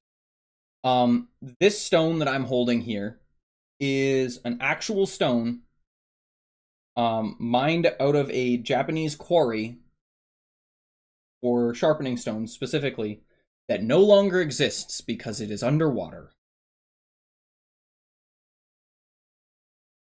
So yeah, I have a sharpening stone that you can no longer buy anywhere.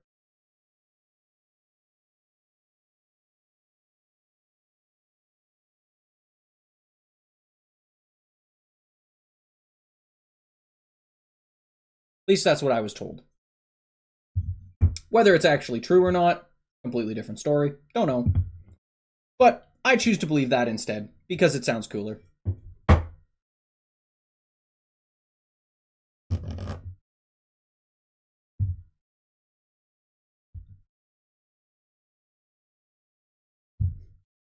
What are you confused about, Panda?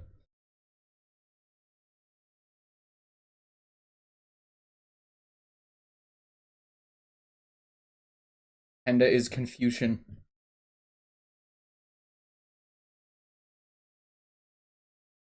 Essentially, I have a sharpening stone that supposedly you can't buy it, because the quarry that it was mined from is now underwater.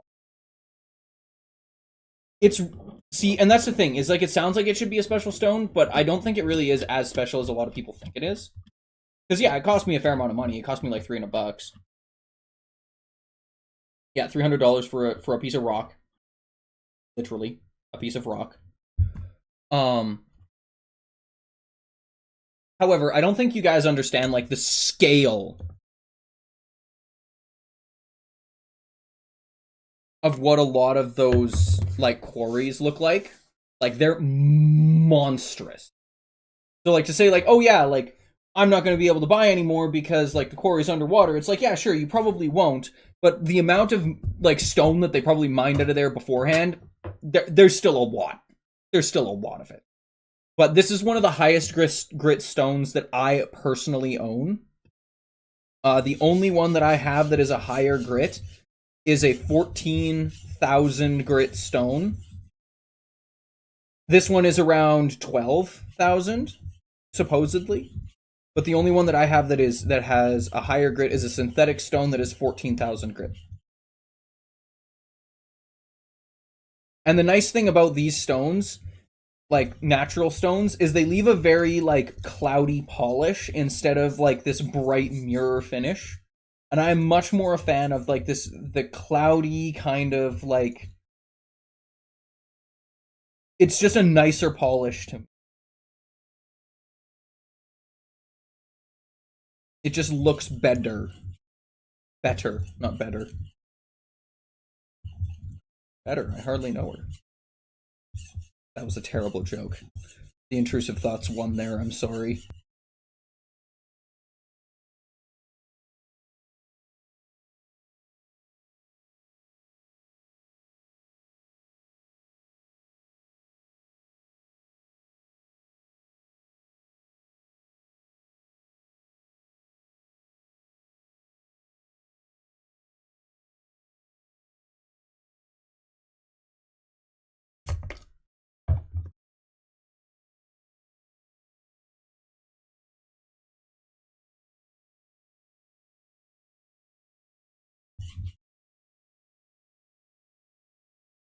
So yeah, when you're sharpening a knife, you want to go up in grits.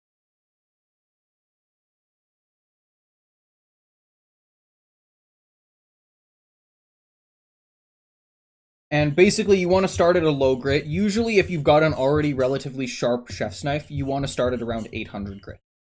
Because that will still establish an edge, but it won't be super rough that you'll actually like completely wreck the bevels. And then from 800 grit, I usually go to around 1,000 to 2,000. Depending on the type of steel, the type of knife, it really depends. Most of the time, jumping to 2,000 will not hurt you. It will just take a little bit longer to get the edge fully polished, and that's okay. But one of the things that is good to know is once you get past around 2,000 or 3,000 grit stones, whether it's fully synthetic, semi-synthetic, fully like natural stones, glass sharpening stones, because those exist, diamond sharpening stones, any of those, it doesn't matter. Once you get past around 3,000, like 2,000 or 3,000 grit, you need to understand that you are no longer sharpening and you are polishing.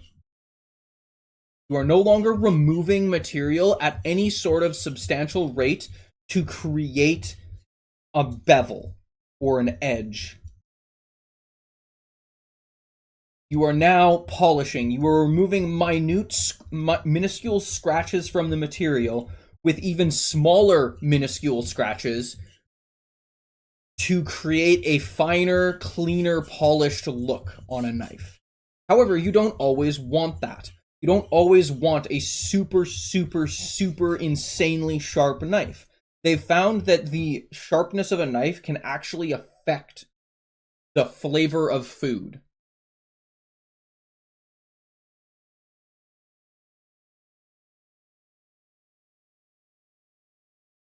One of the most common ones that they found is tomatoes.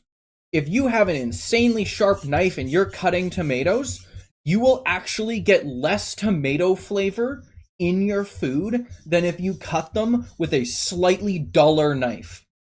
So like, let's say I sharpened this knife that I'm sharpening right now to 20,000 grit, which is insane. Like, you would never need to do that, by the way.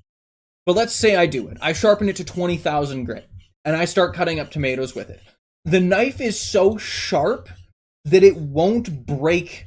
It'll break so few of the tomatoes, like, cells, which is, believe it or not, what gives food flavor, that you would get less tomato flavor than if you tried to cut the tomato with a knife sharpened at 1,000 grit. Which is a perfectly reasonable grit, by the way. 1,000 grit to 2,000 grit is a perfectly reasonable grit to stop sharpening at, period. No questions asked. You can stop sharpening at that grit. But it also depends on the grind of your knife, which is what the established bevels are. Right? So if your established bevels, which are the ones that come already on the knife, like when you first buy it, if they're sharpened at 30 degrees, then your knife will cut harsher, right? So like, think about it, right? Like, if your knife bevels are like this, this is about 45 degrees, so let's say this is about 30 degrees, right? If your knife is sharpened at this, right, that's going to crush something eventually. Right? As soon as it starts to get a little bit dull, you'll crush something. Whereas like a 15-degree bevel, which is like about here, right? That's going to slide through stuff much better. However, the reason you have a wide bevel is so that it doesn't chip, crack, or deform as easy. Whereas a thin bevel, like this, will chip and crack and deform much easier. So, if you're planning on taking care of your knives and sharpening them pretty, not frequently, but pretty regularly, like kind of like just having like a schedule of like, okay, every 3 months I need to, sharpen my knives, right? And if you're doing that, you're basically just sharpening them at 1,000 grit or 2,000 grit. You don't need to sharpen them past that. But let's say you have a knife that is sharpened at 15 degrees. That is going to be a Japanese chef's knife. I don't care what people say. It might not come from Japan, sure, but that is based off of a Japanese sharpening method. Also, you can see how shiny this is now. Like, I can see colors in it, and you definitely could not do that before on that edge.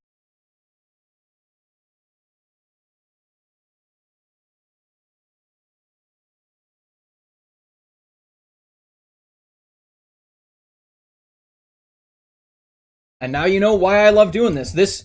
This tickles my brain in so many ways. Like, oh, I love it. It's so meditative too. Like, if I wasn't talking to people, like, I sit here and I freaking zone out. Like, I'm just like it's just white noise in my skull.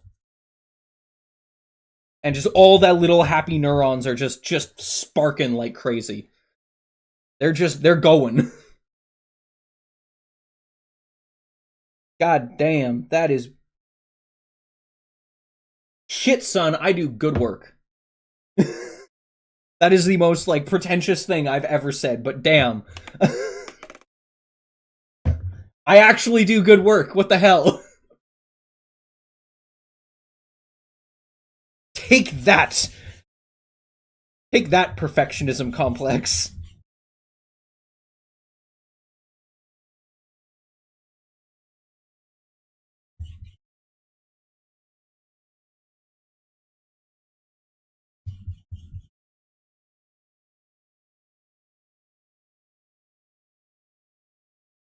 And you can also tell the grit of the stone, because have you guys noticed how fucking quiet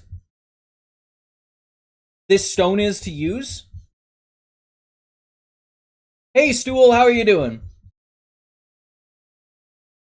We're doing good.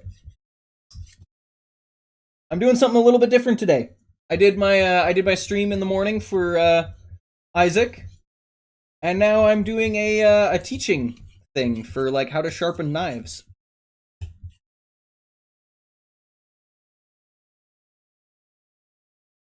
You was doing stuff? Well, I'm glad that you are here now.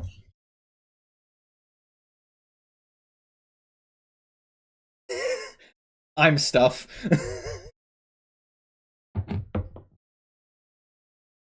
Hello, almond milk. How are you doing? So as I was telling Panda, most of the time when you're sharpening a knife, you want to try and maintain a specific angle of attack.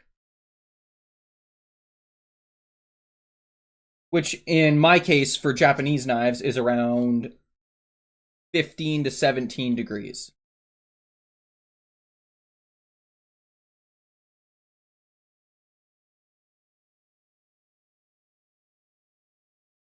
Definitely not Stool. I know you are. It's just more fun to treat it like a separate person.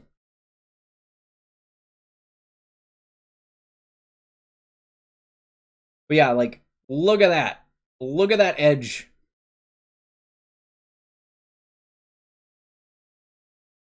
You're doing really bad? I'm sorry to hear that. You're doing good, Stool. That's good to hear. Look at that. You can see my grandma. Christ, man.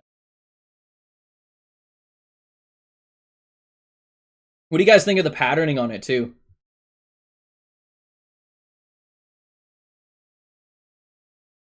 I know the light's super bright, but... So that patterning is from the wrought iron.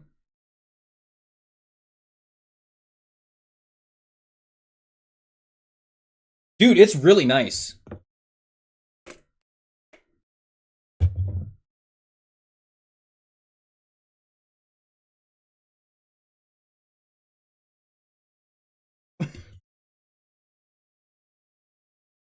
Stool's having an identity crisis.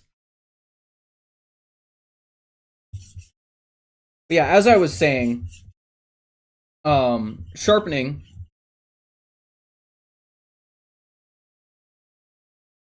Right now, I'm using around a 12,000 grit stone. And this is just a final polish stone, more than anything. It is not used for anything other than that, essentially.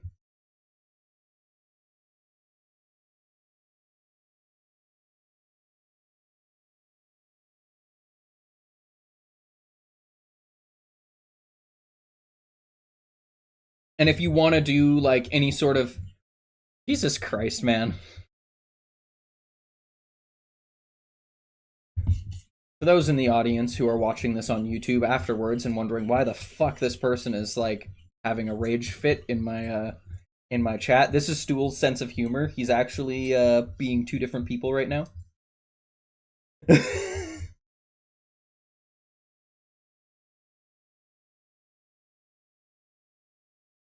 This is just a bit that he tends to do, which, I mean, is funny.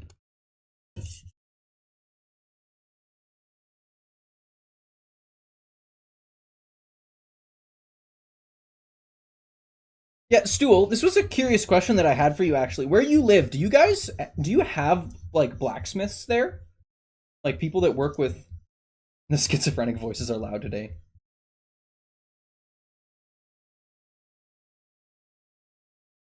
This is a serious question though. Like do you have blacksmiths down there? Like people that like do this sort of stuff? Knife makers, that sort of thing?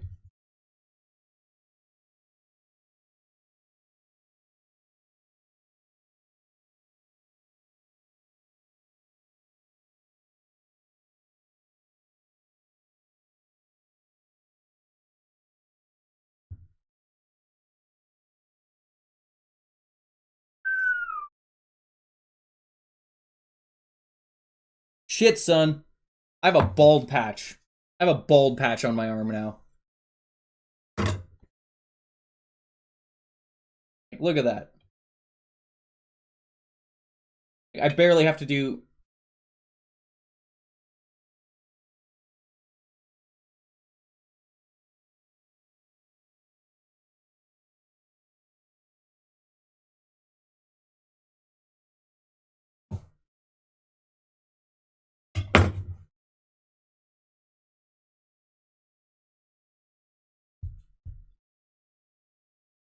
That's fucking sharp.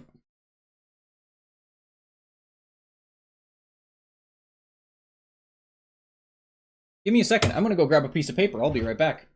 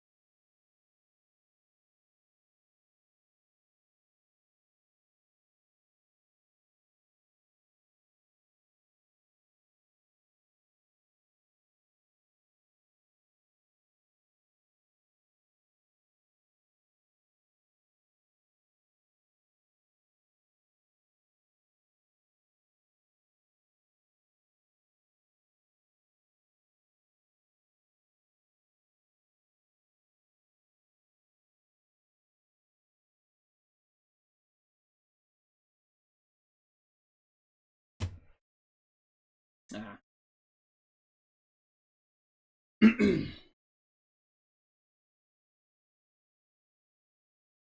Alrighty, well, see how this goes.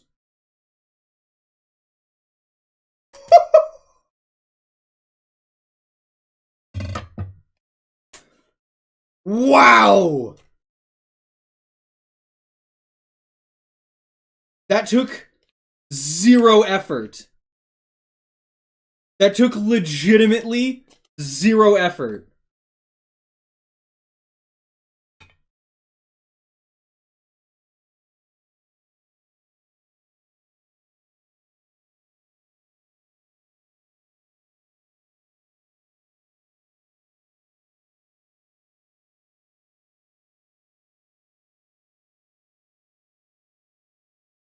I am a god. Holy shit! I gotta be real with you guys. I have never sharpened something to this point. I have never been able to do that one before. I've never been able to do that test before. Where you can just stand it up and just push the knife through.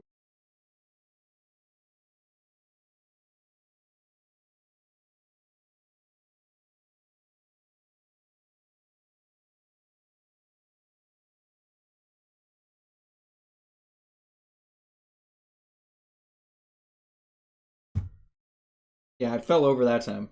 Damn.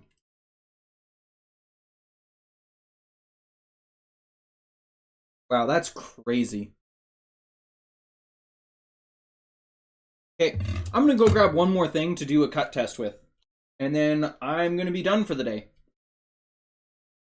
And I will be back streaming tomorrow morning. But first, I gotta go grab something to do a cut test. So give me a second.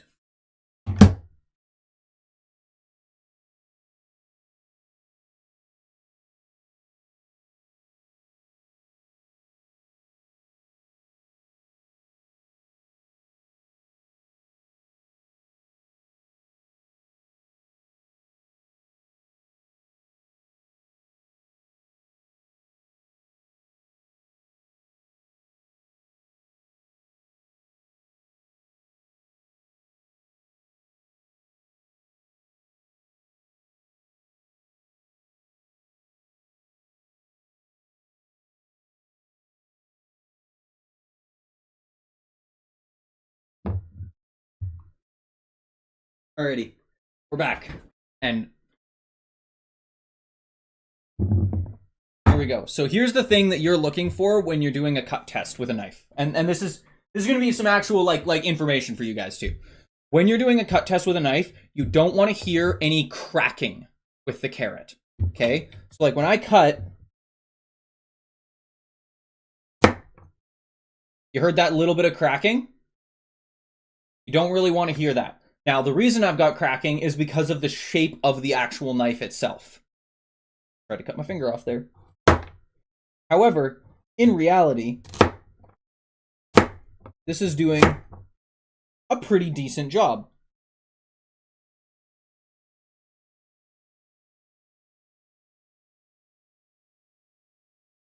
I might need to change up the angle of the bevel a little bit.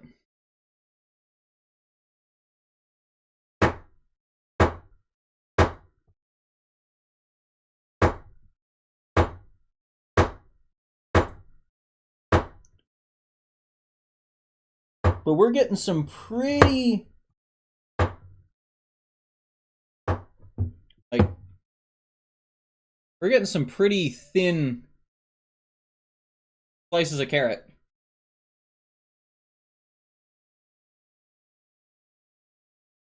I can try.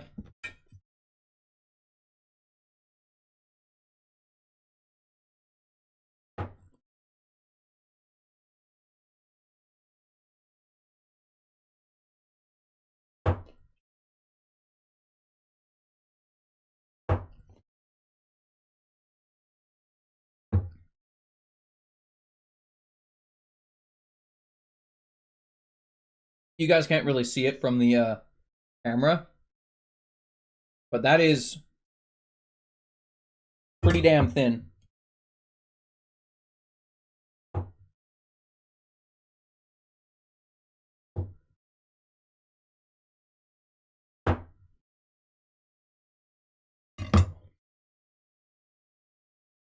I'm really proud of that, actually.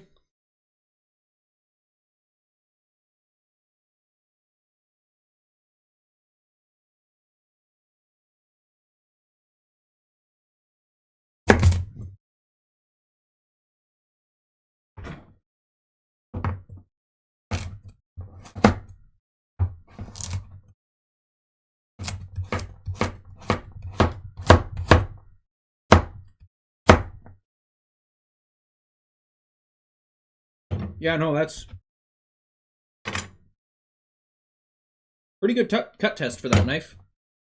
Carrot, yeah, carrot. Alrighty, well, as I've kind of destroyed this stuff, I'm gonna tilt myself up a little bit here. Hello. Back where it's supposed to go.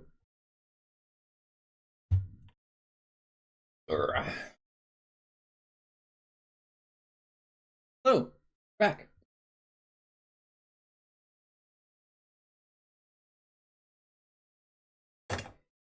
But yeah, so that's this knife. This is the one that's going to be getting sent off to get tested, and hopefully they want to work with me.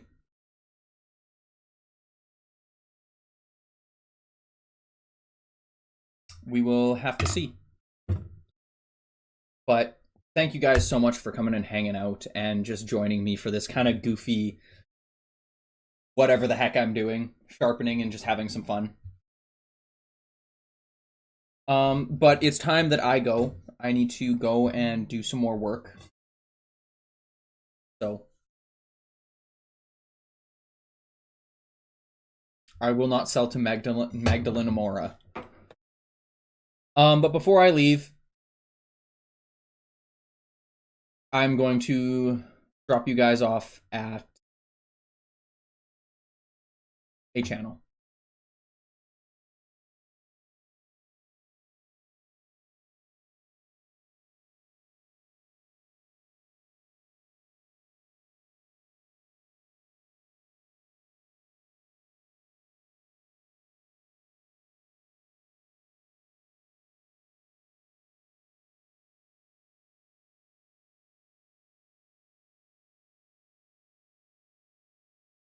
The heck?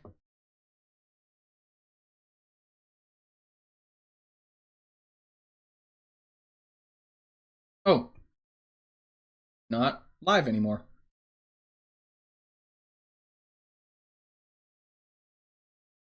Alrighty. Then I guess I'm not going to drop you guys off. I'm just going to head out. But thank you guys so much for coming and hanging out.